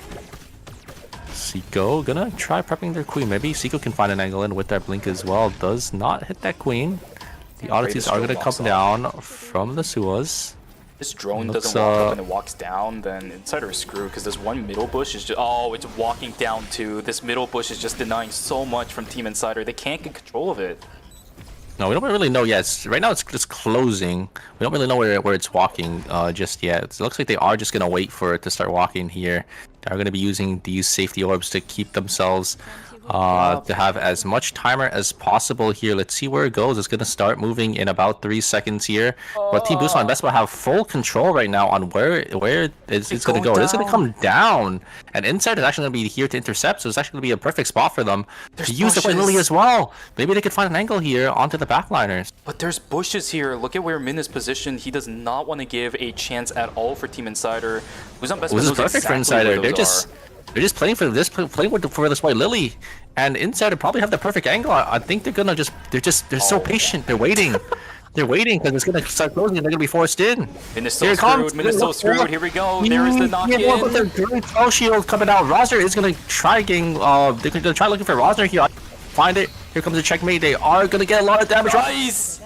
But they trade the Theodore, so it is gonna come down to a 2v2, and the HP bars are in favor of the side of Team Busan Vespa, but they have that Suo for these two mages on the backside here. I think Yona's just gonna rest up, and I think Yona should be able to just close out this game here. Is gonna look for an angle in. The D is gonna go down very shortly here, and Wait, they don't get the sewer is gonna fall as well. They don't get the sewer res. They just had to play the game, but they just let Insider take it. Yuna, again, the savior of Team Insider in so many clutch situations, is able to pull through once again. Pulls the fight back despite Seiko getting taken down early. They will take game number 1. What the hell, man? This is the game that we're starting Group D out with? I don't know exactly what happened. I'm surprised they didn't end up resing the Suo, but I think they just didn't have any timer to really work with it, right? They were forced in. You saw the timers on Bungo. I think Bungo was like less than 10 seconds at the very end there. Min also less than 10 seconds. So I don't think they had time to really pick the Suo back up to make it into a 3v2. And once it comes down, once the Suo is able to rest up into those two backline mages, Suo, I mean, a character that just does that just does phenomenally. A character I'm too familiar with myself into these mage characters, and especially characters like Theodore and Priya, where they don't really have any escape. So those Don Quixotes are just able to get you on in there. You have to remember that Insider is the one that pumps a ton of items in Yona as well. Peacebringer up very early into the game, full transitions for every other piece. And by the end of the game, another blood item onto the Suo. Yeah. It's not even the armor penetration that's the problem, it's the raw amount of amp that the Suo was running, plus the hammer. Hammer is very well known to just be a stat stick, right? So much stat on those items. We're just getting pummeled by amp. Yeah, and also, they're pretty tanky as well, because they have the fencing mask. They were on that Nova Shield, the Nova Shield providing an extra 10 defense as well, so... Just overall, just so many stats on that Suo, because they did have those. They did have those 2 blood items, and yeah, it's really hard for that Theodore and Priya to really do much into that Suo that has those spell shields to just stick on top of you. And then the Adela was still alive as well. Seiko also just there to follow up and land those key crowd control abilities to lock down that Theodore for the Suo to easily just finish the job there. You mentioned it earlier, but maybe it was timer. I don't exactly know what the problem was, but for Team Busan Vespa, they should have resed the Suo, right? She was self-resing in the back. I saw at the very edge of my monitor. Suo was self-resing. If they just waited out the timer, maybe there was a world where they were able to do it. Did they run out of gadget? Maybe. Yeah, if they had gadget energy, they could definitely get the res and then use some safety orbs to get themselves on in. So I think if they did have gadget energy, to play was definitely to try to res them and then play the 3v2 out, but I'm not too sure. Maybe this were out of gadget energy gadgets that were used in that team fight. I think these teams are utilizing them really well. But that's I'm not really sure without know, actually looking at the fine details into this game here, I guess we'll never really know. One of the reasons why I'm hoping that it becomes a little bit of a clearer indicator for spectators what the gadget points actually look like. Yeah. 'Cause if we knew, then we would know what the situation. Also, I think teams aren't as familiar with the gadget system just yet, because obviously it is a new feature of the new season. So maybe it didn't even cross their mind that they could maybe get the res here and then use 2 or 3 safety orbs to get themselves in to play the 3v2. Because you know, these teams are definitely still learning on you know, how to use these new gadgets to the best of their abilities. I don't know. I will talk about the leaderboard real quick, but I do have a little bit of reservations about that. I'll talk about it in just a second. But for Team Insider, a massive game number 1, your favorite team for the night. A good start for them, 25 points. And second plus third place is going to be Busan Vespa and CNJ Esports with 15 and a half. So a very solid start from all 3 of those teams. Now, the reservation that I have when it comes to what you mentioned, I agree, right? You do need some time in order to adjust, in order to figure out what's going on with the new mechanics. But the reason why I can't really make that excuse for some Vespa is, one, they should have been watching the games from yesterday, right? And if anything, the games from earlier today, you should know that that is a strategy that you use. And 2, they're a KEL team. They're a national league team. They should have a lot more awareness. So I can see it, but it really makes it tough for me to give it to them. You know what I mean? I mean, 100%. I mean, it is definitely not a characteristic mistake for them to make, because you know, they are all, you know, top players. They're national league team. They should have definitely recognized that they could have made that play, but you know, sometimes it is the heat of the moment, right? Recognize, you know, you have that out, and you have to make that split second decision in that time frame, right? You know, you don't have really much time to think. You have to make it on the fly, and I think just in that situation, I think they were a little too pressured with their time situation, and probably just slipped their mind. Quite frankly, this is even assuming that they were out of that they even had gadget points. Yeah, or if they didn't, then it's cooked to begin with. Yeah. So, I don't think Busan Vespa used too much, because they were the ones that just had full zone control, so they weren't really forced to use like their safety orb. So I think they did have some. I did see explosion orbs, a couple of them being thrown out. I don't know who it was from, so maybe that ate up quite a bit, because that does eat up one of the most amount of gadget points. So you got to be a little reserved with how you use those. But here we go, guys. Character selections for game number 2 is now underway and locked in. As we mentioned in game number 1, Sua plus the Priya is gone. Any bans here? We have a lot of duplicates. We see 2 Yawns, 2 Estelles, 2 Nadines, but it looks like I don't think there are going to be any bans going into game number 3. I don't think so either. Not even a double Jackie. Opted to stay away from that one. CNJ Esports, though, can I just mention, wow, I talked about it for a moment and then they immediately got wiped after, but still, this is a team comp that actually allows each of those 3 players to do what they want. Even for Pubba, he might not be on his signature Emma, but he's doing pretty much what Emma does on a Neo, which is really strange to say. Lock people down in crowd control and just continuously provide damage. What is going on with this Jackie? That's a 0 ping for you right there. Just spam the That is, the 0 ping, just full reset E Jackie, because I think it's because of the little training dummy. You basically use it infinitely because of the bleed that just is always proccing on the dummy, so you're just always able to get the extra reset, because it is considered a kill once the HP bar goes down to 0. On this side though, it looks like the Marcus is just gonna push the IRM, and IRM's gonna give a little cat punch back. Those 2 extra seconds are gonna get this cat killed. I mean, maybe, but the IRM builds so fast with all their items, so I think they should be fine here. I wonder where they're gonna group up though. Is it gonna be that cemetery spot that we always love to see? The Justina is gonna fight this Abigail. And Abigail's not really gonna have any items to their name here, so I think this Justina is gonna be able to get a free kill for themselves. Just one more. Q is going to connect, and they will be able to get that kill for themselves. I don't think they got the branch, dude. You know, I think that's one of the worst feelings in the world, when you're grabbing one of those, like, grabbable materials and you just don't get it before you die. Ruin. He's running away, but the blink is in. Okay. Yeah, that's unfortunate for Ruin. Sayit is having a very, very rough series so far. The Adriana's in pressure right now, as well as the Debbie and Marlene. I see swords flying everywhere. good knock into the KCW, wall. oh, he is looking for blood, man. He Good gets the knock stun, again. no bounce back, so be careful a little bit. Oh. He does have unyielding stacks. Quick spin goes Oh. through, but the combo is there for KCW. He is playing this Who's out gonna come on top? Unyielding stacks for both of them. There is the leaping knee. One is in. There's two. Good knock. Pushes Okay. KCW away.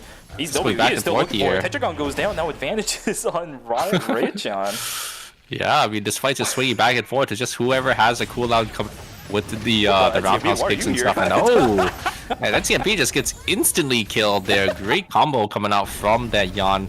Great knock up into that roundhouse kick into the wall, and the follow up there from that IREM. And on the bottom side and beach here is going to be that Adina that's going to be able to solo kill that Adriana from Sayit there. So Busan Basketball going to be able to get a nice kill for himself. Busan Basketball also swapping their team up entirely. This is going to be a Marcus, Adina, and Nadine team comp. So they're playing the full front to back here.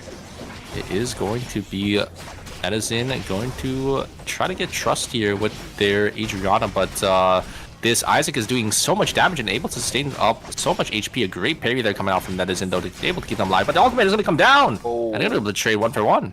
Okay. Hey, we take those, right? If you're gonna die anyways, might as well bring one with you. Nicely done. So yeah, I feel like I've seen this before, but this time the she has items, but not enough to kill 3 people this early on. Down goes the Abigail once again. Pablo trying to run away from Ruin T, but that isn't Estelle. You are a might have the pistol skill, but she's just running loop-de-loops at this point. Yeah. Back in? No, doesn't TP. Yeah, respawning back in. Should be able to secure that kill, and it will be Sayit sitting on 3 kills. So definitely a nice start for themselves this time, despite their performance in game number 1. Let's see if they could utilize this early lead here to maybe start snowballing this game. Oh, looks like the Yan is going to be caught here from the side of Team Milky Way, as there are just 3 members just pelting this Yan, and there's nowhere for him to go. It is going to be a nice kill going to the side of Team Modern. Modern sitting on 6 kills early, 3 kill score and tournament score already for them.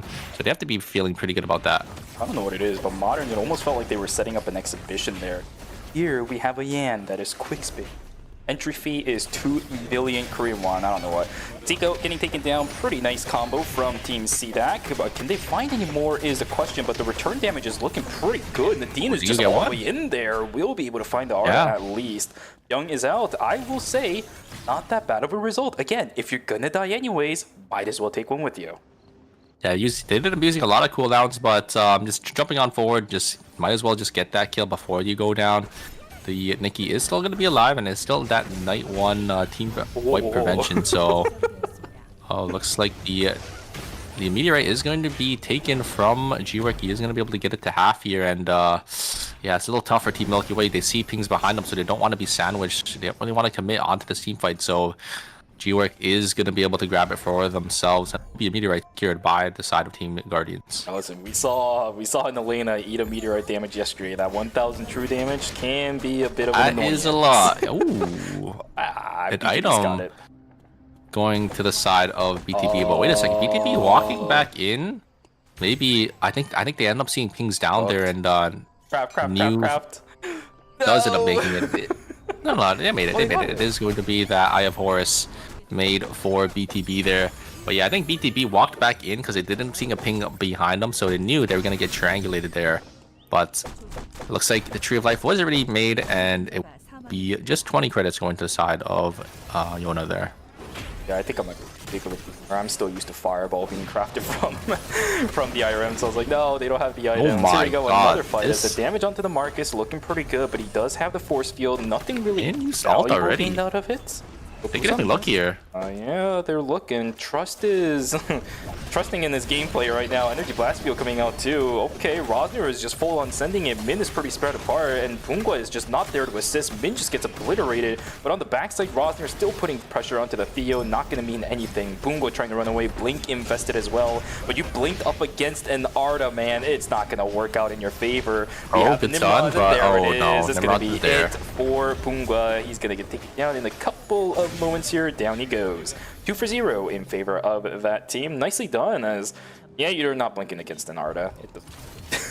Yeah, you can't really get out of like Arda just has so much chase because of that Nimrod's Gate. You can't really escape from him if they do end up sending your sights onto you there. KCW looking for this Abigail does end up getting the combo, and a great fight there from Mia is going to be able to secure this Abigail down. For the side of CNJ, the Aram is going to fall as well, so a nice 2 clean kills coming out from the side of CNJ.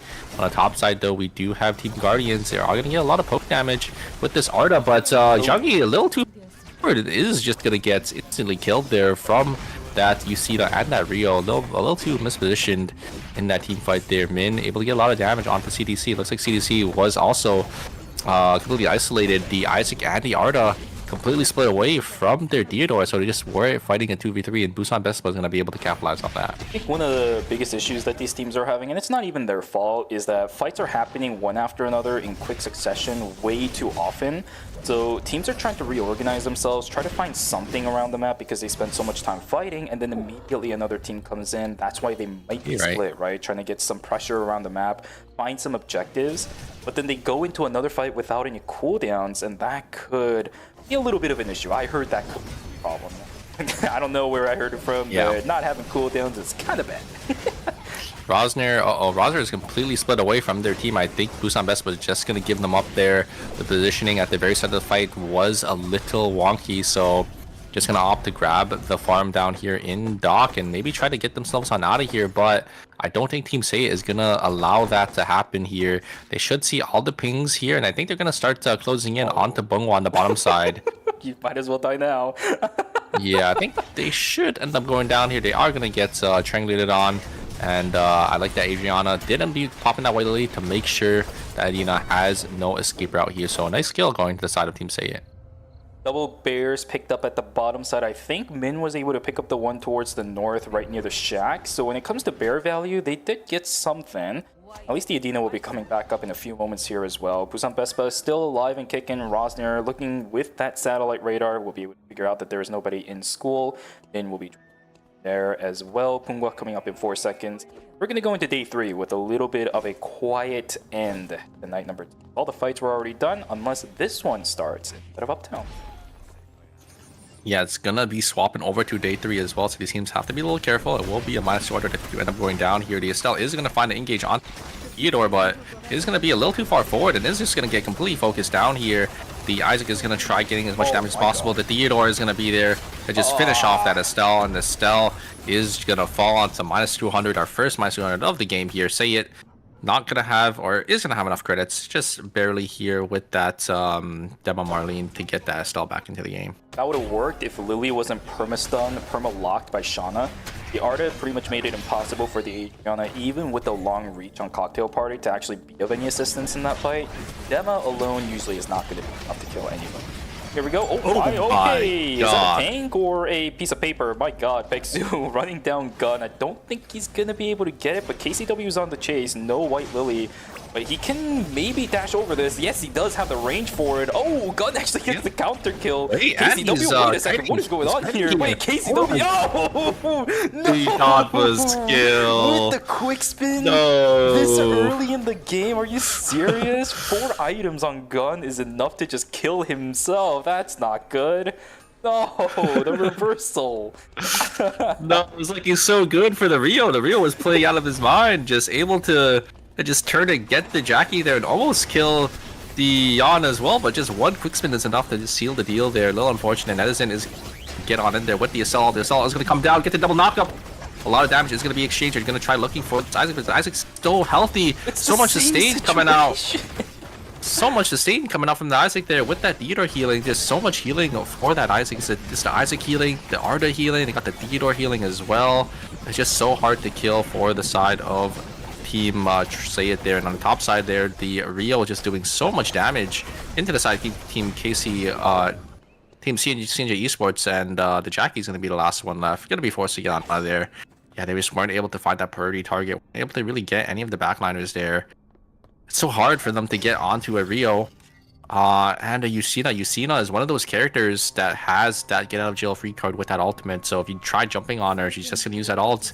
And they should be safe there. So Modern going to be able to get that one up onto the side of Team CJ Esports for this fight. And KCW was also way too split on the attention because he had to go from the front all the way to the back, use all of his cooldowns to chase down an Estelle, and then afterwards the Justina. Justina is also another character that has quite a lot of dashes herself, right? It's very difficult to catch up to that character as a melee. Well, what do you have on that side? Double melee plus a Nia. If Nia isn't able to lock down the Justina inside of her game world, very difficult to lock that character down herself and actually get any damage out. Just a good fight across the board, I would have to say, from Team Modern. They're doing really good with this front-to-back composition. I kind of want to see more of this than the composition they were running on the last time. But another fight, as Say It is going to fight out up against Team Milky Way. Can they find anything? I don't think so, as Team Insider is right here to intercept. Can they find anything else is the question. Bullseye will be able to catch out, I believe, Milky Way. Marlon going to get taken down. Netizen also getting ran down as well. Wolfasol to finish him out. Oh, Say It is in and shambles.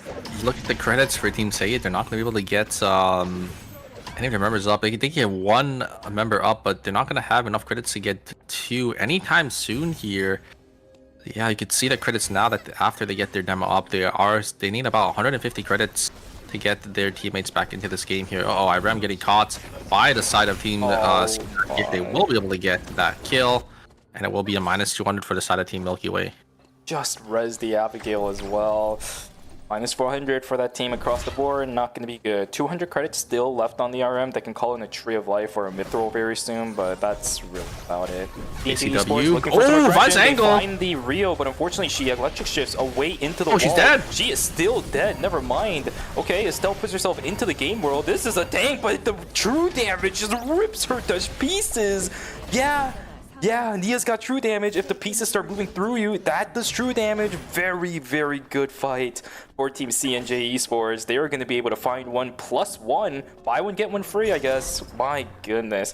Modern, they're going to get the reses back. Minus 400 for this team. They still have enough for the blood sample on the Rio, but look right above them. They are starting to come down again. Round 2 could start very soon. Yeah, huge fight for KCW, but this time KCW doesn't have their blink, so I don't know if they could find the angle like they did in the previous team fight there, but they will have the charge up on the passive and a double knock up onto the backliner here from the Nia. They're so screwed. KCW does end up finding it there as the Rio does end up going down. They do end up trading the Nia, but it's not going to be enough here. The Estelle is the last member alive, and oh, the roundhouse kick to stop the Estelle from getting away there. And can they get this Estelle? The dash is already used, and I think they can. I don't think the Estelle can get on out of there. The blink is back up, and they will be able to get the team wipes. Jeez, CNJ Esports is putting on a clinic today in Stage D. That is crazy how well they are playing. Gun just had no chance to escape, right? Stuck inside the game world. The corner is just a corner. You can't really run away from that. Their timer was also sitting really close to single digits. Can't even run into beach even if they wanted to. What a nice collapse from Team CNJ Esports. They are playing Eternal Return down to a T. Beautiful gameplay across the board from that team. They're going to find even more as KCW getting jumped on by the caught members here. of CDAC. They're going to try to live, but it's not going to work. Down they go.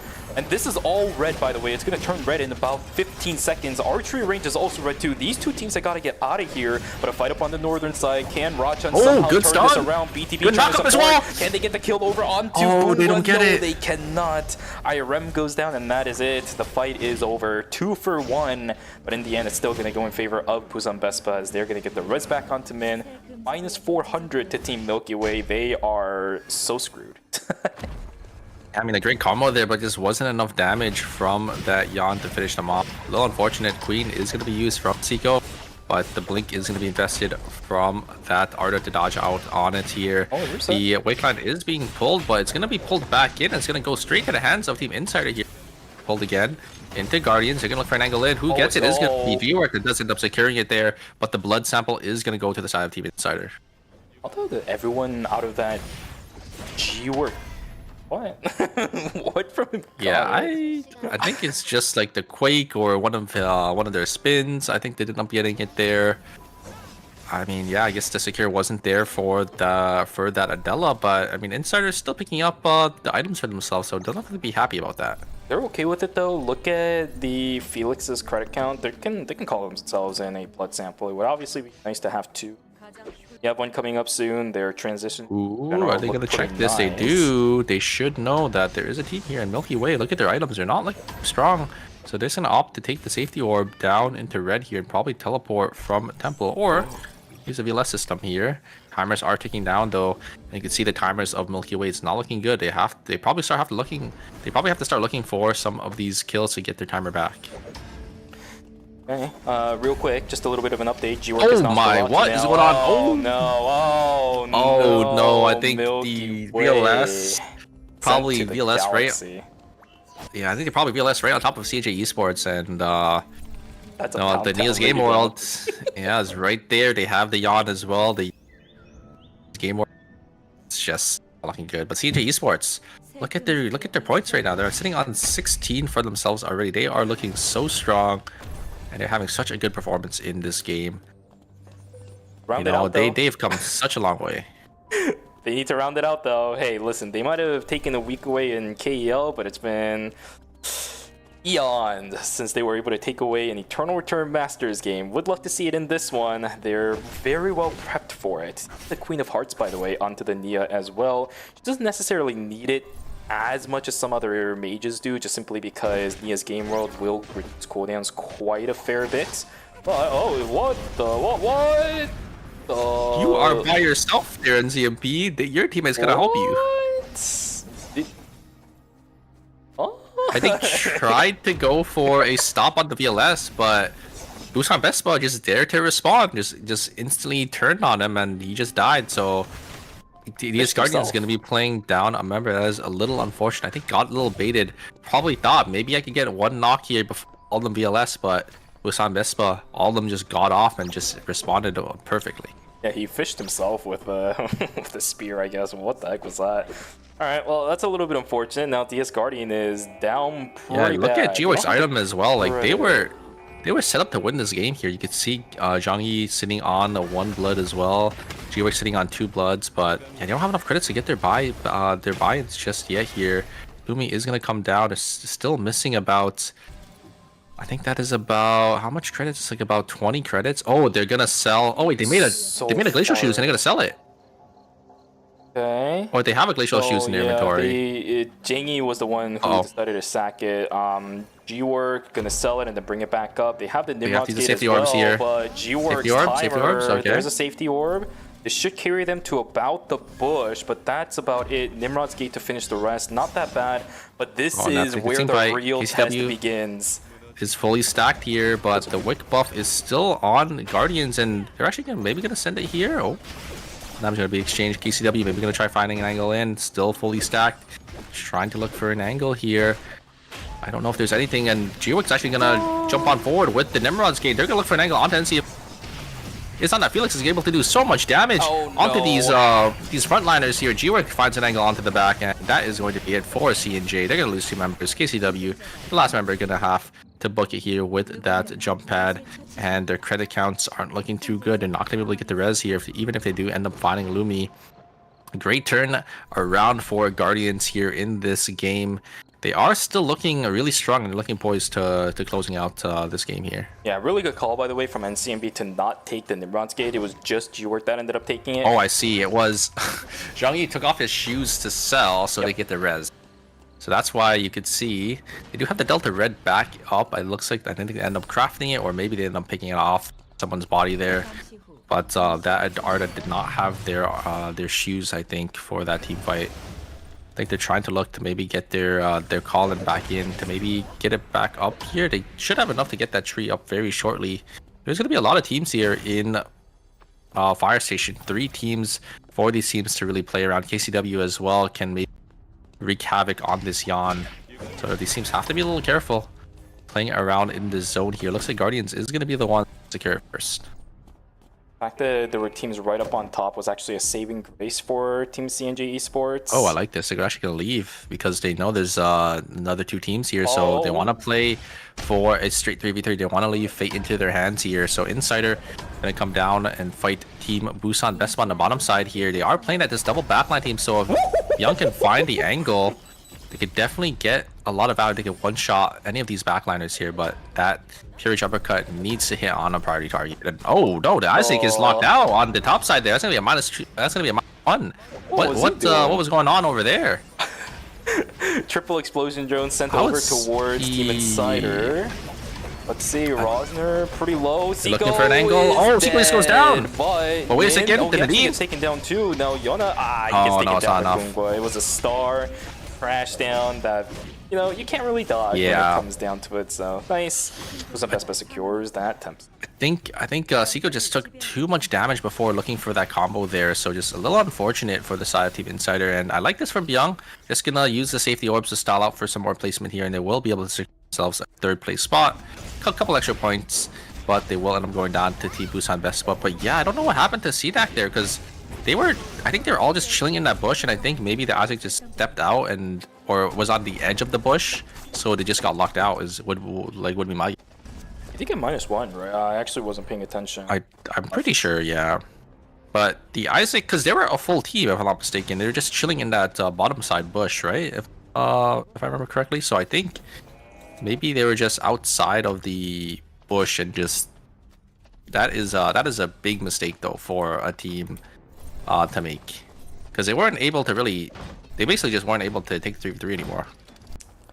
Really, really rough for CDAC. Okay, Vespa, it is on you to try pushing in on this. There are double guillotines everywhere. You do have in order to try to take some of these guillotines down, but it's up against an Arda. These dice and cube combinations are going to lock this entrance in, and even if you walk up, it's going to be up against a Felix. It's going to be really brutal. Bungwan needs to make a lot of space using some of these Doritos, I would have to assume. He has the double moon set up right now, slowly pushing their way in on towards the double guillotines. Explosion drones coming out, so they can't really do anything. Explosion drone coming out this time around from the backside. DS Guardians, Min is getting jumped on by G-Work. The force field comes out as well. So Nice much monkey damage, run, and oh straight my into NCMB. God. Boongla dies as well. That's gonna do it. DS Guardians takes away game number 2 in a commanding fashion. They're gonna walk away with this game with 19.5 points soon as he dies. There we go. Congratulations to DS Guardians for taking away game number 2. Very solid beginning of what their season is to come. Yeah, it's so awkward for Busan Bessa because the Nimrod's gate went down, and then Rosner had to peel for Min, but because Rosner was peeling for Min, I just let NCMB completely just one shot and solo Bungwa, and then once Bungwa goes down, NCMB can just come and help out as well. G-Work getting so much value on that engage as well, getting that Nadine down to half HP while also keeping themselves alive in the process. Really rough, but yeah, that's what happens when you get control over the drone, especially in a situation like that. It's not exactly thin corridors, but it's still an Arda, right? Bungwa as in Dina doesn't really have any ways to walk in there. If a Marcus also tries to walk in, he's going to get Arda'd again, and then Felix is there to intercept. Just not a good position for Busan Vespa to be in, regardless of what they really wanted the situation to be in. Is just not good at all. Yeah, a great game from DS Guardians though. They pretty much played Eternal Return textbook wise, right? Nothing too out of the ordinary. They did everything by the book. So you win game. Oh, we did. I mean, we did have that Felix incident, but you know, we're not going to talk about that. What was the plan there? I mean, I think. Oh, he was on third. I mean, every skill? every time you see like a team teleporting, or like VLSing, you kind of get those, that feeling that like you have to stop them, And I'm pretty sure that's exactly what NCMB got, but it wasn't the right play at that time because they weren't able to stop any of the members there, and then they just turned on him and he died, right? And his teammate wasn't really there to follow. So yeah. Another impressive thing about that. Oh yeah, go ahead. But like I understand, like seeing those or seeing people, VLS or TP on out, like your first instinct is to basically stop them, right? From because maybe you could catch one or two that are going to be stragglers, and then it's going to be an easy, free kills for your team to really follow up on. But even more of an impressive thing as well, they won after selling their original glacial shoes. Or quite frankly, even if it was a glacial shoes, right? Maybe it might have been a better one on the Arda, but they ended up slamming something immediately after. They still won. DS Guardians doing pretty good, but I think the performance still goes to Team Insider because they've been consistent throughout the 2 so far. Let's take a look at the leaderboards. It does look like it. Even with a performance like that, Insider still in that first place spot, 35.5. I say like that, but it was still pretty good, right? They just faltered a little bit inside of stream in the temporary zone. But because of that, the point difference between that team and everybody else will close 31.5. This is a pretty close lobby for at least the top 4 teams here. 35.5, 31.5, 31, and 28. So only a 7.5 difference between first and fourth place. The rest of the lobby, though, they are falling pretty far behind. CDAC with 7.5, Modern with 15, Say It with 9.5, and Milky Way with 8.5. So definitely a more top-heavy team lobby here. And we have a lot more teams in the top half here. Yeah, we have about 4 teams definitely still in the running, making it to the top. Yeah, and the thing is, the top 4 teams are the ones we would expect to actually be in there, right? This is a little bit more of a very standard group from the looks of it. The ones that should theoretically be doing good are very much doing good. The 3 KEL teams plus Team Insider. I say plus Team Insider because they're not part of the KEL. Unfortunately, they're a very skilled team, but kind of joined the entire party of Eternal Return Masters a little bit late to prove themselves to be National League. Regardless, guys, that was game number 2. We have games 3 and 4 for Group D coming up in just a moment, but we are going to go to a break. So grab yourself some water, go grab a snack, and go take a stretch. It's the last time you're going to be for today's ERM. We'll see you guys back here for the latter half of Group. There.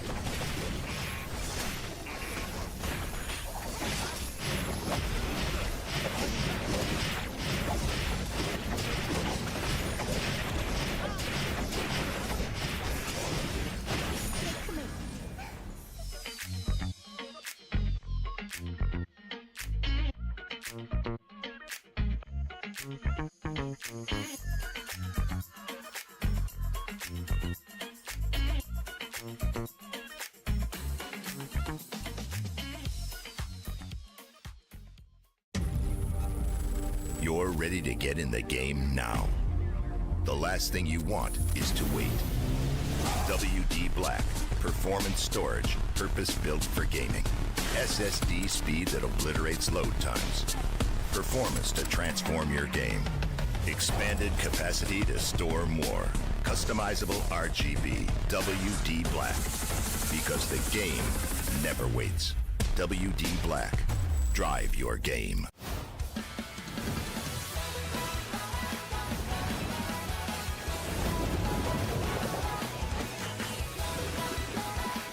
리나, 준비 운동은 해야지.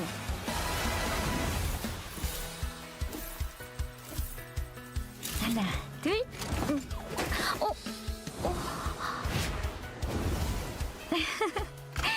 괜찮아. 이따 새 거 사자. 들리나? 파도 소리 들리니? 인형극이 곧 시작될 거야. 점성술을 시작해볼까요?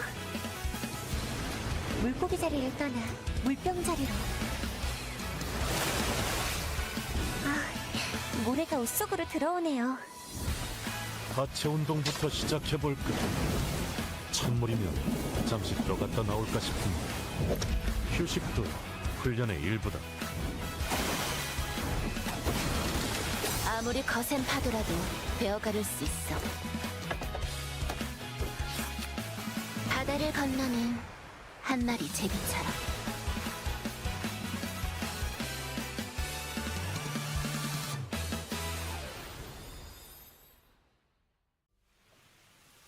차에도 예법이 있다는 거 아시나요?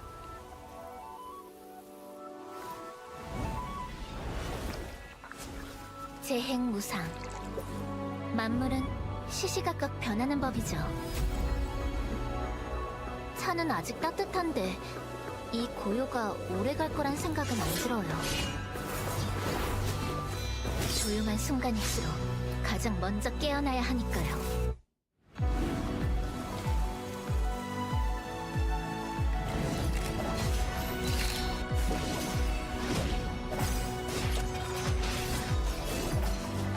생사결이었으니 미련되지 마시길.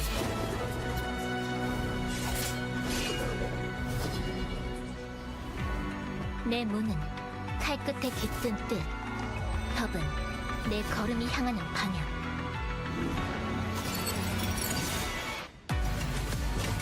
이건 휘두른 게 아니라 쌓아온 거예요. 내가 걸어온 검선 돌아보지 않겠어요. 틀은 자체는 사라져도 그 그림자는 끝끝내 남아요. 그러니까 쉽게 잊히진 않을 거예요.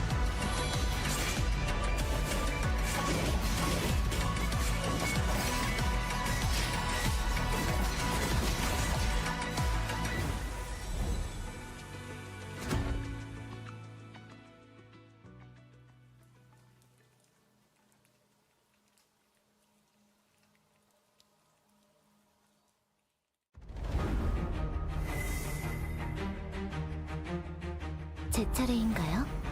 그렇군요.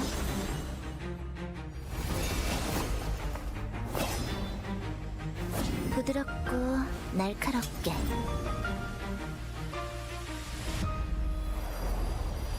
자, 클라이막스예요.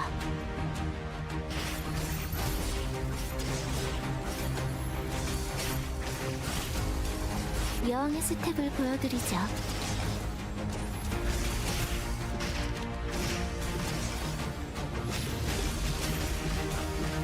예의를 지키세요.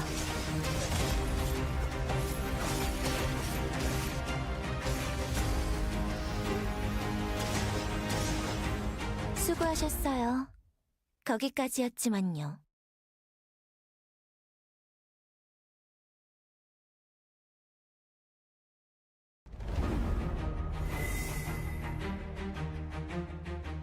오늘은 어떤 추억?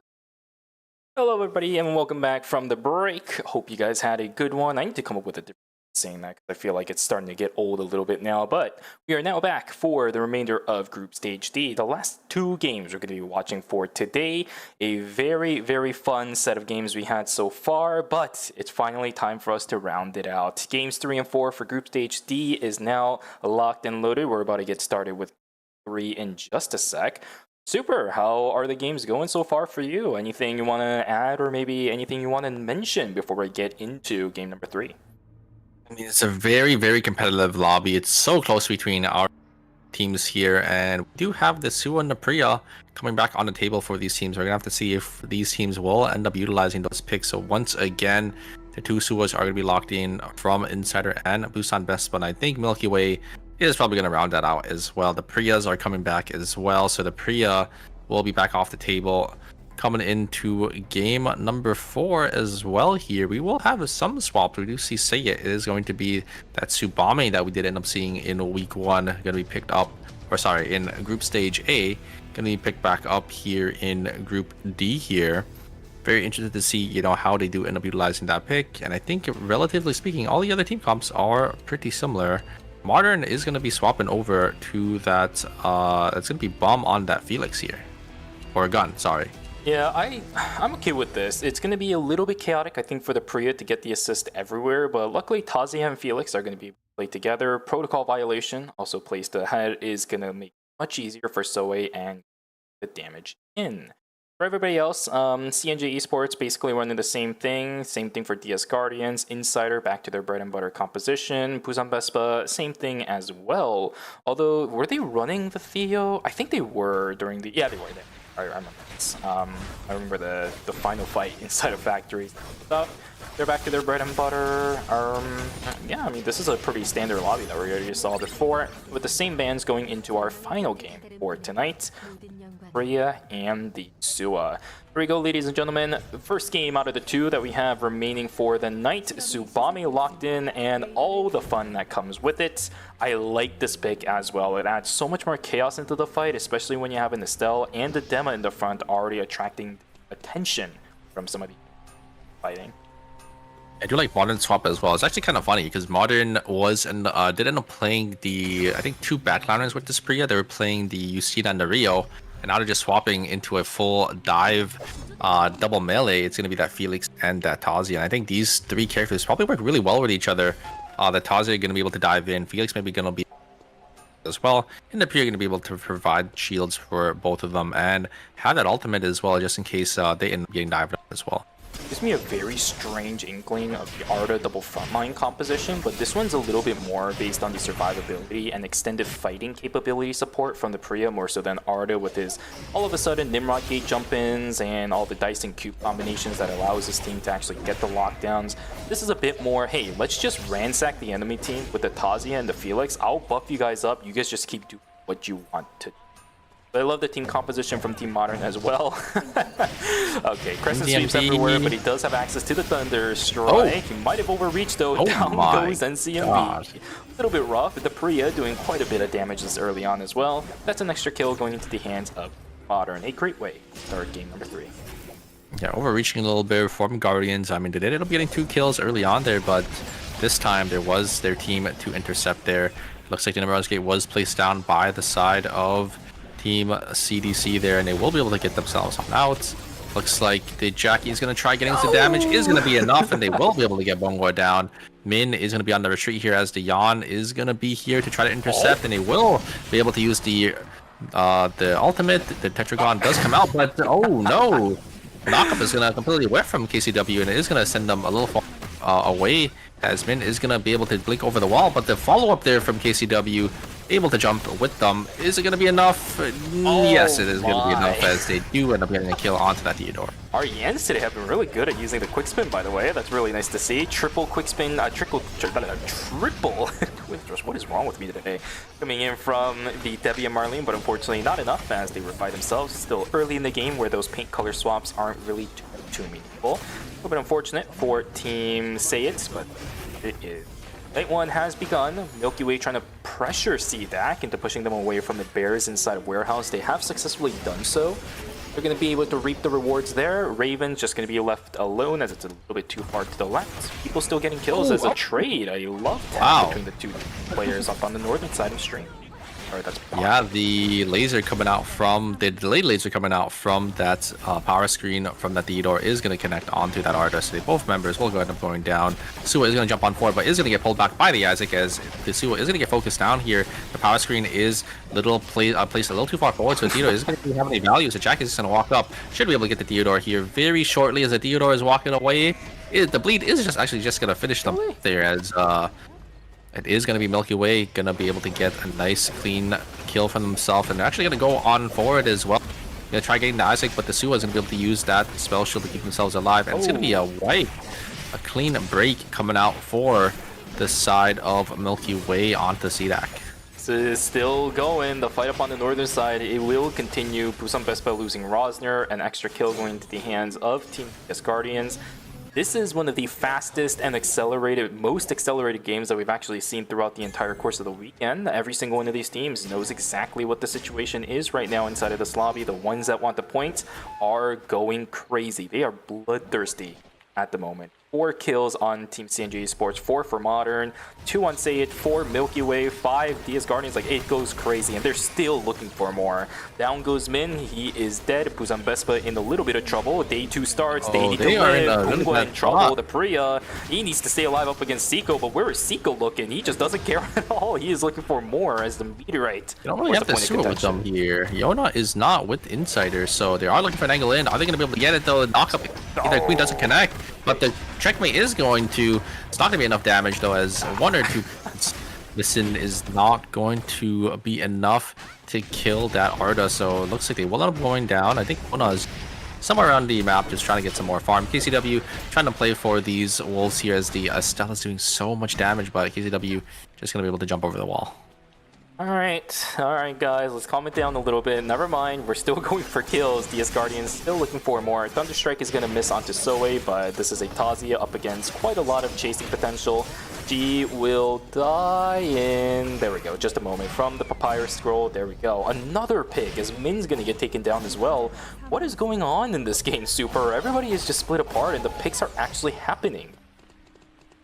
Yeah, look at how many points each of these teams have. It doesn't seem like a lot, but a lot of these kills or a lot of these points were half points. So so much fighting and so many kills going around for teams here. CNJ gonna slowly start to walk up. They have enough for their force for Bayern's probably gonna try getting them here in tree range, and then look to start contesting. But oh no, Team Busan Vespa is gonna be here to contest for this 4 score here. They will be able to lock down KCW. The Su is actually going to jump on forward there, but wait a second. Oh no. Is going to be there. KCW is going to go down, but looks like the Priya is going to go down as well. But Rosner is there. They onto Bebo there, and that is going to be a 4 score loss from the side of Team CNJ Esports. A disastrous buy from that team. Super, real quick, you put out for a hefty amount there for a second, so might need to readjust himself just a little bit. But yes, you're absolutely correct. A 4 score lost from the side of CNJ Esports, that's going to really slow down their pace, especially considering the fact that they also weren't able to get an objective at the start of day number 2. They couldn't contest it at all. They are going to be down a bunch of credits plus transition. In a game like this, where everyone is accelerated, this is not a good start, not a good look for Team CNJ Esports. They need to recover fast. And they, with Night 2 starting, and they're just not in position to contest for anything right now. Alpha taken by Team DS Guardians. They need to get the execution on this. Can they get it? Yes, they do. Arda's going to be able to lock that down. Mithril picked up, and away they go. Sayed just gets a bunch of things and gets on out of there. Busan Vespa up against Team Milky Way inside of the Dimensional Rift. Can they get the fights in? I think so, because Min is so just much free-firing with the Theo. Nobody was able to target this down. Wait a second. Soe can maybe look for an angle here, but doesn't end up getting the shard. Is going to be able to get a lot of damage, but just going to be able to keep themselves alive. I think they should be fine. There is the totem going to be used. Can Soe find an angle here? Does end up actually, the Dito or Min actually ends up investing their blink, and they will be able to get themselves on out, and they'll be able to win this rift for themselves. Very, very nice team fight for the side of Busan Vespa. But yeah, the Theodore just over the wall, just able to just deal so much damage, free auto attacking 2 to 3 members of the side of the other team there. And here comes, it looks like it is going to be Modern. They will be able to find the Estelle there, but Gun is going to go down. They are going to farm some shards on the backside here. M8 is coming, RMG is coming from the backside, but it's not going to be enough. Blink over the wall there. Very nicely played by the Subame, as they do end up getting that kill as well. Oh, Pexu just missed the jump. He is in that fight, but the Nia's Game World comes on in, and right in the area is going to be the Yan. Tetragon comes down. Good damage over onto NCMB. He is bleeding away, but look at CNJ Esports. They are looking for this fight. Nimrod's case comes out, groups every member of Team DSG. CNJ Esports, does KCW have Blink here? Can he continue the chase? He doesn't, but the pullback in from Bebo is going to be enough. NCMB is also going to sacrifice himself for this. G-Work just needs to run. Good sacrifice. Look at the timer up on the top side. If he ran any further and then got caught out, he would have been dead. -200. So good call from NCMB. Nice, nice blink pullback from Bobo there, just recognizing that they were in range. So CNJ Esports slowly getting back into this game there. They are still playing down a couple items. You can see their credit counts. They weren't able to actually get their buy-ins just yet. And there is the combo coming out from Team Insider. The Adela just doing a little too much damage and is able to actually connect onto the Dito, and Dito should go down as well. It's going to be an early -400 for CDAC there. Disastrous fight, as Insider is going to be able to reap all of the rewards. They're going to get 2 members and get that Tree of Life for themselves. I'm getting some PTSD right now from when Bum was playing the Isaac in the front line. Can't tank as much as your standard fronts. He's a bruiser. You can build him with tanky items and also have the quick spin.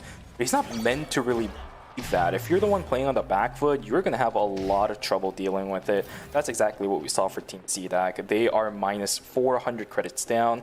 Really brutal for those guys, as you mentioned. Is what it is, though. CNJ Esports, these guys are also in a little bit of trouble, as a lot of credits, not a lot of credits, sorry, the gadget points are going to be utilized, so that's a little bit rough. Still looking for calls, and the fight starts out in stream. Say it up against Team Modern. Good Felix fights are going to go through. Minshik Park gets taken down immediately. Estelle's also going to go down as well. Dema has to book it. Modern, with this composition, looking solid. So yeah, -400, and look at CNJ Esports. Look at how many credits they're floating still. They need to get their buy-in.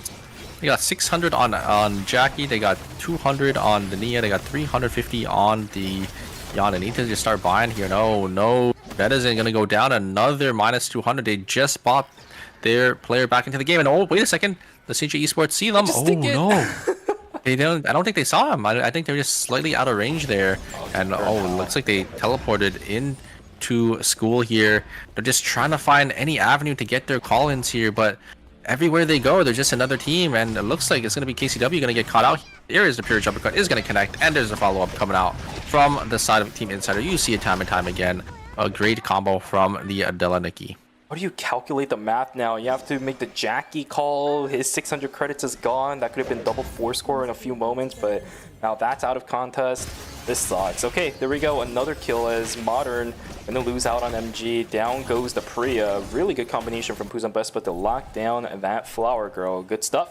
Ruin trying to walk on in now towards this fight too. Can they find it is the question. Energy Blast Field coming out. They're trying to deny Min from pumping auto attacks through the shield, and they actually do end up getting it. Twins Rush going over towards Min as well, but the damage output is just way too good. Knock him over on towards the Theo. It's a trade between the Debbie and Marlene, but the Tsubame is still alive. And the Priya somehow keep the dreams alive. Rosner blinding the Tsubame. This should be in favor of Puzan Bespa. Double Odyssey is going to allow them to get the stun, and this is just not good. CDAC joining the fray as well. Estelle is in hell. Yeah, and I think CDAC is going to be here to just take the Omega for themselves here. There's so many teams in this area. Busan Bespa, I like this. They're actually using the safety up to go around, and now it might be CDAC that's going to be the one that's sandwiched between these teams. As, oh, it looks like...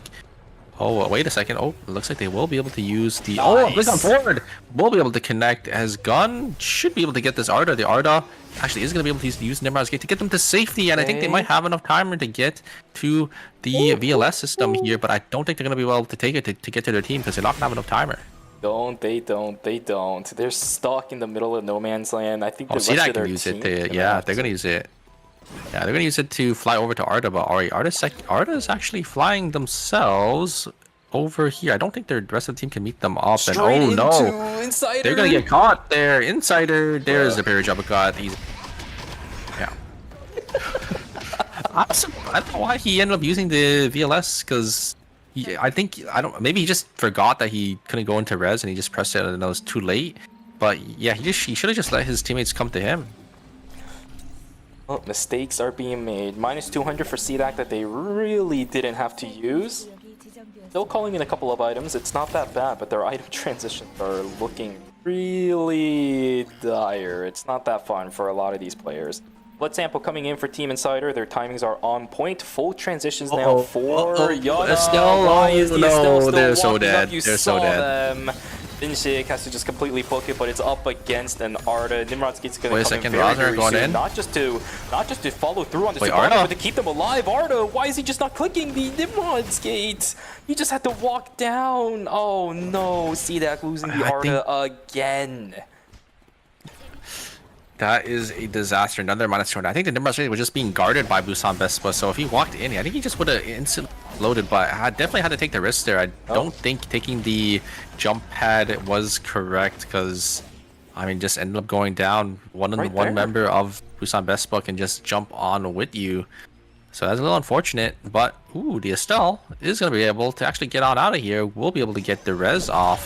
Oh, So don't take this. Don't take this. looks like Seiya is going to be okay. They will still be in this game, and they can get the res coming up very short. But look at their items; they are so weak. Cider somehow down 2 members right now too. Look at their credits. They just called in the blood sample for Yana. They are in hell too.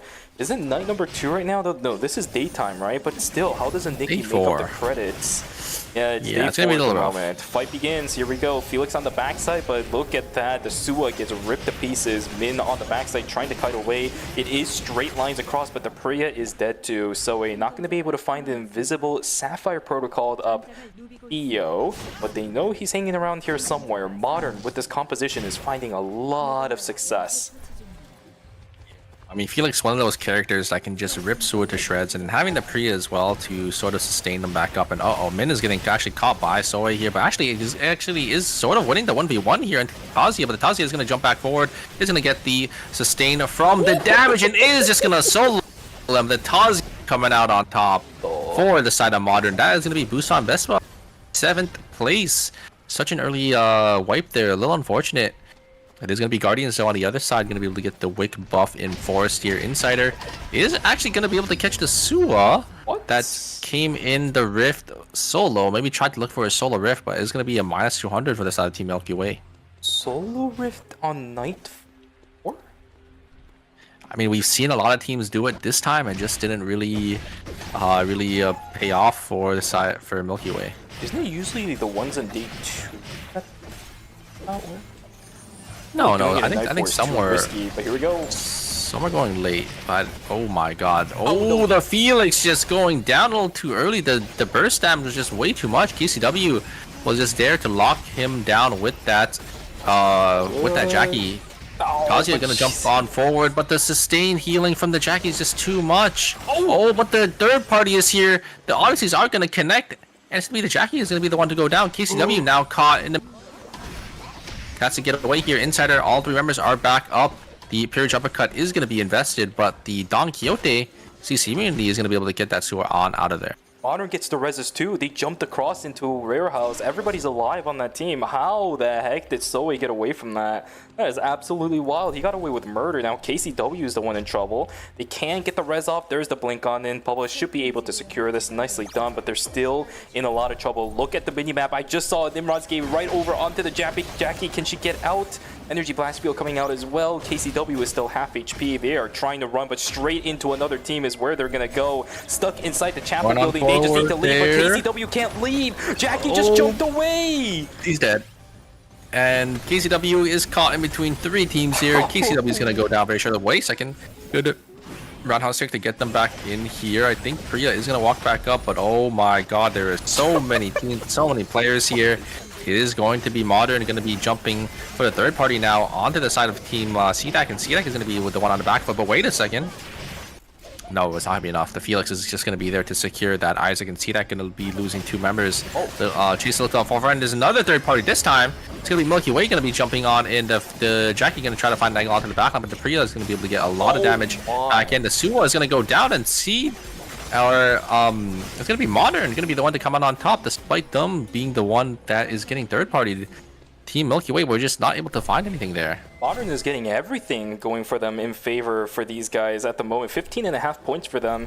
CNJ Esports somehow get away with murder again, by the way, because the continuous third party right on the entrance from Uptown into Chapel, it actually forced the team that had the information inside of the Chapel building to deny KCW's res. They were preoccupied with the fight, which means Jackie just walks down, gets the res, and all 3 are alive. No credits having to be wasted, no Lumi finding or whatsoever. They are good to go. For King, and he is dead. There's the Doubts Macabre coming out. Down goes a Theo. That's it for CDAC. CDAC going out in 6th place here. Not the performance they're looking for, because they are on that bottom 4 spots. They needed some more points, but we're gonna have to see how they perform in the final game coming up very shortly here. Insider, ooh, Queen just barely not connecting, as the BLS system was used by that Priya to get themselves on out of there. That Night Fork landed, by the way. That's Yona. Easy double Odyssey. Oh. Probably everybody just dying. BTB, hello. Okay, you were just kind of chilling here. Priya just runs So away much with all the movement flowers. speed, yeah. All the flowers, so much movement speed. They had the Soul Stealer as well to get themselves to safety. KCW getting themselves some stacks here. Maybe gonna try looking for an angle in, but great response there from Modern to stop the engage from that Yon. The wall being placed down. Felix charging up their knock up as well. The Priya wrapping around here, trying to get to their Jackie, because I think they want to stay on that bottom side. There is that Lumi going to be coming up very shortly. Wards are being placed down. Cameras are being placed down here. BTB is going to their Jackie, and I think their Jackie... Fine. Oh yeah, they get the res here too, so it looks like they are okay, but now they're stuck in this corner. I think Team Insider should know the BLS system is going to be used. I think they should be able to get themselves out of here. Oh my god, oh my god, oh my god, oh my god! It's done, it just wasn't prepped in time. Wait. And wait a second, the Jackie is getting a lot of damage with the Sua there, and the here! Oh, a disaster for Team Insider. They took the bait, and they're just gonna go down with Team Milky Way. CNJ Esports is getting away with murder, Super. This is the CNJ Esports that we saw so many a times during Season 3, Season 4 ERM. But this is combined with the aggression that we've never seen from CNJ Esports. I think this is an evolution of this team that was unprecedented from the previous experiences we've had with CNJ Esports. They are doing everything so well, and also the heavens have blessed them this game. Yeah, I mean, it's just third party after third party. It's so unfortunate for these teams, but CNJ Esports is reaping all of the rewards here. You can see their items as well. Look, they're not even that strong. The Nia is only sitting on 2 items, the Jackie only sitting on 3, but they're just in the right position at the right time. They're just able to just cash out on these easy kills that these teams are basically forced into. Oh, Modern's being extra careful with this. Not exactly sure why. They are so ahead when it comes to transitions. I guess MG They just is the only know, one that yeah. doesn't really They just have know much. that there's other teams in the zone, and they don't really want to minus risk one. it. And oh, -1 for the side of Team Milky Way. BTP is going to go down. Looks like Team Modern is going to set their sights and kill Team Insider. So Insider is going to go down 4th place. I think that was Team Milky Way going to go down. I think Milky Way actually went down in 4th, and Team Insider went down in 5th. But CNJ now going to be on the foot here. I think they can maybe look for an angle in. They should have some safety drones. I think. Okay, there's one. They are going to start using it. They did get the combo onto the top to block out on some damage. End up getting bursted down quite a bit. But look at the HP bars. KCW not really tank here. They find an angle onto the Felix, but the Felix is going to jump around and going to get so much value and so much damage as well. I think the item disparity is just way too big for the side of Team CNJ Esports. So Team Modern going to. You are cutting out a lot right now. Quite a lot, actually. A little unfortunate that we couldn't hear Super's beautiful voice throughout the entire course of that fight, but it's okay. Yeah, that's really unfortunate. I'm actually surprised. Again, I have no idea what the current situation was looking like, because I don't know what their gadget points were looking like as well. I saw one safety drone, and I saw the vision drone coming out. Did they just not have enough for any more? They just needed to buy maybe 10 or so seconds. A single drone could buy them about enough. I mean, I think the item disparity was just too big for the side of Team CNJ Esports there. You could see at the bottom, they just didn't really have any items to their name. It looks like Guardians is going to take full zone control here. You could see NZMP having that blood item as well. They are pretty strong. The explosion drones are going to come in, and looks like they are going to be forced down into Guardians here. A lot of damage is being exchanged. The Felix is going to jump on in. There's a pre-ultimate, but the damage is coming back. The Felix is going to go down. Looks like Gun is going to go down first, and they can just secure this body for this execution bonus. Oh, wait a second. The Paraiso is going to come down, and it's going to be the Tazi going to be the one to come out on. So much damage coming out from Zoe, and that is what you want to see from Team Modern, and they will be the ones to come out on top with a 25 or 20.5 kill score game and a 30.5 game tournament score game in total. Such a huge pop off from this team. A monstrous game from Team Modern. Hojun is going to be real happy about that one. And what a turnaround. Soe, he somehow finds the angle. For some reason, two members of DS Guardians decide to put themselves in the corner. Paradiso covered the entire corner. Yeah. One Paradiso pop just obliterates the health bars of the Felix and the Arda. What a play from Soe. And as soon as those two fall down, you know the Elena's never killing a Priya or a Tazia this lane into Or a Tazia, yeah. Goodness gracious. What a play from Soe. Another one of our stable Tazias that exist in the KR region alongside Blaster, as well as One Circle if he wants to get out. Showed us exactly why he is one of the best Tazias in the world. What a very high level gameplay. Map awareness was incredible on that. 30.5 points for Modern. That is going to skyrocket them up into leaderboard. Might actually make them the lobby leaders. We have to see with the scoreboard coming up very shortly. I think they're in the middle of the pack, but that is such a huge pop off for them. What an insane game from these guys. Again, I had some inside scoop because Hojun is a good friend of mine, a good friend of Vixerius, for those guys who are aware of him as well. We've heard some things. They actually came into the Discord and wanted to get some scoops on additional rosters they were going to be building, as well as potential rosters they might be playing in the games as well. This wasn't something I heard about. I knew Soe was here, so I know Tazia was going to come out, but my goodness, what a way to finish game number 3. They're able to pull this off one more time. Modern is looking real solid for Season 8. I was a little bit disappointed when Team Akatsuki kind of imploded, but I'll take this one too. Yeah, I mean, they are looking pretty solid so far here. And just need that one more game to secure themselves maybe a first place spot straight into the finals for phase number 1 here. We're going to have to see if these other teams can sort of adapt, because we are going to be having those bans coming. Oh my god. Priya going to be banned off for game 4. You know how KR does the prediction events? Well, we do it now as well over in the NX side of things when it's CS. You can predict which teams are going to win, and based on that, if your team does win, you are entered in a raffle system for like 200 event MP or something like that. KR, so Team Modern, again, is one of the more newer teams, so there's not too many fans for this roster just yet. Usually they pick 3 winners. There was only 2 people that there's voted. a little dash. Yep. So this is crazy. Very big turnaround for a team that is, by all means, pretty new to the scene when it comes to the entire roster as a. Yeah, I mean, very excited to see where this team goes. They're still showing such a strong showing already. And I mean, they're just playing some fantastic eternal turn, and you could see where they are now. And look at how close it is between our top 5 teams now. It's going to be Insider in first place with 47. CJ Esports only 0.5 points behind them with 46.5. Modern only 1 point behind them with 45.5. Guardians with 43.5. And Busan Vespa with 41.5.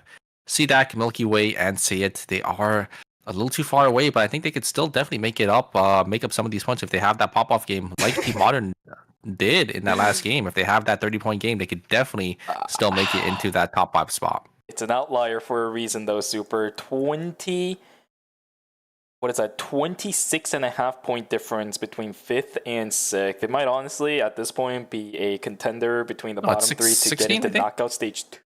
Oh, yeah, it is 16, sorry. So it's not as bad. Never mind. It is only 16. If it was 26, yeah, that seems a little. But I think, first to 8, though, is like 23.5. So that might be a little tough, but yeah, because there is still 5 teams that are really. So if any of these teams have just a decent game, it's going to be really hard for back into this series here. But it's a really, really close series for those 5 teams, and any of those teams can jump up, 1 or even 2 or even 3 or 4 placements here if they just have, or if they're just able to win out this final game. Yeah, but let's be real here. What Team Modern was able to pull off was just not a win, but an absolute stomp for game number 3. 30.5 points, once again, is an outlier for a good reason. It's actually the most amount of points that we have seen Yeah, in quite a while, actually, right? Not I even think just you're the right. series or the end. I think you're right. That was a 23 kill game I think I saw from them. So yeah, that is a and I think they're definitely gonna try pushing their lead here. It is gonna be that Priya ban. So it's gonna be swapping over to that Lenny and be playing the same two team comps. So Lenny is gonna be substituted in for that Priya, and we're already gonna have some changes here. We are gonna have just Yona gonna be on that Nadine. Milky Way swapping up the team comp as well. Gonna be going back to that Yon, Jenny, or Yon, Abigail, and Irem. And I think everyone else staying pretty similar to what they just had in the first bad wave. CDAC. Yeah. Nathapon and the Heart. Okay, this could either go really well or really bad. Nathapon has weird combinations, especially when you're playing with an Isaac sometimes. It's very similar and akin to what you might have to playing Marcus Nathapon as well. I can see this working, but at the same time, if you mess up this composition, everything will go very wrong very quickly. Kingen on the Heart might be the one saving grace to this composition, but this is very mid-range. No real frontline, all aggression. This is pretty much, I think, Team CDAC putting all cards on the table and saying, hey, we just need to Hail Mary this. If we don't get kills, we're screwed. If we get kills, then, oh, cool, we did our team composition right. It's a game for all Hail Mary. I think they are one of the teams. I think they were on the bottom side, but I don't think they're too far behind. So we'll have to see if they can maybe pull it back here for this final game.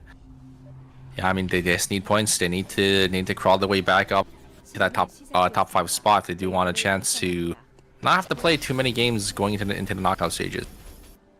It's gonna be rough to operate a team composition like that. Again, I can see it, but at the same time, who do you really do it against in my question? It's composition. Maybe Milky Way?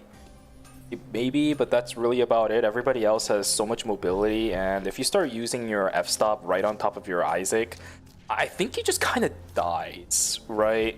One of the biggest combinations that you could probably pull off is maybe your Isaac gets somebody pulled in, the rest of the team on the person who actually got pulled in gets F-stop, but you start mispositioning that and the Isaac gets frozen in place. Can't tank anything after it comes back out, so it's a really risky composition. I'm going to keep looking at it, making sure that it is something the team can operate correctly. They are going to start off pretty well with an early kill, at least for Shauna.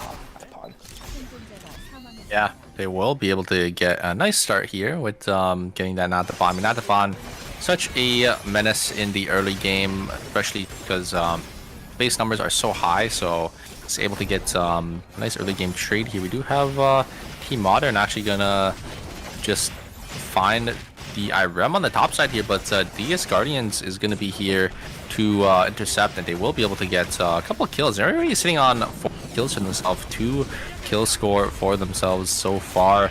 We do have the Nathapon and the Heart. They are gonna be able to connect onto that skill, and they will be able to pull the Estelle back in. Edison is going to get F-stop. The ultimate is going to be used. Wait a second. The pull was mistimed there off on the F-stop, but it looks like it doesn't really matter. Edison is still going to go down, and they will be able to get another 2 kills with CDAC.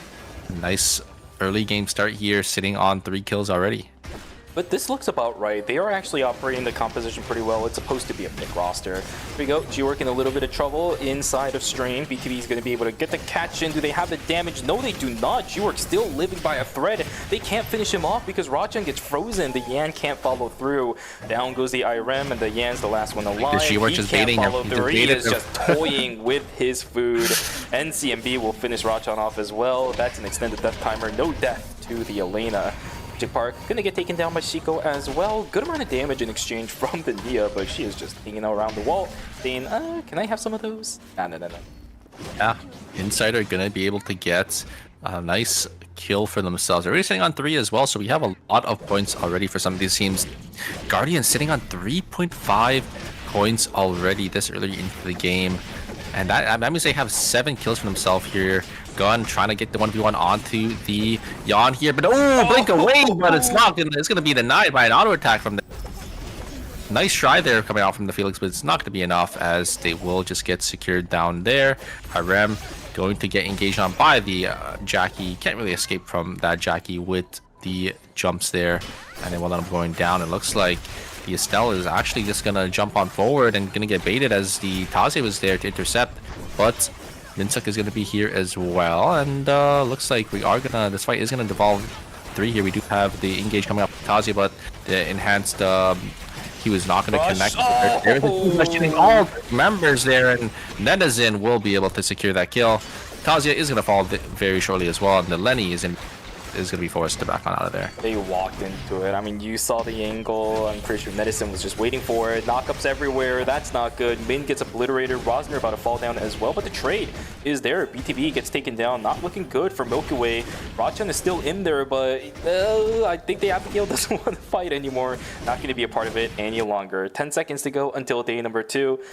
Very hyperactive day 1 and night 1 that we had. What the heck? It's not going to end because, oh, CDAC! Not like that. Trust is also going to get taken down. That's 2 members gone from CDAC. Heart nowhere to be seen. No saves there.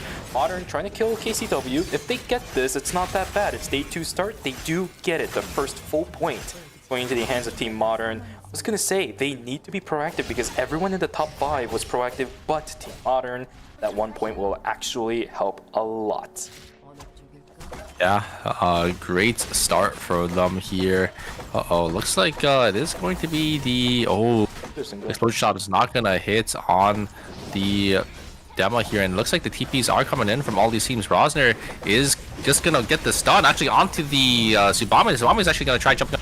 It's not going to be enough. Min is going to be able to secure them down there, and shields are going to be coming down from Bongwa to keep this Estelle or this Nadine alive, and Estelle is going to fall as Busan Vespa are going to be able to pick up a nice 2 kills. It's going to be 2 full points as well because it is going to be those day 2 deaths. Timing's really off. That is in. Netizen needs to live. He's got 2 or 3 seconds before the Subami is going to be brought back up. He should be fine. What the White Lily? Okay. Yeah, but the timings are just really off, right? Oh, they're Netizen chasing. just went in on a 1v2. They were going real far for this. Yeah, he's okay. Overreach is not exactly the way to put it. I think individual players just had a dream. You know? They saw the future in their eyes, but it was just the wrong future. Maybe in a different universe they could find something, but not this one. Yeah, a lot of these teams already having so much kill score already here. We do have, these top teams, Busan Vespa, Guardians, and Insider all having 3 points apiece. Just going to be who wants it more at the end here. CJ is going to start below me, so there'll be a lot of credits going to the side of this team here. Team Guardians, I think they want to contest, but I don't think they really want to push into Ania in this corridor, so they're actually going to give it up here. Maybe try playing for this box and let this team kind of push into them. KCW going to turn into the engage. Not going to be able to connect with anyone, so Geowick's going to be able to find the angle back and double freeze here. Oh my god. The ultimate as well. They're just going to be able to kill this Nia, but Nia double knock it back, and they're going to be able to turn it here. Jackie's going to go on in. Is going to try getting the reset on this Felix. Are they going to be able to get it? No, the Nimbus is going to be able to get safety. ECW is turning these fights like an absolute madman. Pubba with a really nice combination as well. So many pieces just down on the ground. Peksu's gonna go in. What the heck? Just by himself. He's gonna start the timer as well. Wait a second.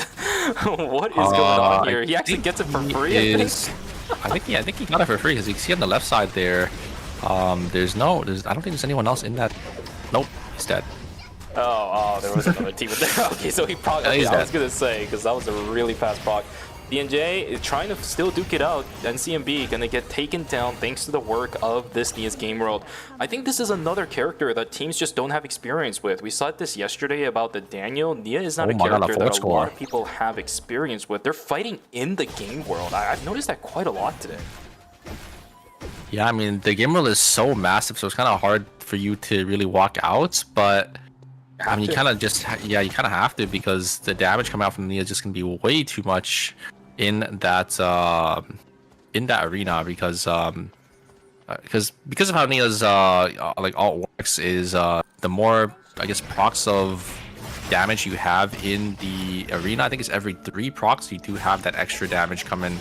It's gonna tick onto everyone that is in that little square, so have to be a little careful. But oh my god, the Felix is just going insane. Does hit the does hit the route to jump on forward as well, but it's not going to be enough as looks like MOBA is just going to use the blink to get themselves to safety. KCW is going to be there as well, but still a day 2 death, so it's not going to be a -200 just yet, but a huge find coming out from that Felix there. One of the few characters that Jackie can't really beat in a 1v1 in melee range. Jackie is pretty good at dealing damage, but when everything is getting dodged with the crescent sweep, you're not really doing anything. Gun going a little overboard. He is the one sitting in the front. I think he's so definitely feeling himself here. He's trying what he can. The healing wind is pretty good. Damage. Felix is just dealing so much here. That is not getting he's dead. But he will. Down he goes. Soe on the backside. Minship Park trying to do what he can, but it's a Tsubame. Yeah, he does get the kill over onto the Tazia, but the damage output from the flip side is just way too much. Minship Park has to run away. Meteorite secure for Team Modern. This is looking real good. It looks shaky at the start because Gun ended up jumping into an Estelle. Zico hits the double knock, but he gets away. Zico. I think they just cut away, but Zico hit that double queen, and then they just full comboed the members of CDAC and was able to just solo kill both members there. And such a huge turn coming out from Team Insider. And look at the points they have already, 8.5. They're looking pretty good, and they're looking to secure themselves the first place spot here. But there are still a lot of teams here that can definitely give them a run for their money. But yeah, the early fights we did end up seeing. I think it was Yona going down there. No, Netizen getting caught here is just gonna go down, and that is gonna be a -200 coming out for the side of Team Say It there. No, the White Lily was used, but Zico actually gonna jump away, but is gonna get caught by the nearest Game Oil, and the Jackie's gonna come on forward, but Zico's just gonna be able to get on out of there. The knockup is gonna connect. Byung, I don't think can really get any more value on this Nikki here. They do get the res for C&J. Maybe they're gonna look for something here. KCW really down to half HP, but Byung now kind of isolated by themselves. I think they have to go around to regroup with their team here. Yona, oh no, the White Lily's gonna be there, and I don't think they could get away. There's gonna be another team to intercept them as well, and a disaster for Team Insider. Another -200, so in total -400 credits for the side of Team Insider. I like that Tetragon proc, by the way, from BCW. You need to get away. A lot of cooldowns already invested. You can see no blink on the Jackie as well. Just a simple cooldown being invested to keep your team alive. I really like that strategy. Insider will recover -200 to keep that back in the game. But still not the greatest of looks in a situation where you should be a little bit more vigilant on where everybody goes. Ultimate forward. Gets pulled away. He is still alive. It is a... never mind. It is an Abigail, but not enough mobility in the world is going to get you away from that fight. Modern duking it out. It's going to be a battle over the Omega. They do actually end up securing it. Gun getting sitting on the shredded. backside. Min's going to rip him to pieces. Zoe on the backside trying to run away. Down goes the spotter, but I don't think it's going to be enough. Rosner spinning around, trying to use the White Lily. Will be able to get themselves on out of here, but the timer is just not looking that great. -200 to get back Gun, and this is a little problem with this team composition. You invest a lot to get into the backside. What do you have left? Yeah, this time it's not going to be enough. Oh my god, there's the full combo coming out from Milky Way, and they just instantly killed the Tsubame, and the Netizen just follows very shortly. Say It. Look at the credits he just bought back, and they have to buy it back once again. It is going to be disaster. No, I think the sell might be found out here by the side of Team Modern, and the Felix does end up getting the catch as well, and that is going to be it. Team Say It is going to go down in 7th place here, and Say It and CDAC, there are bottom 3 teams, and so I think that's going to secure the other team's spot in the top about the top 5 here. A little unfortunate for these teams, but that's just going to be how it goes for today for their run. It all comes down to Team Milky Way now. They can at least prevent themselves from having to play in knockout stage 1. They just need, let's see here, 8 more points is all they need. I would say 7.5, but you can't get half points anymore. They need 8 points from any source, and then they can skip past knockout stage 1, get themselves into knockout stage 2.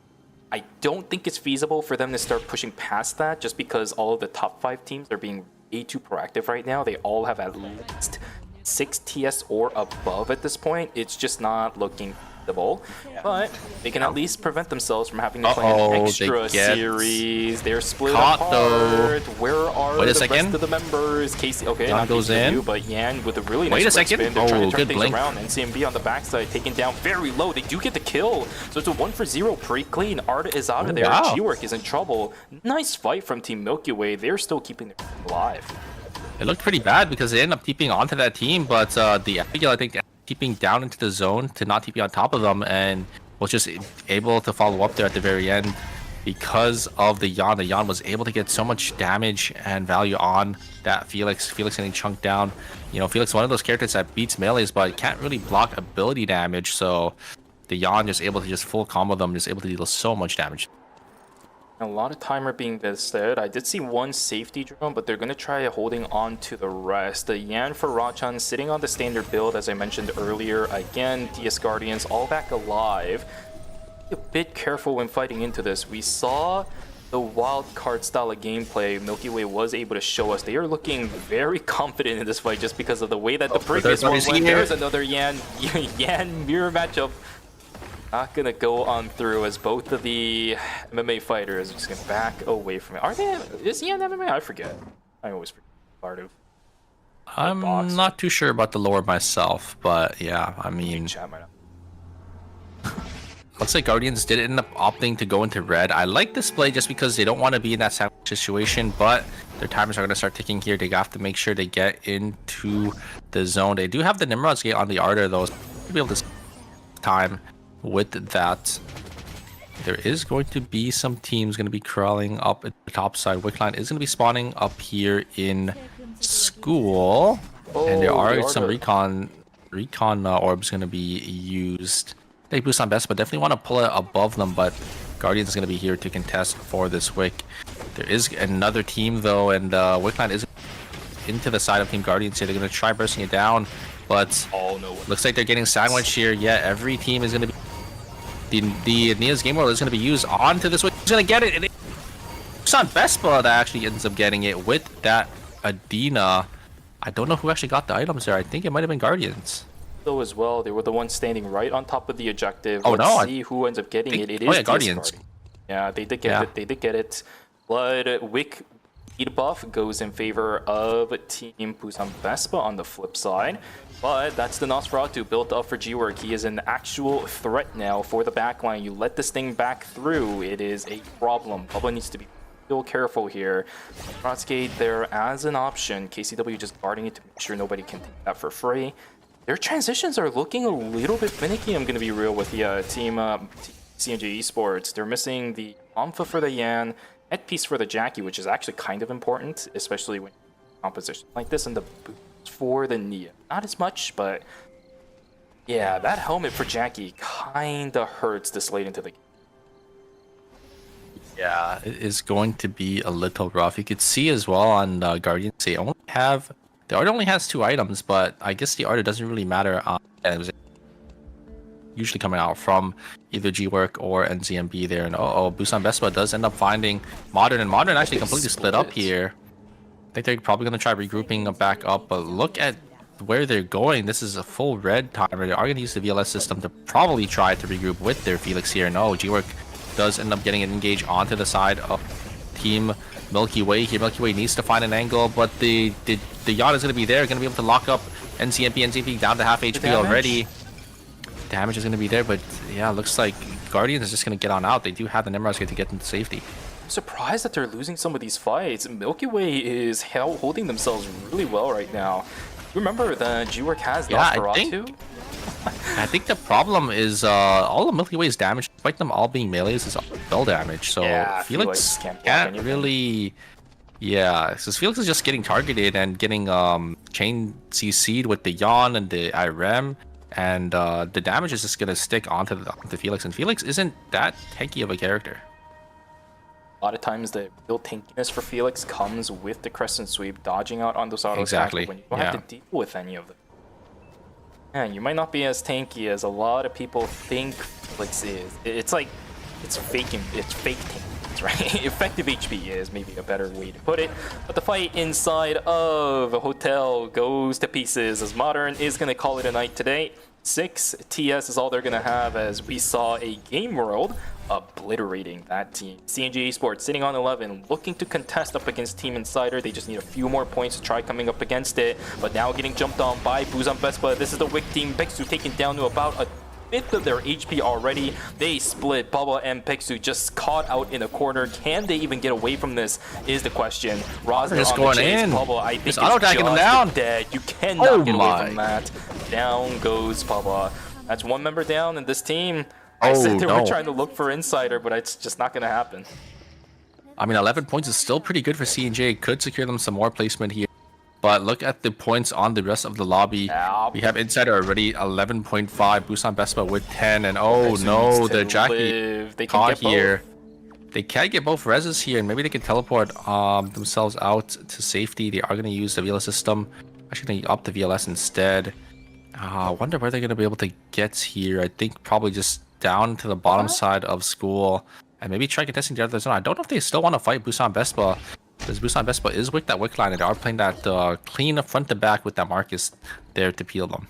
I don't really have that much time to get out of school though. 30 seconds it's a bit, but when you need to trek through the entirety of Hotel, which is zero information over, not that much. I think they're going to be locked into school. Yeah, you can see it sitting right around that kiosk. They don't have any credits to call. They are just sitting there because this is the only place that they really have any control over. Not looking too great. CNJ Esports is going to be forced to fight up against Busan Vespa. That fight is inevitable at this point. A matter of when for these guys. Milky Way also hanging around inside of Hotel as well. We should see that team starting to make their way up. Couple of seconds. There we go. Safety drone most likely. Never mind. They're going to take the White Lily up. CNG Esports needs to start focusing and lock in. If they want a chance at going away from this series in first place, they need to lock in hard right now. Yeah, they need to win this team fight here. Milky Way, though, can start to get some more placement, but KCW is going to be able to get the damage on in. There's so much going on. Not going to be... actually, it wasn't KCW, but it was the other Yan identity skill. It's not going to be enough, as DHNJ actually going to be able to win. All of them, they're going to be able to get so much damage in. There is going to be the third party from Busan Vespa. They're actually going to force Rosner off of them. But look at the HP bar from the Jackie. Jackie's just going to get tagged up by the Dean.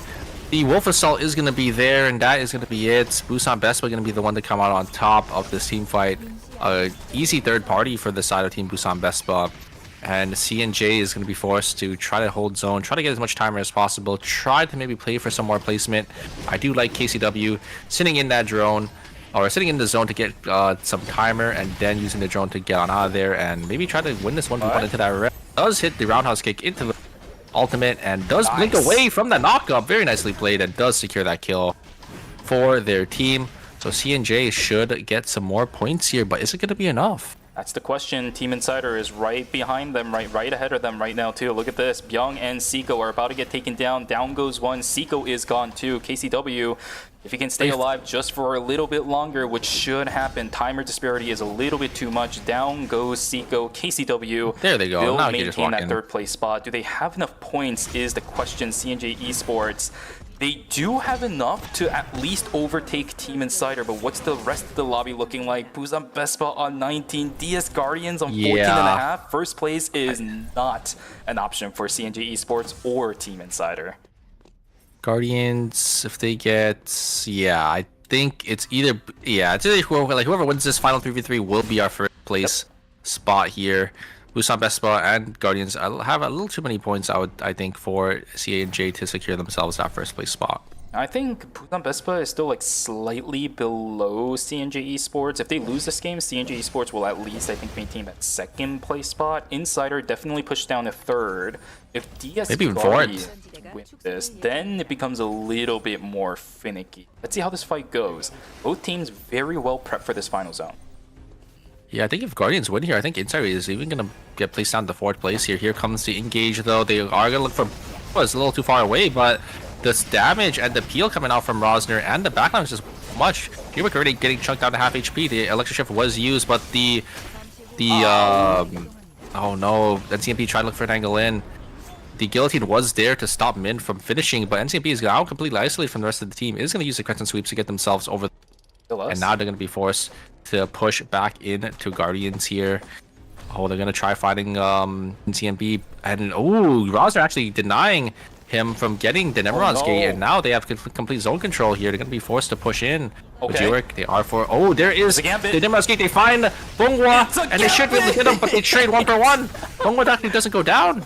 And I think that And was the going to be it. The Executioner. damage from the backlines was just way too much. Min was just there, pelting bullet after bullet, arrow after arrow into the side of Guardians, and Busan Vespa is going to be the one to come out on top. That sucks. I think G-Work needed to follow alongside the Felix, but it's just not going to happen. Congratulations to Busan Vespa for taking away our final game of the night. I think it was Vespa, right? We'll check. Yes, it was. Congratulations. Yes. They will secure a first place ticket all the way to finals. A very, very close series that we had right up until the end. Super.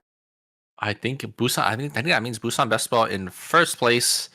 We're probably gonna. I think CNJ in second, and Insider in third, and Guardians in fourth. I think that is going to be the leaderboard here. That last game, such a close series for the top teams here. Just, I think it's only going to be like a 5-point difference for these teams. It's still safe for Busan Vespa. It's going to be very close among second, fifth. Everybody Yes. in top 5 was absurdly proactive this game. Even until that final zone, it was still very close. This is the kind of series that I like to see. This almost gives you the vibes of even season finals, right? But this is only phase 1 group stages. How crazy is that? Yeah, what an insane group here for phase 1 of season 8 here. Very excited for the knockout stages as well, because now all be put to the test, and we're going to just slowly start losing these teams. We start losing our bottom 4 teams every knockout stage. Make sure you guys come back tomorrow if you guys are interested to seeing our first 2 knockout stages. It will be at the same time. We're going to be starting at 4 a.m. EST like usual. Super, I would like to apologize that you did cut out a few times here and there today. You remember when during the break you asked if it was fine? I said, okay. Ever since then, it's been a little bit shaky, so I'm not exactly sure what happened today. It might be on it might be on Discord's end, because I'm not sure. Yeah, because I think for you as well, you're cutting out on. But oh, there you go. You yeah, I don't think it's your mic or anything. Okay, perfect. If that's the case, I mean, it's fine. It'll happen. This is what ends up happening when you do go on air with over the internet and things like that. It happens every now and then. We try our best to control it, but over the internet, regardless, a fantastic set of 2 series that we were able to watch today. Group C, a little bit more textbook, nothing too crazy that we saw, but then Group D, my goodness, what an absolute fiesta that we had between all the teams that were playing.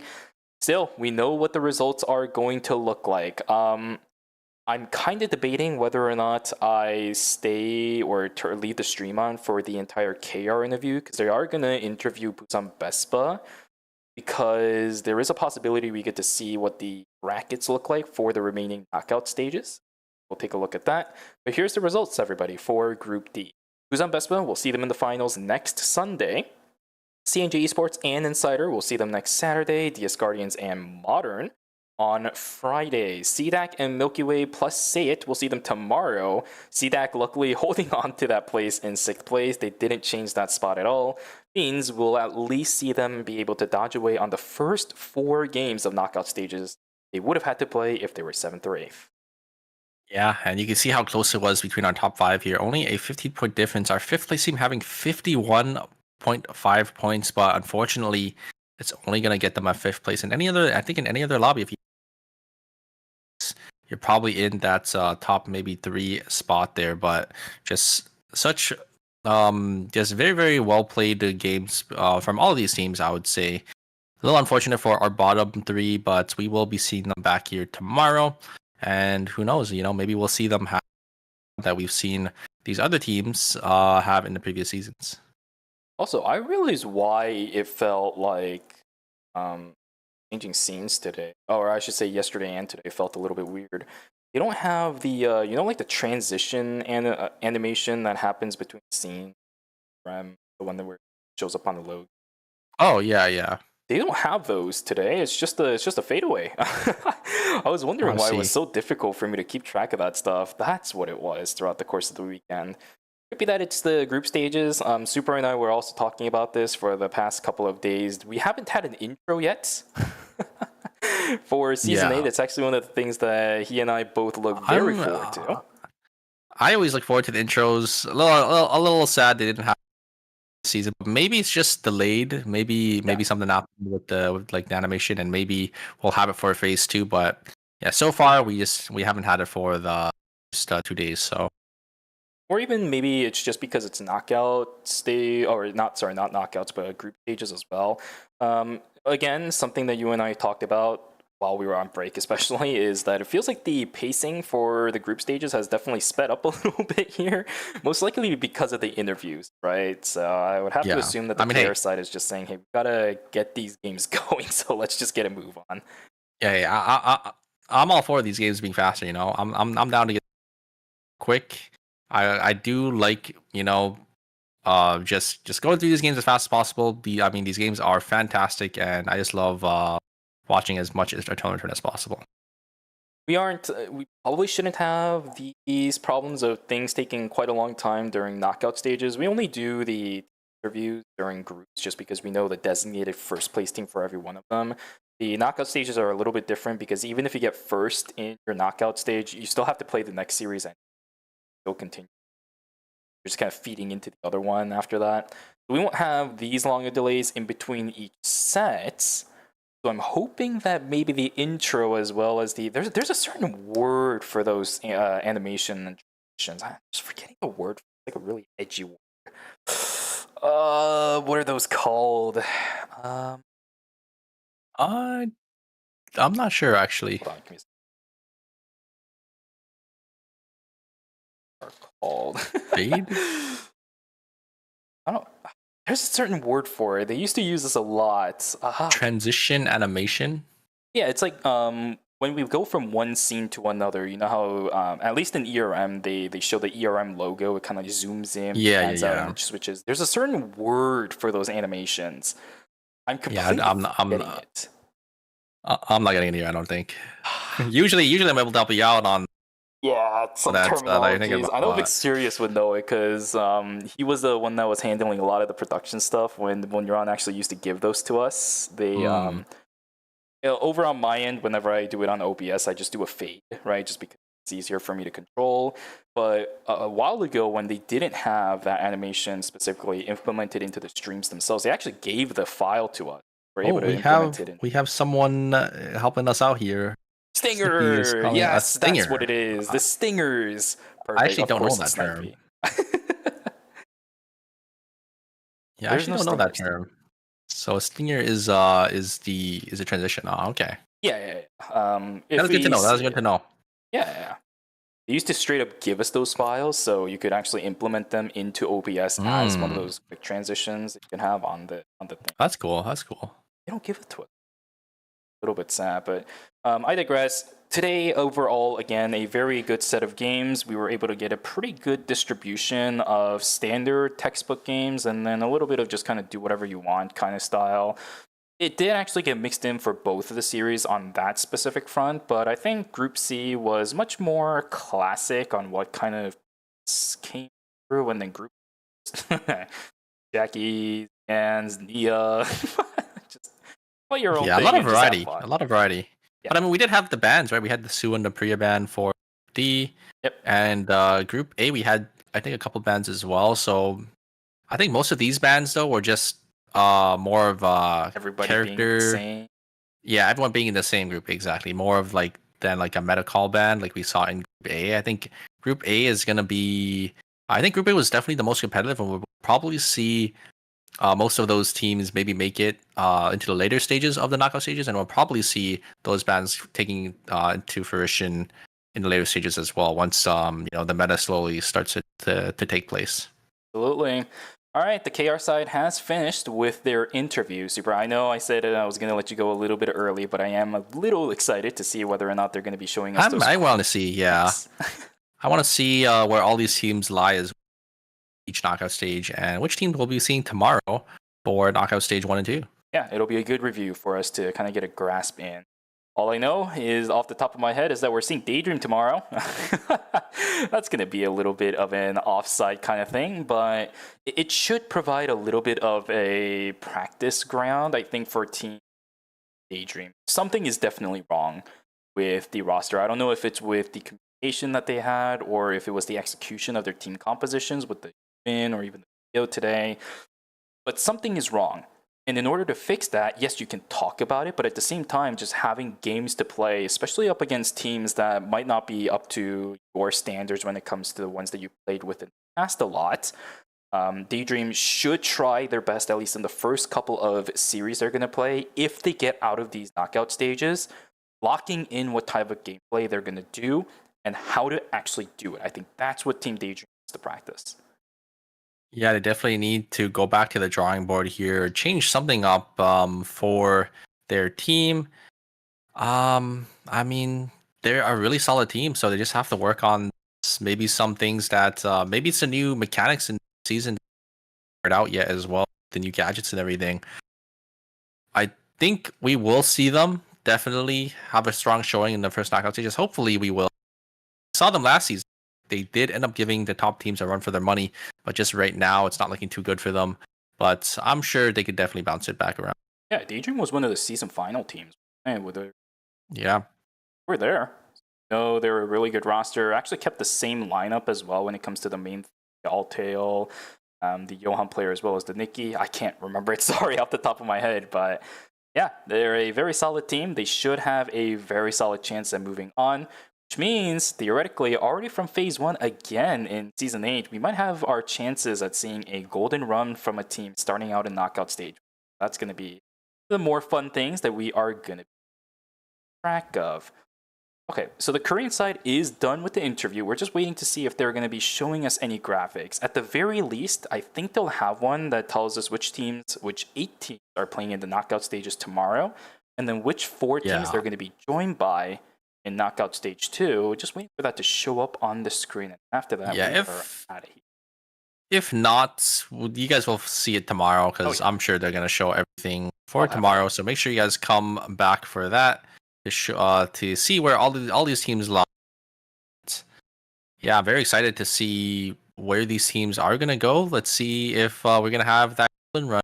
We usually see every phase is always at least one team that has that golden run. I don't know if there was that in phase 2 because I think I wasn't here for some part of phase 2, but we did have it for phase 1. I think it was Team Insider making it all the way, and they almost ended up winning that phase as well. Or I think it there was a team that made it far. Actually, I might have the graphics for it. Let me look back. Because you know how I am. I'm pretty record heavy when it comes to track of things. Phase number 2. Let's go to 6. Kind of brackets were there. You can see it on my screen. Nobody can else otherwise. No, there wasn't. Yeah, it doesn't look like. Gyeonggi and 8 was a surprising one last season. What about phase 1 again? If you want to give me a quick reminder for that, because phase 2, there's no light all the way down. So there was no team that was able to make that miracle run. I think phase 1 there was Insider. Yeah, there it is. It was Insider. Yeah. I always remember. I always remember which teams. There was also always Incheon that ended up doing it the previous season, and they weren't in season 6. They weren't able to win it out though at the very end. But Team Insider last season, they had the opportunity. I think there was that final 3v3 came down versus Guardian and Team Insider, and they just weren't able. Oh no, I think it was Fox and Insider, but they just weren't able to capitalize, unfortunately. But I mean, they're always a strong team. We always see them making to the finals every single time. Somehow they always get there, but just falling a little short at getting that trophy. Really rough. Okay, you know what? I might just call it there. Realistically, they're going quite a while. So for those of you guys who are still in the chat, once again, thank you so much for joining us here today. But the weekend is still not over. First of all, I'm going to talk about this, and then we also have another event that's going to be happening today in the afternoon. Even if you're in the States or on the western side of the world. Ooh, that is correct. Yeah. So first up is going to be tomorrow. We're going to be starting the knockout stages 1 and 2. Teams that played over the past couple of days are now going to be slotted into the knockout stages to see which teams are going to move on further and further into the phase. Each knockout stage will remove 4 teams, and the top 4 will move on. That's going to start tomorrow at 4 a.m. Eastern. So make sure you guys are here at that time. It's the same time we started today. So make sure you show up on time, whether you're here for the drops, the games, us, or whatever. Show up on time, please. Thank you. Yeah, and later tonight we will have Eternal Return Challenger Series or ERCS qualifiers for this stage or for this season for the NA side. So if you guys are interested in that, I think it will be at 7 p.m. EST. I don't think it's going to be streamed on this channel, but there will be channels streaming the qualifiers if you guys are interested in watching that. I think there is going to be a post about it. So make sure you guys check that out if you guys want to see this talent. And it will be taking place, I think, today. And on Monday, there is going to be masters that I will be doing. So if you guys are interested in that, I will give you guys a reminder tomorrow as well. It will be on the new character, Shu Shuiling. She's very fun out on her as well. So yeah, she is very fun. She's very flashy. Would highly recommend giving her a shot if you guys. She is a very, very fun character, and you could kind of build her in 2 different ways. You could build her as a bruiser fighter, or as a 10 assassin. But they do have the graphic if you want to quickly show that real quick. Yep, there it is. All right, so we know which teams are playing in what now. There we go. Punisher, always Incheon. What the heck happened? Oh my god, okay. Punisher, always Incheon, Promise, Milky Way, Invincible, Wait and Daydream, and Say It. All right, so we actually have a couple of teams that could theoretically make the golden run. Incheon is down here. Oh, wait, I didn't realize. I don't remember that, but I guess that's the way that it is. I mean, we've seen Always Incheon do it once. Yep. We can see it. We can see it happen again. Also, one thing to know, I didn't even realize, but the checkpoint is actually lower this season to 65. Oh, is it? Okay, so a little bit faster. Yeah, you see it at the right there. Yeah, it makes sense because the reason why they increased it was because of the wipe prevention change, right? For they did reduce the wipe prevention change for day 2, but they did reduce the points, so the points are basically pretty similar. Because I think someone in NA did the for the NA tournament, and the points were basically the exact same from this season and last season. Oh, okay. But I think the checkpoint threshold was still a little too low at 55. So I do like that they increased it. I think the sweet spot probably would have been 60, but I think 65 is a pretty nice well. All right, perfect to know. All right, other things that are going on. 2nd anniversary for Eternal Return is now going on. Official release has been going on for quite a while, which is absolutely cool. So use that code down there. If you lose it, then it's on the website. So make sure you guys go check that. Season pack also out now as well. Tsubame skin, unfortunately, a very exclusive skin to the season pack only. So make sure, guys, if you want the skin and everything else that comes with it as well, a bunch of skins throughout the course of the season, as well as the 2 characters in the season as well. Buy it while it is on sale. It's not going to last for too long, only up until that August 7th or 6th maintenance. I forget which one it is for us. Yeah, it's such a nice skin. Make sure you guys grab that. But obviously, it is pretty costly. So make sure you guys come out for the ERMs for those drops to get those discounts on your season packs. Make sure you guys get those MP codes. All right. 200 about the yeah. No, is it 200 or 300 from the boxes? I don't know. Otherwise, I mean, you can also come out to partners, creator streams to ask for codes over there. That should help you a little bit when it comes to bonus effects. I do also recall that there was an MP code recently that was released, although it is expired by now. Just talking about some of the recent changes that happened and the feedback regarding it. There was a code in there. Keep an eye out on the Eternal Return website. They keep releasing codes, and a lot of people end up missing it. There's actually also one, if I remember correctly, as well, pretty recently, where I know the KR Eternal Return Twitter tweeted it out, or sorry, X tweeted it out. But if you watch some kind of video, there is some code in there for an emote or something. I don't know. I gotta go find it again, but I'll get a little bit more information on that. Maybe I'll have the link for it tomorrow over here as well. A bunch of other events that are going on as well. I saw one about the PC Cafe, but that's usually exclusive. Some additional purchase packs. This is the Shuilin SNS event, so on Twitter, Facebook, wherever they're hosting this event, and do the hashtag, I think, in order to get the emotes. I always miss out on these, by the way. I keep forgetting to do it. Yeah, I always forget to do and grab some emotes sometimes. Like I'm usually not on top of my code game. Not on top of your it's a bit rough, but these emotes are cute, and I know there's been a lot of artists, by the way, on Twitter that posting that they were the ones that did some of these arts, and I love to see that. I love giving credit whenever same. credit is due. Retweeted a couple. I think I found one that did the anniversary skin. That was awesome. That was cool. I retweeted that one, and I also found the one that did the second anniversary background, the one that looks like pixelated or bit 16-bit, whatever it is. Oh yeah. Yep. Yeah, I found the person that did that one as well. Oh, that's cool. That's cool. Second anniversary most of the artists summer box should be on package. Twitter. Yeah. This is I'm guessing you can just get all the summer skins in there, and there is your esport league teams if you guys want to support them. I think some of the funds will go to those teams, and you can see you get exclusive emotes, icons, and borders. So there are some pretty cute ones. I actually really like that Charlotte one. That JP That one's really one. cute. that is kind of funny.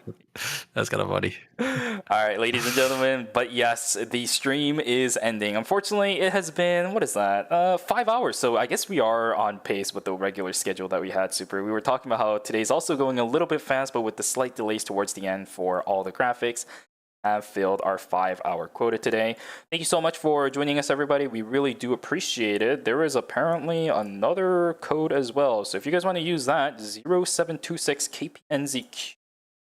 This lasts on. I could quickly put it in chat for us here. Yeah, make sure you use it like right after the stream is over, because I don't see it lasting for too long. 7:27. So right now over in Korea it is. Looks like you get those it's like the little 7 events, those event tickets that are happening right now. I think if you want for I think it's for season pack tokens is I think is what those are for. Yo, keep it going for 3 hours, please. It's crazy work. Yeah, you guys can grab 10 of these as well. You have 7 hours to use it, so if you aren't using it right now, just make sure it's for additional things. I actually personally don't know what it's for still. I think am it's so for mad. it's so these like little I think those are like the cards that usually come out, or like those extra season pack tokens, I think is probably what it's for. Oh yeah, the ones in the collectibles, right? Yeah, I think it's a collectible thing, if I'm not mistaken. Yeah, that'll do it.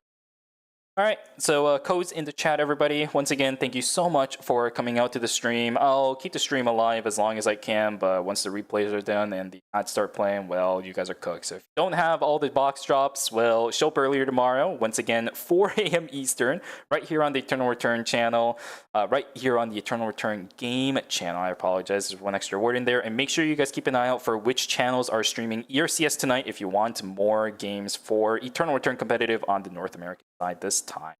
Thank you everybody for coming out. We'll see you guys tomorrow for the knockout stages. See ya. Bye-bye. 잠시 후 임시 안전지대가 생성합니다.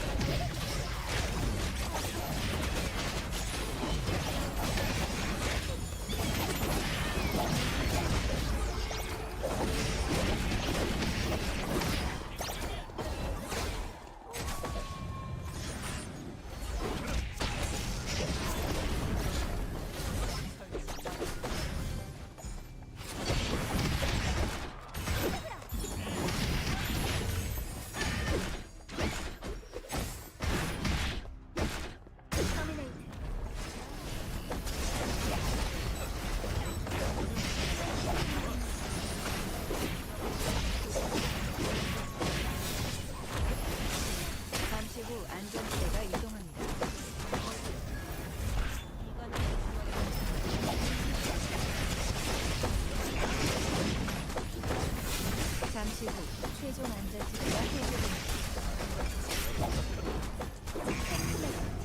볼만한